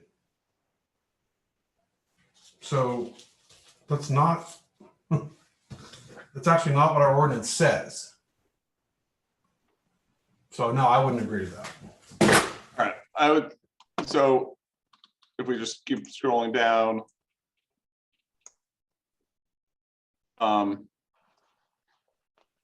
Division and seasonal operational campground. Campground may not be divided into more than one parcel of land. This one actually relates to, I think, the same condition that Mr. Hamilton has as number 4 on his conditions of approval. And it is a slight variation on that, but I think it addresses the same issue, which is that I think you all have agreed, and the applicant has maintained, that the fitness spa and the restaurant are accessory uses to the principal use of the campground. That's why you calculated your lot standards the way you did. And what this is saying is that the campground cannot be divided into more than one parcel or more than one principal use, meaning they can't sort of lop off the restaurant and cafe, have that be owned by someone else, because you can get a subdivision by a commercial subdivision. And then if it is a separate use, then it raises all the same issues that the chairman was concerned about, such as increased parking and other impacts that a single use unified ownership campground with accessory uses would not have. So this is just additional language that goes to the same issue that is in Andy's section 4. I'm gonna guess Andy's gonna disagree with this. Andy? Sorry, I was muted. The first sentence is fine, but now what we're trying to do is say that not only do we have to create reserve land in the back, we're going to, through conditions, control all future approaches to the campground property out into the future in perpetuity. And I think we're being too prescriptive in this condition. I think it's beyond the authority of the planning board and the ordinance. And so, yeah, we do object to all except for the first sentence. And I've already got that fine. in. Thank you. Diane? Yeah, I mean, as I pointed out before, the conditions that aren't agreed upon, they need to have some sort of reasonable or rational basis on the actual standards that are that the applicant had to meet. In this case, we don't have that. Right. Okay. But Andy's Move it. agreed with the first sentence, so you could incorporate that first sentence if you wanted to. I'm not sure that doesn't feel necessary to me. What does it really do? Yeah, it doesn't seem to help Right. anything. Condition 6 is sort of addressed when we sort of hold them accountable to the operations manual. The operations manual says that AWL will be open seasonally during summer and shoulder seasons, which I think is a little bit vague, and I think that that's okay. I think that that's, I feel comfortable. I think that's standard operating procedure for campgrounds, hotels, and restaurants on the island. On the island, and I can't see limiting it to just 6 months. right, I agree. As accessory uses, the restaurant cafe may be open only when the campground is Can open. I just be heard on the seasonal basis? The operations manuals suggests that not only does not identify what the shoulder seasons are, and also says that they can extend those shoulder seasons. So if this is going to be a seasonal operation, I think it is reasonable for the planning board to place some limitations around what seasonal operation is. Otherwise, their operational manual allows them to extend those shoulder seasons to who knows how long. Yep. I believe the operation manual points out that they're not going to operate a campground when it's too cold to do so. You know, where in our ordinance, Attorney Chow, under campgrounds, would we have any authority to limit when they operate? I think it goes to the issue of the intensity of the use and the standards that are being met at different times of the year. I think you can condition that.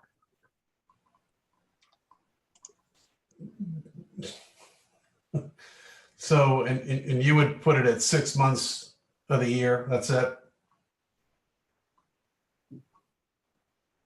Yes. Yeah, yeah, yeah. I think the applicants described, you know, appropriately how they're going to use it, and seasonality sort of takes care of itself.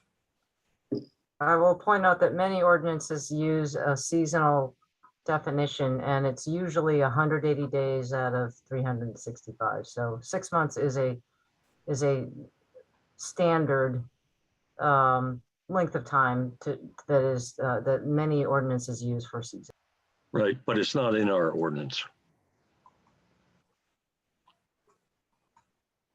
As accessory uses to the campground, the restaurant, cafe, and fitness center, spa may be open only when the campground is open and may only serve guests staying at the campground. I think we took care of that one, didn't we? Yep. Yep. Okay. Parking. No more than 8 employees may park on the campground premises at any given time. This issue gets to the scope of the site plan. Mr. Johnson made clear that the parking provided for under this site plan provided for a total of 8 employees parking on the site at a time. So this should be a condition of approval. I feel like the parking requirements are for sort of design and less for operations, and that it seems useful and actually important to have some flexibility. And if they end up having fewer guests and more employees, you know, then they might have, you know, I don't know, that ratio might shift over time.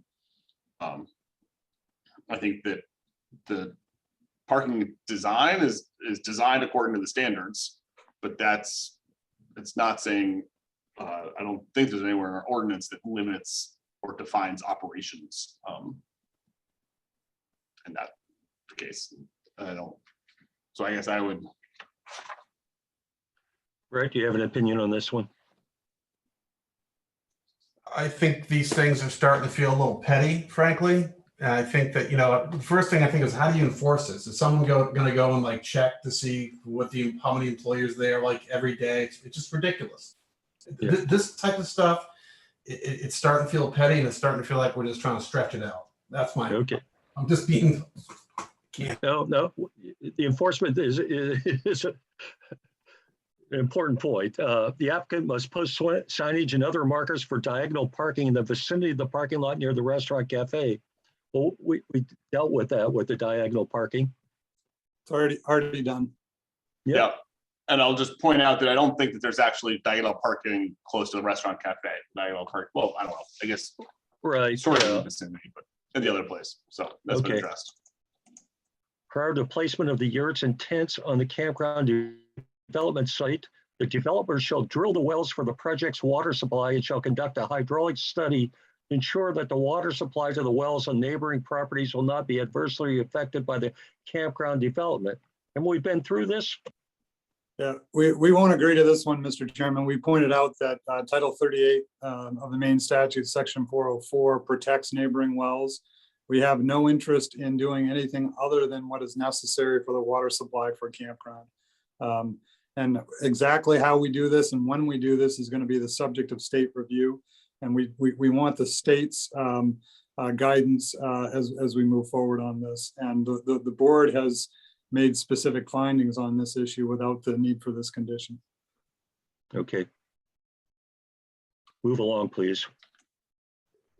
Unless Brett or Lawson want to discuss that further. I don't see where we need to. So make that I a think that condition.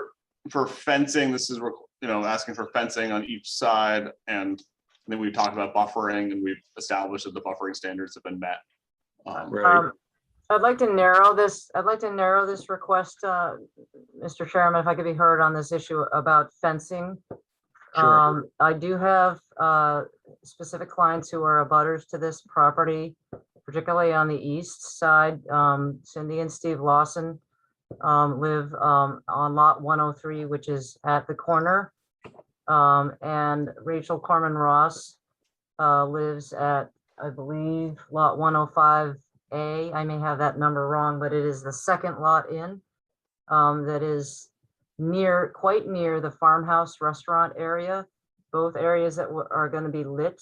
And I think at least one, some of those folks have dogs and are concerned about whether a 100-foot visual buffer is adequate, both from a visual screening standpoint and from a dog encroachment standpoint. So we would ask that fencing be required in the areas of those properties.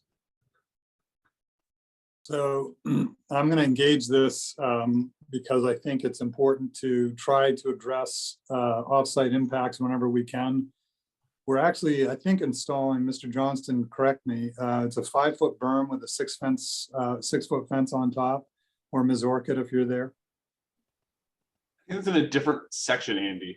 Yeah. No, Yeah. it this is in a different different section. Yeah. No, This is that's where not there's in a 100 different foot- section. That is, 100-foot buffer. that is adjacent to Cindy and Steve Lawson's property. Actually, The fence. The berm and fence is. Yes. Okay. that's So actually that's what I was not trying correct. to do, is address Ms. Lawson's concern. And I just asked Ms. Orchid, which is more effective, the berm and 6-foot fence, or strictly an 8-foot fence? Or are you saying, Attorney Chow, that you want the berm plus an 8-foot fence? Suggesting in different locations. With your indulgence, I would like to defer to the Lawsons, but I just want to be clear that the area where the 250-foot area, I believe, that is in the vicinity of the 2 leach fields, that is not the Lawson property. The Lawson property actually is next to the Becky Hopkins property. And is at the corner, at a different corner of the property, if you will. I apologize that I don't have, if someone wants to show the site plan, I can point out where that is. I think it's just east of tents 23, 24, and 25. Just one way to. And that's an area that has a full 100-foot dense buffer. I think those buffers are, I mean, that you've seen the nature of the existing landscape there. It's not trees, it's shrub, it's undergrowth, there's topography. I mean, 100-foot width of that is pretty dense, and I think will provide adequate buffering. Sorry, just to be clear, it's the Lammerhurt property that is the property that abuts that bermed area that Ms. Orchid is speaking of. Okay. The Lawsons actually are in a different corner, and you're correct, there is a 100-foot buffer, but that does not, I'm told, that does not address the full visual impact, nor does it address the issue of dogs. Ms. Chow, I believe state law addressed dogs issue that dogs aren't allowed to run at large. Whose dogs are we protecting? The abutters or the campers? Well, there'll be dogs on both if there's a dog kennel allowed at the camp, on the campground, is my understanding. There's no kennel. There's a dog park, is the way it has been described. It's a place where people can walk their dogs and have their dogs do their waste there and clean it up, so it's not all over the campground. It's a way fenced to in. keep it safe and helpful. Is it fenced in? Oh, yes. Yeah.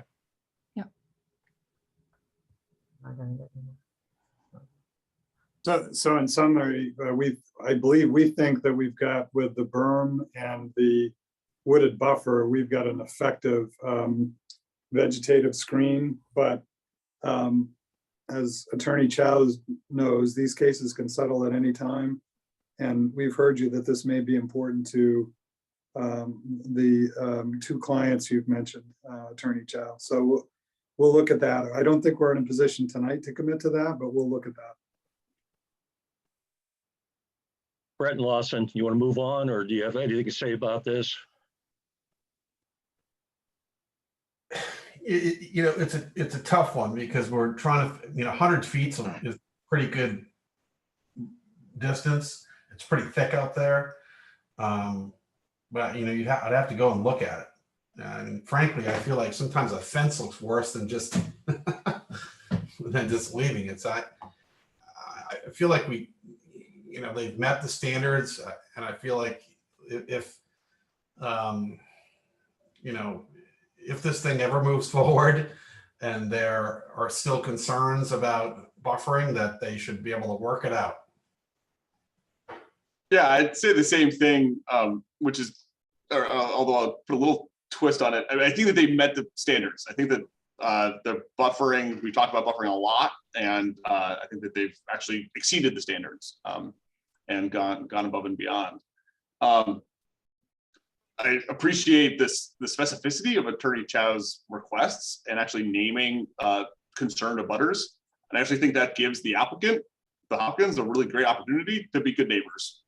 I don't think that that's in the purview of the planning board, but that there's lots of opportunity in the future for the Hopkins to demonstrate goodwill, and how they choose to do that is totally up to them. But I think that Attorney Chow's highlighted a couple of opportunities to do so, and the applicant can proceed as they want to do. But I do not think that I would include this as a condition of approval. Okay, well said.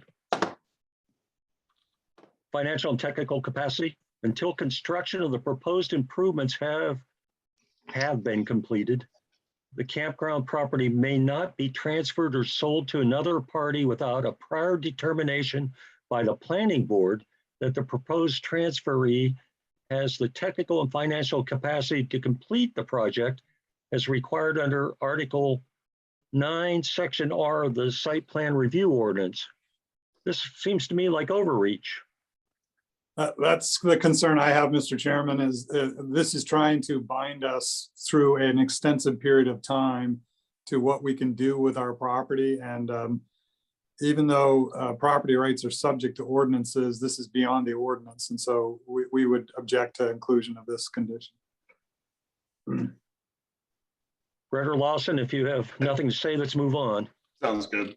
I do have two more that are not on this list, and I know this last one, number 13, has already been discussed. Correct.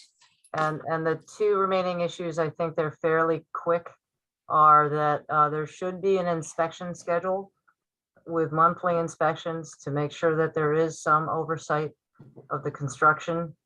And obviously we think that there needs to be a final inspection before any certificate of occupancy can be issued. I think that concept has been captured, but we would like to see an inspection schedule with monthly inspections by the code enforcement officer or delegated professional. It's a fairly Jesse, standard. Jesse, what do you think about that? Being the code I- enforcement officer. I don't have any objection to that request. And you're going to be surprised, Mr. Chairman. I don't think the applicant does either, as long as it's something to the effect of an inspection schedule should be proposed by the applicant with monthly inspections by the CEO during the tenure of construction. Sounds Okay, good to me. yeah. I Is that think even Ms. acceptable, Chow can Kenya? agree with And that. then, yeah, and just one more, just because I was a little bit unclear on the blasting. Because the application did not include blasting. So there should either be a condition that there shall be no blasting, or if blasting is going, it wasn't clear to me if Right. blasting was going to occur, that a blasting permit needs to be obtained from the town before any blasting can take According place. to our ordinance, if they're going to do any blasting, they have to get the proper permits from the town and I think the Correct. state as well. I know this town has suffered from an accident in 2011 from a blasting incident that affected somebody's residence. So I think it's something that the planning board should pay attention to. Thank you. You're talking about this rock that went through somebody's roof? Correct. Well, yes, well, yeah, that was an illegal blasting incident. So I'll check in with the Hopkins. Are you okay, Kenya, with the monthly inspection schedule? Yes, that's fine. Will that Okay. be that won't be an extra cost to us, right? Because for the inspection, okay. So what I'll do is I'll add that, and then what I'll do, if Mr. Chairman, you'd note that we need to add that. I will share screen and we'll go through the accumulation of what we've agreed to now. I'll And do it Andy, can I quickly. just one quick thing, and this is a clarification I think you'll agree to, but just so we're all clear, I've heard that the applicant is going to do pre-treatment of its wastewater before it as it feeds through the wastewater system, although I don't believe that's been in the application. I have heard the engineer speak about that. So either that should be a condition of approval or somehow captured in writing. I don't care which. I think Mr. Johnston's already been captured in the application, has it not? Is it in writing, Greg? Yeah, it is. It's in one of the, Can you tell us what page? I'm just curious. it was in one of the SPOs. We did testify to the other night. No, I know you I think- testified. I understand that, but our experts were not able to find anywhere in the application where you agreed to do that. And I don't need to make a big deal. I think it could be a condition of approval. I just want it captured in writing somewhere, please, so that we don't need testimony. Yeah, I It's- actually it's in thought there. about that one, but forgot about it. Go ahead, Greg. It might take me a minute to find which submittal it's in. Try page 163. Yep. It says, we strongly recommend pre-treatment for several reasons. Yeah, I'm sorry, that Yeah, was the strongly moist report. recommend is No, we- maybe not strong enough in my mind. We Okay. committed, you guys have it. Okay. In writing, Greg? Yep. Okay. How about if we make that a condition? Yeah, why don't we just make it a condition, then we can save everyone time. Well, You want to don't, find, you can make a condition, but I'll also find it on the record. Wait a second, before we add another condition, I thought I was done. I want to get through this process tonight, so if Greg can find it, I just as soon have him represent that on the record that it's in there. Because you're approving the application subject to the elements of the application, so Greg, you keep looking, I'm going to. I agree. Well, I just thought it'd be quicker to make it a condition Okay. and have Greg All look right. around for an hour and a half. we'll Andy, see about that. Andy, I was actually trying to help you be quicker. I thought you would take that one and run with it. Okay, we'll see about that. Let me just take a look here, 1 second. Have you sent it, Greg or Sam? No, I'm getting to it. I sort of recall the recommended part. No, it was in the, it was in one of the slides in the commitments, in Andy's submittal. No, I wouldn't add it.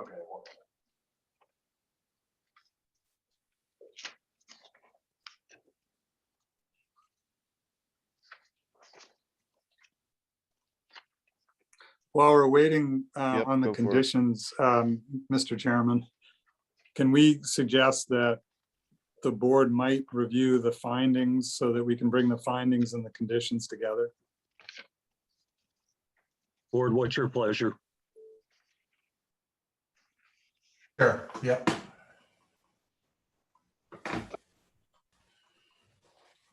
So I have the email from Jesse here. What are we doing? The attachment A or B here first? A, just because it comes before B.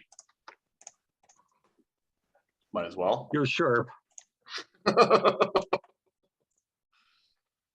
Do A And do- because I'm gonna resend you B because I finished B.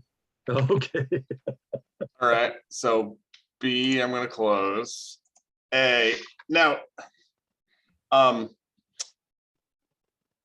like, do we, I don't want to go through and proofread this, right? Like, can we, or is that what we're doing? Are we going through and like editing for typos? I think the board should take maybe a 5-minute break, have the chance to look at whether the substance of the findings is there. But proofreading to look for typos and grammatical errors, I don't think is the exercise. Diane, what do you think about that? Yeah, I think it definitely makes sense to be able to have some quiet time to review it. Right. Okay. And I think my dog wants to go outside, so 5 minutes. And sounds- I you know, I don't want to go outside, but I'm going to go somewhere here for a second.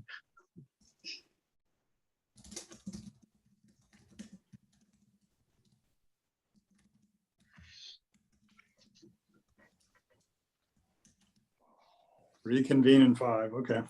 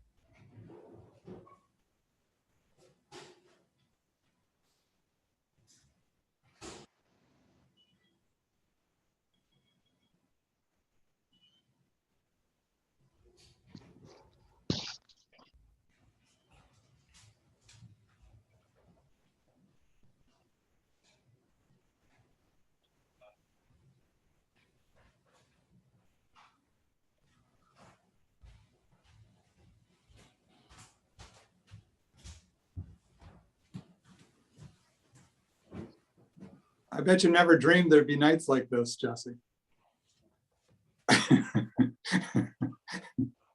It's been a dream to spend the night at the town office.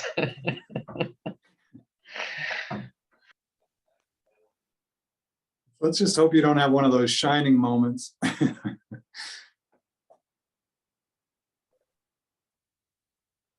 You can't yawn, Cynthia. You're going to put us all to sleep.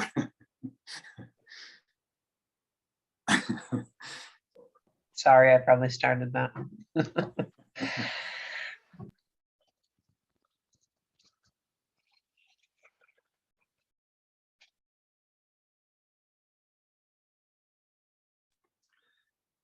Diane, what kind of dog do you have?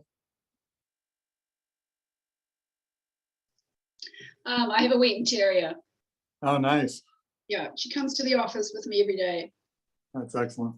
So she's been rescued now. Good.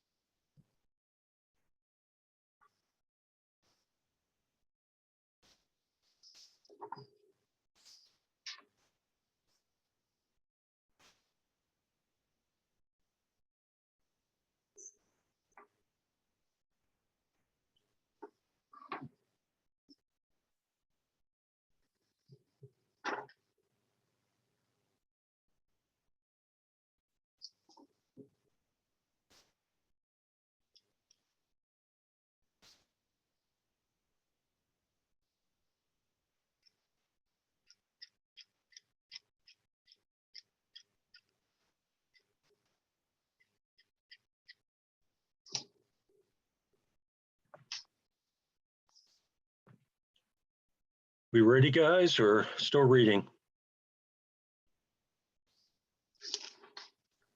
Also typos, by the way, there, Jesse.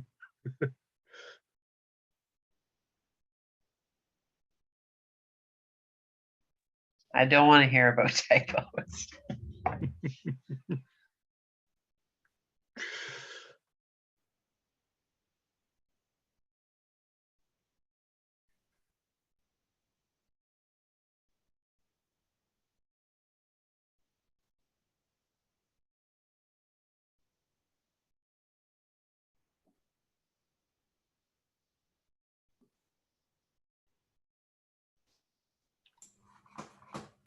Is B here now? The new B? Yeah, it just came through a couple minutes ago. 10:37.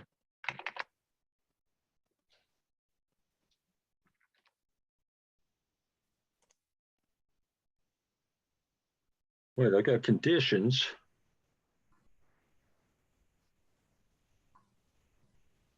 Oh, here we go.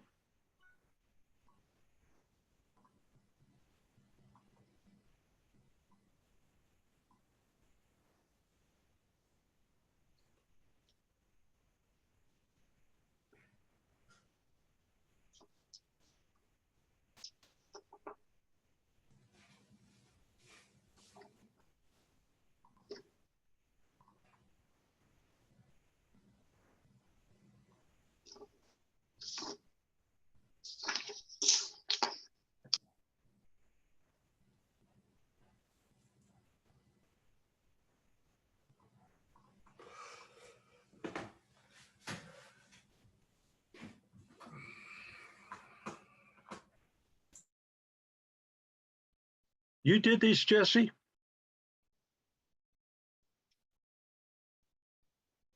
Did you do these? Yeah, you Yeah, couldn't tell great. by the typos. Great. Well, I wasn't going to say anything about the typos, but great job.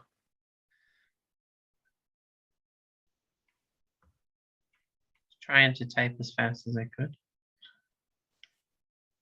Luckily, you had long deliberations between most of them. Yeah, we were doing that for your sake. Yeah, you're welcome. Yes, thank you.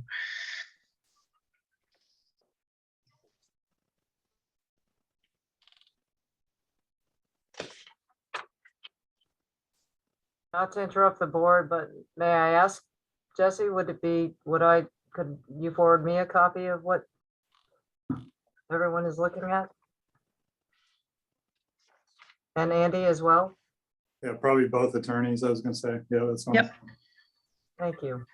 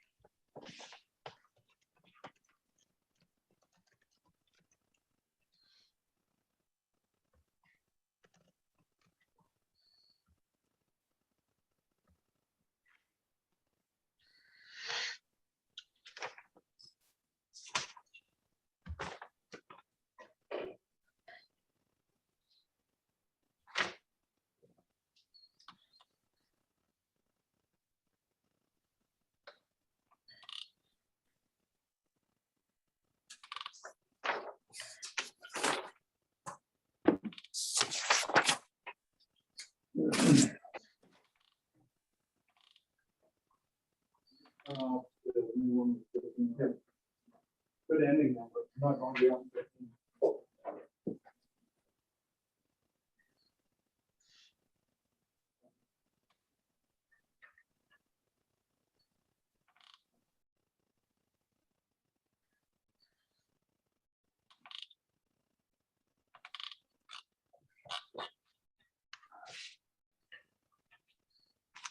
So Jesse, are you operating as the town manager, the code enforcement officer, and the recording secretary tonight?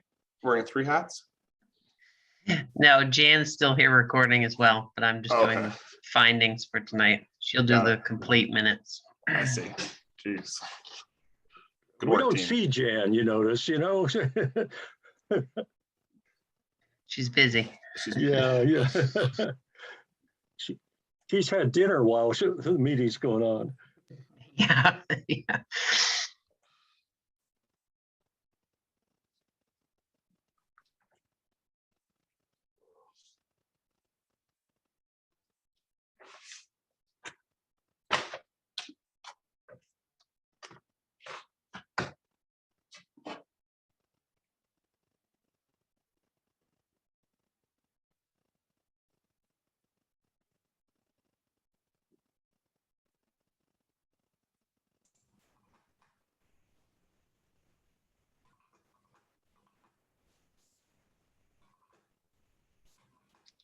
I'm good.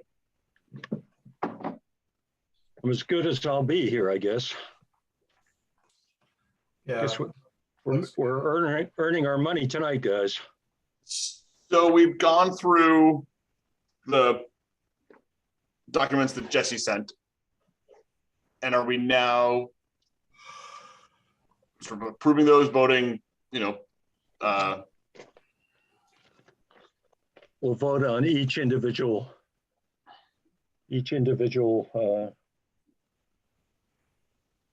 ordinance?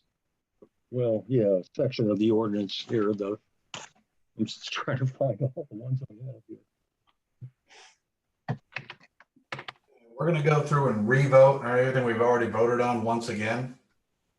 No, No, I hope not. just like No. the land use ordinance as one thing and the site plan review ordinance as one thing. Okay, good. And then third, an omnibus approval vote of the project with conditions. Those 3 steps. You got it exactly right, Lawson. Mark. Okay, so I guess first up is I'll take a motion to approve or deny the site plan review ordinance findings of fact.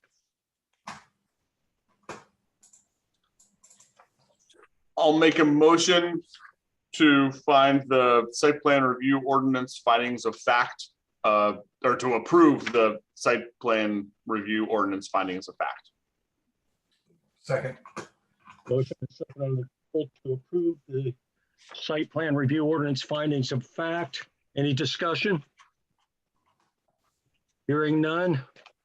I'll call for a vote. Brett, Yes.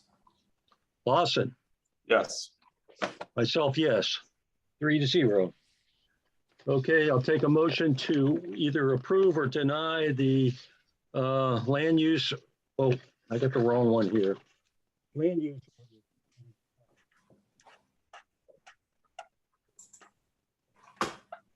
I think we lost you, Mark, but I think you asked us for a The motion land- about the a land use motion ordinance. to approve or deny the land use ordinance findings of fact.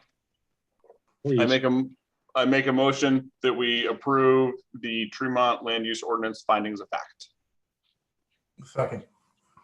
motion and second on the table to approve the Tremont land use ordinance findings of fact. Any discussion? Hearing none, I'll call for a vote. Brett, Yes. Lawson, Yes. and myself, yes. Okay. The motion to find the application for Acadia Wilderness Lodge Campground has met or not met this general standards for the residential business zone.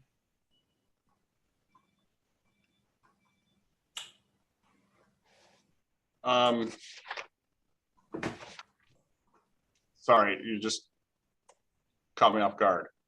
You're asking about the residential, like, isn't that part of the land use ordinance? No, remember the other two things we had to go Well, through? Right. So one that says land use ordinance standards for the zone. I see. think, Okay. yeah, I think Lawson was just thinking you did all of them together in that last motion. When I said the land use, Right. But Yeah. that's not the case. We need to approve this too, right? Jesse? I You guess, could. yeah, You could. all right, I'll make a motion that we, that the application for Acadia Wilderness Lodge Campground has met the general standards for the residential business zone. Second. Motion is second on the table to find the application for Acadia Wilderness Lodge Campground has met the general standards for the residential business zone. Any discussion? Hearing none, I'll call for a vote. Brett, Yes. Lawson, Yes. myself, yes. 3-0. Okay. I'll take a motion. Oh, how do we find this one? The land use ordinance permit application review criteria. Yeah, okay. To find that that has been met, I guess, or not met.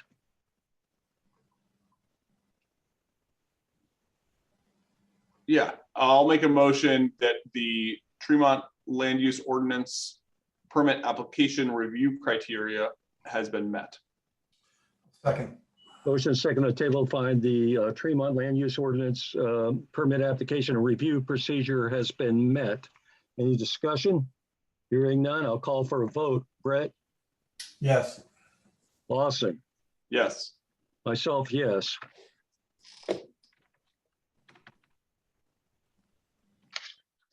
Could Okay. there be a motion, Mr. Chairman, that you be authorized to sign each of the findings as chairman, as witness to the proceedings?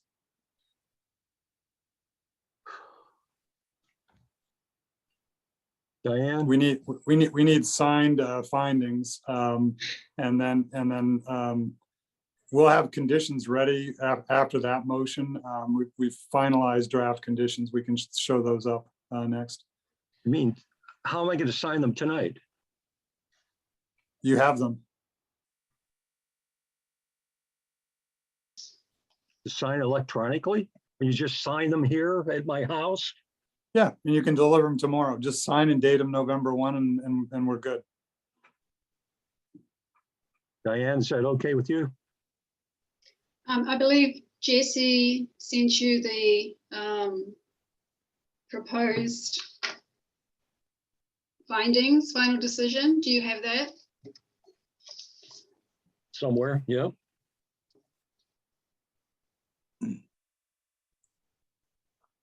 I only emailed out the findings because they hadn't made a decision yet. Okay. Oh, okay, yeah, so I don't have them. Right, Chairman, but So, But I If you're think, gonna if vote you- on the I think what condition- Andy's asking is for me to sign what we just approved and correct, take them to the town office tomorrow. right. and then the planning board should direct you to do that or whatever. We should make a motion. Authorize, yep. Yeah, that's Right. probably a Do good that. idea, yeah, yeah. Okay. I'll make Diane, a does that motion. work? Does that work for you? I just Yes. want to make sure. Okay, go ahead, Lawson. Mr. Chairman, at what point is the board going to vote to approve the conditions of approval? Yes, We're almost there. I'll make a motion to authorize Chairman Good to sign the findings of fact and deliver them to the town office. tomorrow. Sure. If we At think- his convenience, but to sign them today, November 1st. I have an hour. Have a second? Yeah, I'll second. Motion and a second on the table to authorize me to sign the findings of fact and deliver them to the town office. Any discussion? Hearing none. Call for a vote. Brett, Yes. Lawson, Yes. I guess I'll abstain. Well, then we That's don't his- have, It still passes, right? Yeah. That's okay. So, Mr. Chairman, now there needs to be an omnibus motion, and that motion should incorporate conditions. Mr. Dunbar, I think, has an omnibus decision. But if he could send that while I'm pulling up the conditions, including the final condition Ms. Chow asked about, I'll bring that up on screen share now.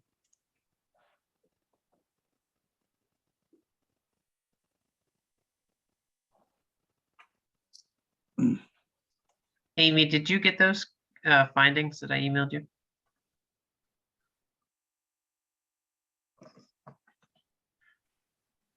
Yes, I did just get them. Thank you, Jesse. Okay, thanks. So in support of the final omnibus approval motion or decision, these are the conditions that I think we worked through, but I just want to cross-check with all members of the board. The first condition is unchanged.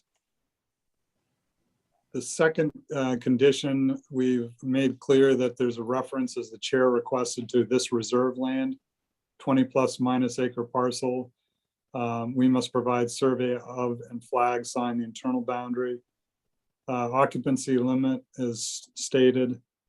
The specific campground amenities that the chair and the board talked about are listed in condition 4, AWL on-site cafe, fitness, studio, dog park, and pool. Campground amenities will be open only when the campground is open and not open to the public.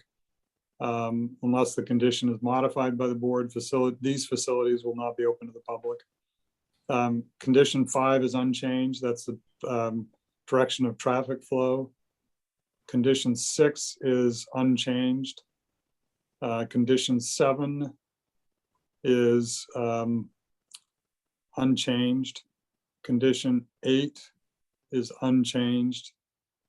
Condition 9 is been changed. The site plan, together with a survey of the reserve land approved by the planning board, shall be submitted to the main DEP to determine if SLOTA review is required. Condition 10 is unchanged. No microwaves, hot plates, or other cooking devices contained in the tents and yurts. Condition 11 has been added. No RVs and no generators to be used at the campground. Only smokeless fire units are to be used at the campground. Condition number 12, to mirror the operational limits. The operational limits on page 15 of the application shall be applied and enforced by AWL. Condition number 13, ATVs for maintenance and employee use only. Condition 14, the applicant shall schedule with a code enforcement officer monthly inspections during the pendency of the construction. Condition 15, advanced pretreatment of septic effluent will occur. Those are the Yep. conditions. If it's acceptable, we'll email those now to Jesse so that he can email those to each of the planning board members.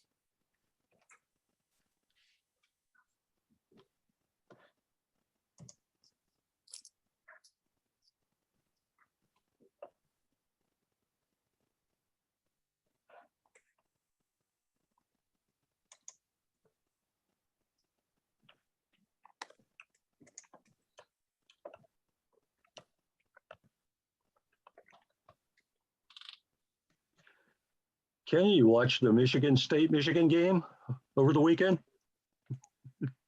Came out in your favor, didn't it?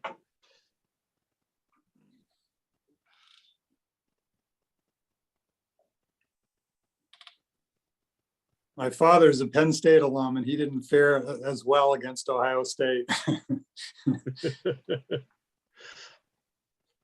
Some talented players on that team.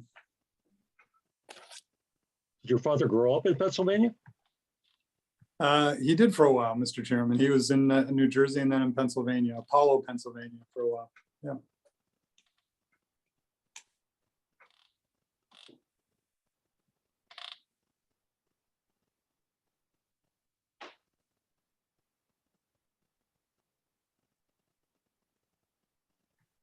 It was the first college football game I saw was Penn State.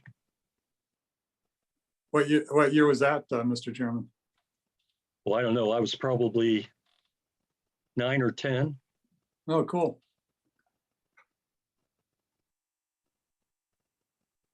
Did you actually see it at the stadium, Beaver Stadium? Oh, yeah, in, yeah. That's State what I mean. College? Yeah. Yeah. I don't count on TV. Yeah. Yeah, that's a huge stadium. Probably bigger now. Yeah.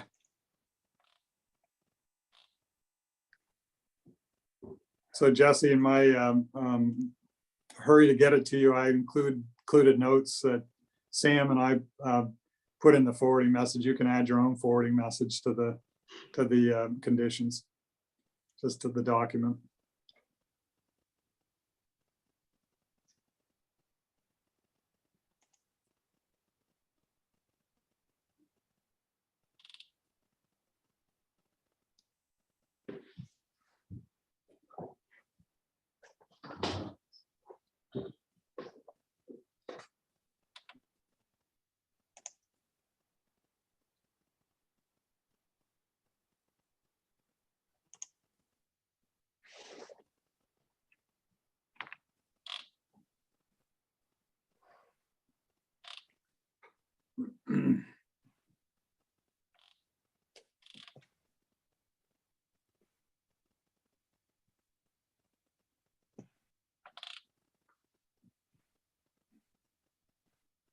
So Attorney O'Connell, did you get your hike in the other weekend?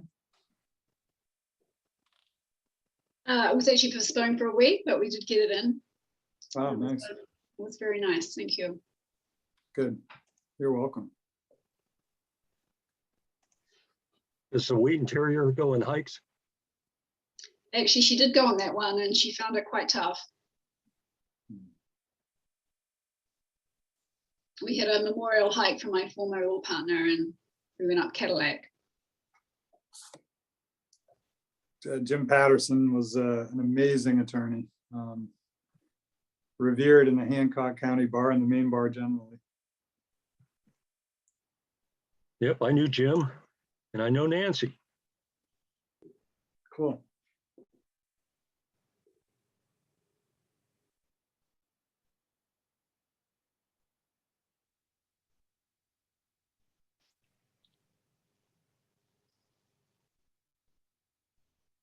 Yeah, Jim was a great guy.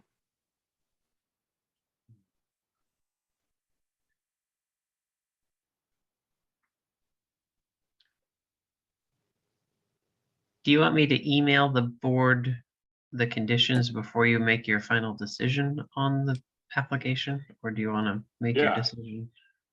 I'd like to make sure that we have Okay. something in written, Okay. on written record.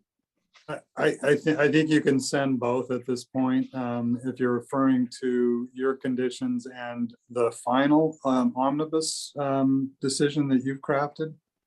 Is that what you're referring to, Jesse? Yeah, I just sent the final decision that I typed up has like a space for their vote. So they haven't taken the vote. So that's why I hadn't sent that out, but I can send it. May provide your contacts that may be helpful to the board. So, either way. Hold on one second. Jesse, if you're gonna send the conditions document to the board, would you mind sending it to me? Yeah, I'll send it to everybody. Thank you.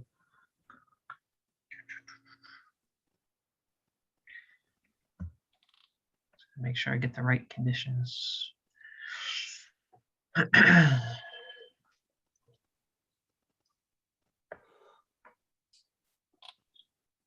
Getting tired, Lawson? Yeah. Yeah, waking up at 5:30 means staying up till 11:30 is takes it all.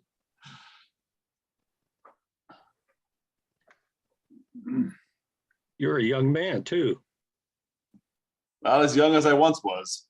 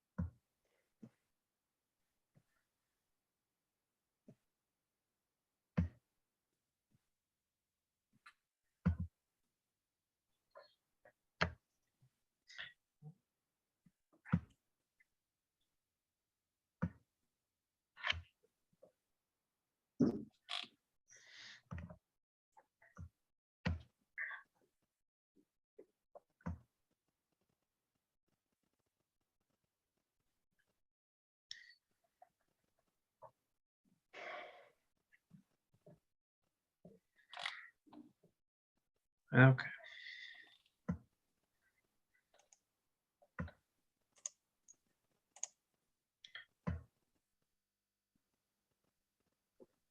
All right, I've just sent it now.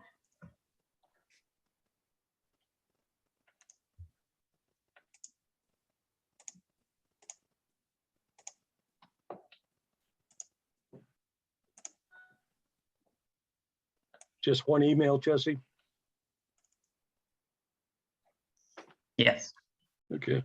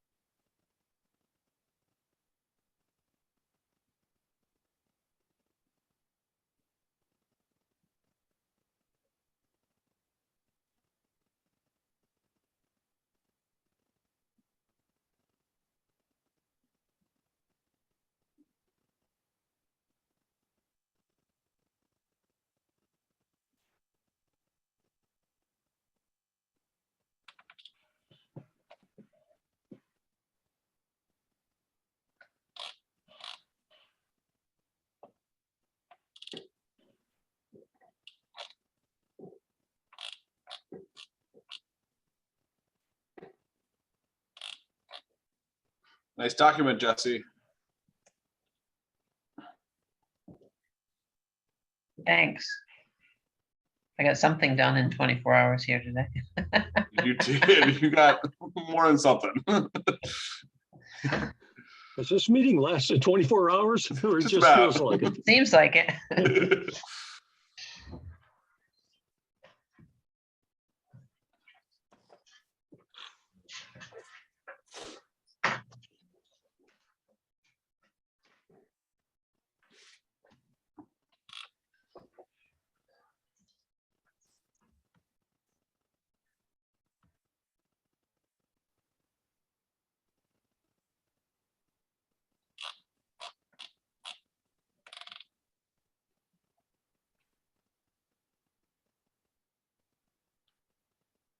I'm ready if everybody else is.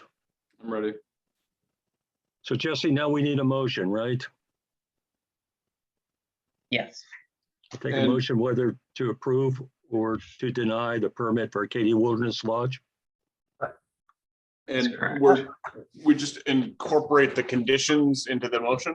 I mean, we can reference the conditions. I don't feel like I have to read them out loud, but Right. Yeah. So the conditions have been added to the omnibus document, Jesse? Yes. Yep. Thank you. all right. Yeah, I'll make a motion that the application that we approve, the application for the Acadia Wilderness Lodge with 15 conditions. Should you reference the conditions? I'm not reading them, but With the 15 conditions as listed in the, what's this document called? In the Final decision final decision document, I think. document? Yeah, I like that. Thank you. yeah.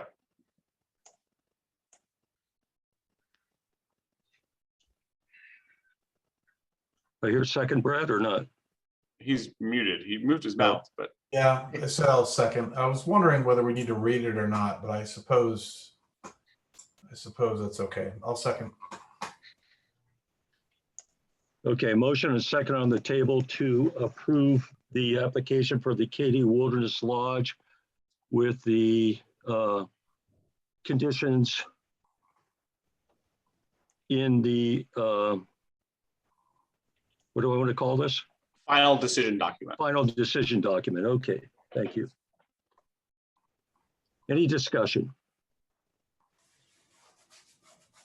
Hearing none, I'll call for a Well, vote. sorry, but I guess just as a moment of discussion here, I would just like acknowledge that this has been a really thorough, intense process that has required an amazing amount of resources from the applicant, from the community, from the abutters, and from our town staff, including our Especially city Jesse. council and Jesse wearing multiple hats. And just like to thank everybody involved. I mean, there are 37 people on the call right now. It's been a really sort of, I don't know, it's made me proud to be a Tremont resident. That's all I want to say before we vote, sign off. Okay, Brett. You want to say anything before I call for a vote? You know, I wish I had this real inspirational speech to give right now, but at 11:13 on a night, I have a 7 a.m. call. I don't have it with me right now. I understand totally.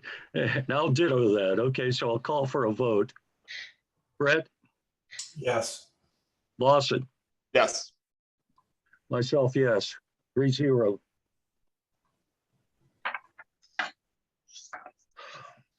Mr. Chairman, if we may, on behalf of the applicant, just say thank you to the board, to all the individuals who participated in these proceedings. And really appreciate your efforts. It's been pretty extraordinary on the part of both the board and town staff, residents of the town, and the applicants. And I wanted to thank everybody for hanging with us through this process. Sure, it's not over, but boy, this has been a meaningful step in the process. Thank you very much, Mr. Chairman, members of the board. Mr. Thank you. Chairman, I just want to also thank you on behalf of concerned Tremont residents for clearly this was a long proceeding and you all hung in and gave it a lot of effort. So I also wanted to thank all board members. It was a long process and a difficult decision to make. I can say that much. Thank you all. Okay. Great, thanks. Have a good night. We don't need to set a date for our next meeting. We've already done that. And so I'll take a motion to adjourn. Beth, Yes. if you're still awake there, you can come back and make that motion. I make a motion, we adjourn. Second. Motion and second on the table to adjourn. All in, or I'll call for a vote. Brett, Yes. Lawson, Yes. Beth, Yes. yes. Okay, good night, folks. Thank you. Night. Good night, everybody. Night.